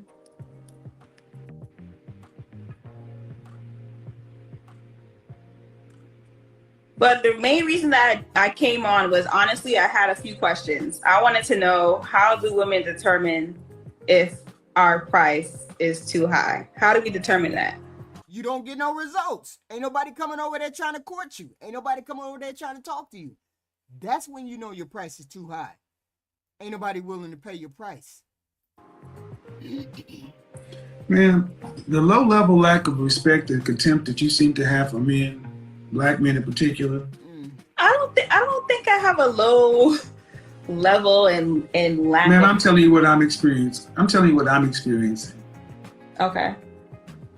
You can think what you want. I'm telling you what I'm experiencing. Mm-hmm.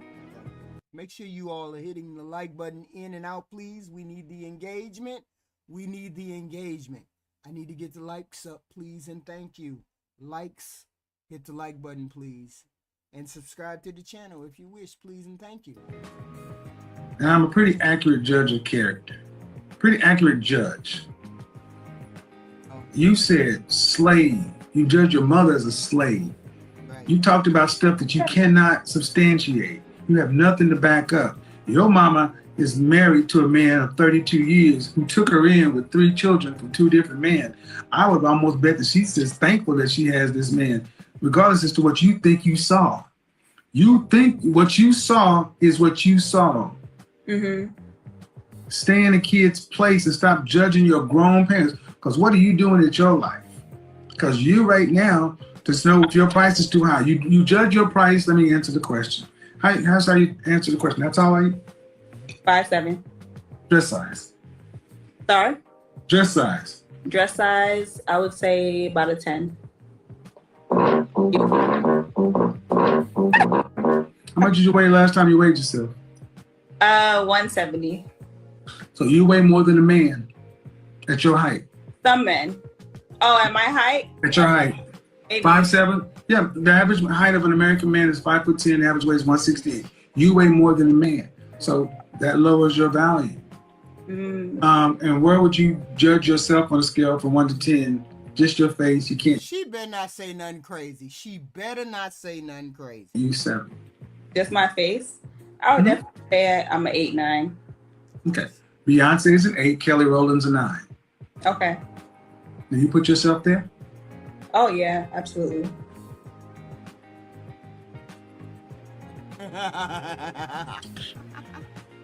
Wow. Have you ever done any modeling?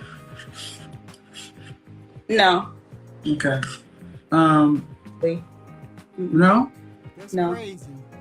So, if you're an 8 or a 9, you should be getting 8 or 9 outcomes. Right. I should be getting 8 or 9 outcomes? Yeah. You're a flight attendant, right? Yes. Mm-hmm. Right. So that means you interface with men nationwide. Right. Yeah. If you're an 8 or a 9, someone would have taken you off a plane by now and put a ring on your finger. Okay. I'd give you a 6. Oh, all right. You're cute. But you're not pretty, beautiful, or gorgeous. I give you a 6. That's not an insult, man. You're cute. Oh no, I don't take it as an insult. But the fact that you put yourself as an 8 or a 9, Right. you're overestimating yourself based upon if I just said Kelly Rowland, Beyonce, you say that you think that if I put 1,000 men, they would say all these things are similar. That's what you think. And you're basing this just on face. Yes. If I put your face in a lineup with Kelly Rowland and Beyonce, and I just put them in front of 1,000 American men, they'd say, yep, these women are all similar. Yeah, I think so. No. I mean, I had a long day. I'm tired, so. What, you had to do what? I had a long day. I'm tired, and they wear makeup. If I had makeup on. Ma'am, now here's the thing. This is what, as a professional image consultant, I do this in real life. I look past makeup. I look past surgical enhancements. I'm looking at you, fresh face, natural hair, and that's what I judge on. Okay. When I look at them too, before and after. And no, ma'am, you're cute, but you're not on the level of Beyonce or Kelly Rowland at 8, 9, or 10. And it's fair to say you've not had those outcomes in life. You don't have men who are looking for those kind of women trying to wife you. Right. I mean, you said ain't nobody trying to take you off an airplane. Those women get snapped up, and you're 32, 34? I'm 32. Well, about to be 32. So those women like that, 8, 9s, or 10s, Right.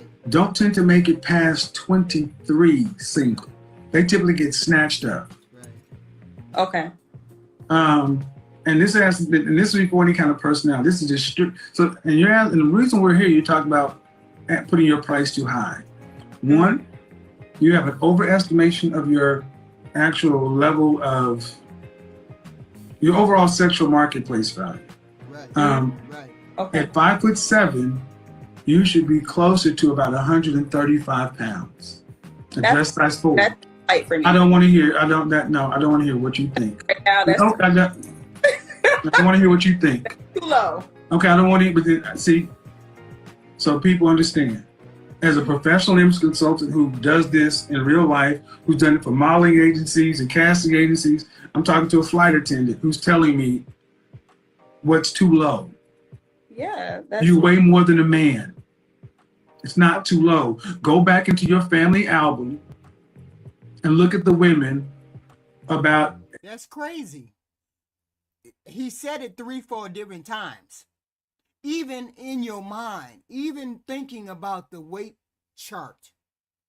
Most people thinking about the weight chart, you know that you're overweight, but you don't want to admit that you're overweight in that way. I don't understand what's going on. You said 175. You think 5'7" or whatever, you're supposed to be that size? I can carry 175 because I'm tall. I'm 5'10". I'll have thicker hips, but I'll still be a little bit thick, but I'll be sufficient enough. Not at 5'7". Ain't no way you can carry 175. 19, 20, 30, 40, 50. Go back onto a program called Soul Train and look at the women. Yeah, she's beautiful. Yeah. In the 70s who were 5'7", and you will see they were dress size 4, 6. Go look at Thelma on Good Times. She was a perfect example of a 4. You weigh more than a man at your height. I don't want to look sick. I don't want to look sick. And that's the whole thing we black women say. I don't want to look sick. I don't look like I'm starving. I don't want to look like X, Y, and Z. But that's the whole point. The whole point is that your skin is supposed to stretch over your bones, and your skin is there to cover your bones, your skeletal frame. That is all your skin is supposed to do. Your skin is, and you're supposed to have enough fat on your body in order to ward off cold and ward off heat. That's it. You're not supposed to have all that extra blubber, extra fat, all of that. Your skin is supposed to be tight among your skeletal frame. So when people say, oh no, I'll be sick. No, you're supposed to look somewhat gaunt, somewhat thin. You're supposed to have protruding shoulders. Skin is, yes. It's supposed to cover the body. It's not supposed to be all stretchy and blubbery. And people don't understand it's not supposed to be around the hips or the stomach. And this is why so many women's price is too high. No amount of logic, reason, discernment, when you believe you're whatever, man. The average woman puts on 30 to 50 pounds in pregnancy. If you got pregnant today, you bloomed to 200 pounds, maybe 220. And see, we have to understand, why did these women call in to Kevin Samuels? Why did you call in? You called in because you found a deficit within yourself. There was a reason within yourself that made you call Kevin up.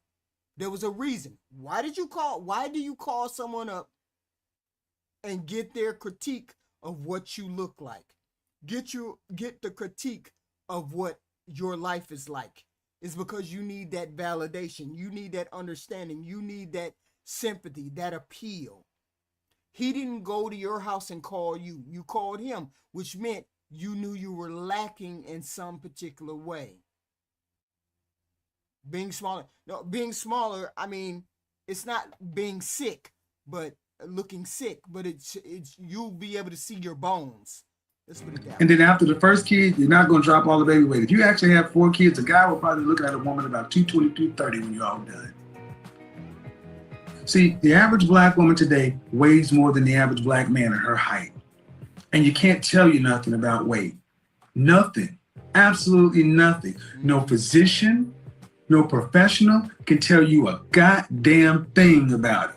You know better than everybody. But show me the outcomes.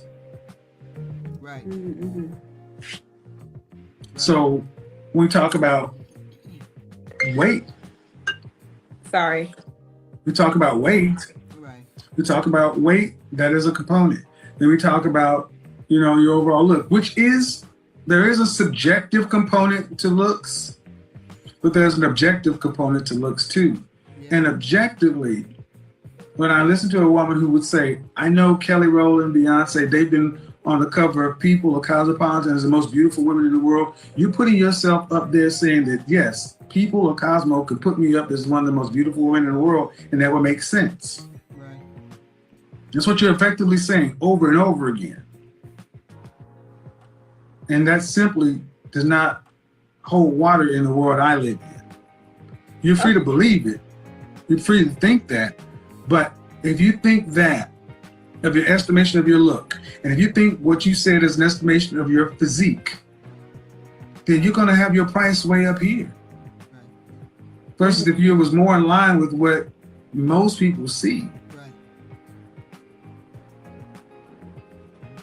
That's one of the main reasons price is too high.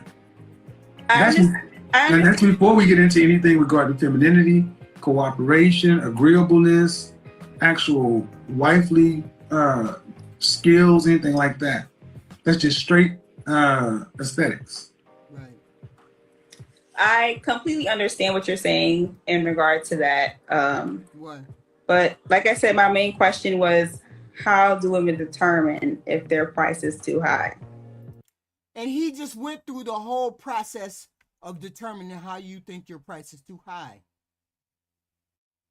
And no, she didn't say that. What she said was, she said, how do we know how to judge our outcomes or something to that effect? No, she said, how do you know if your price is too high? And then I said, because of your outcomes. What kind of outcomes are you getting? Are you getting all the attention that you're supposed to be getting at your level 6 that you are? Are you getting any attention at all? And maybe you might be a 5. If you're getting an overabundance of attention, you might be a 7 or an 8. She's not getting any attention at all, maybe a little bit of attention, which means you're below a 6. Well,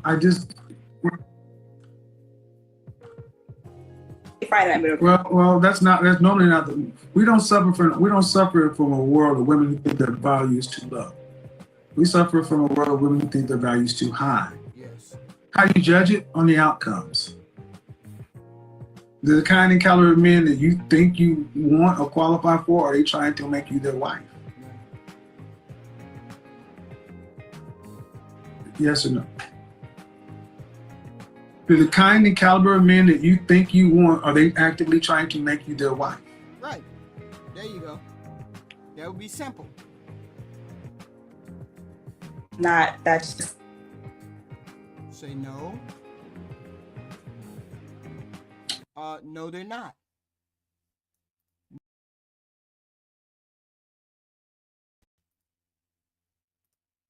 No, they're not. And they froze on that, and so I came out of it. So no, they're not. So that's how you tell at least that's how I would tell. If I think I'm an 8, I'm walking around, I'm an 8, all this, and I'm not getting any attention, only a 7 or above would be getting all of that attention. All the time, all the attention, all the time. Maybe a 6 would get some attention, so a little bit more attention. A 4, not so much. Okay, but it's not computing with her. She thinks because men still fuck on her, that she has high value. But that's not the truth, because we got traders in our midst who will fuck on anything, regardless of whether they fat or they're skinny. So you have to be careful with what you believe and who you believe.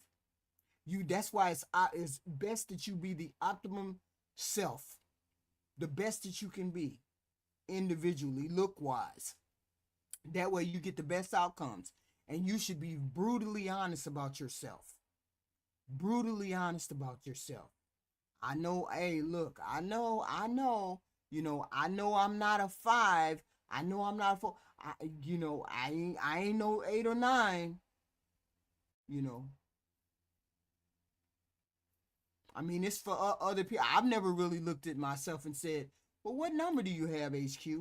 I mean, my number now would be different than what my number was when I was 30, right? So, I can't tell. But I'm saying I would never have said, oh, okay, HQ, you're a 10. I never would have thought that way. Just never would have thought that way. Occurred to me. But I see where the women are going. I see where he's going. They don't want to accept the truth. I get that too. Being brutally honest has its advantages. It has disadvantages too. It's interesting. We're coming around the curve. We're listening to all the stories, but I can see it. I can also see it. Like I told Black America earlier, there might be some things in which I disagree that need to be tweaked, that need to be, toiled. I get it. But I don't see the dynamics changing unless we both, as a group, as a collective, black men and black women, if we don't both do something different other than what we are doing. But I don't see how it will change. But anyway, tomorrow we got Letters to My Marriage roulette style. It's gonna be a new Letters to My Marriage thing. Please tune in, because it's gonna be a game. It's It's not just gonna be reading the letters. It's gonna be reading the letters, and then we're gonna have the audience participation if we want to. Hopefully we get people to show up, and then we can do the game. And then we have, Raquel got her show on Wednesdays. So then we'll have Love Chat on Thursdays. Love Chat. And then that's going to be a game. And that's going to be interesting too. Those are going to be the 10 questions. They're not the same questions. They're along a similar line. Those 10 questions that we ask each candidate, whoever comes up, and they want to do the love quiz. Come up, do love quiz. You don't have to be on camera. We can hear your voice. I can have you down at the bottom, and we don't hear your voice, but we can hear you. We can hear your voice, but we don't have to see you. And you can come up and do the 10 questions, and we can have some fun. So please hit the like button coming in now. Please subscribe to the channel. We got more content, more fun content, more laughs to go. All of those good times. Soon enough, the super chats will come back into play. I said super chats, but I only want people to contribute $2 at a time or $5 at a time. I don't expect anything better or more than that. $2, $5.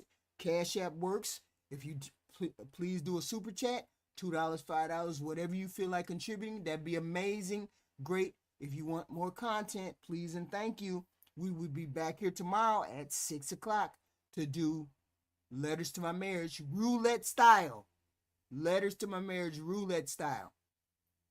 So please like, subscribe, all that good stuff. And I thank you. I will see you tomorrow. Thank you very much for showing up, guys. Thank you. Love you. You know that.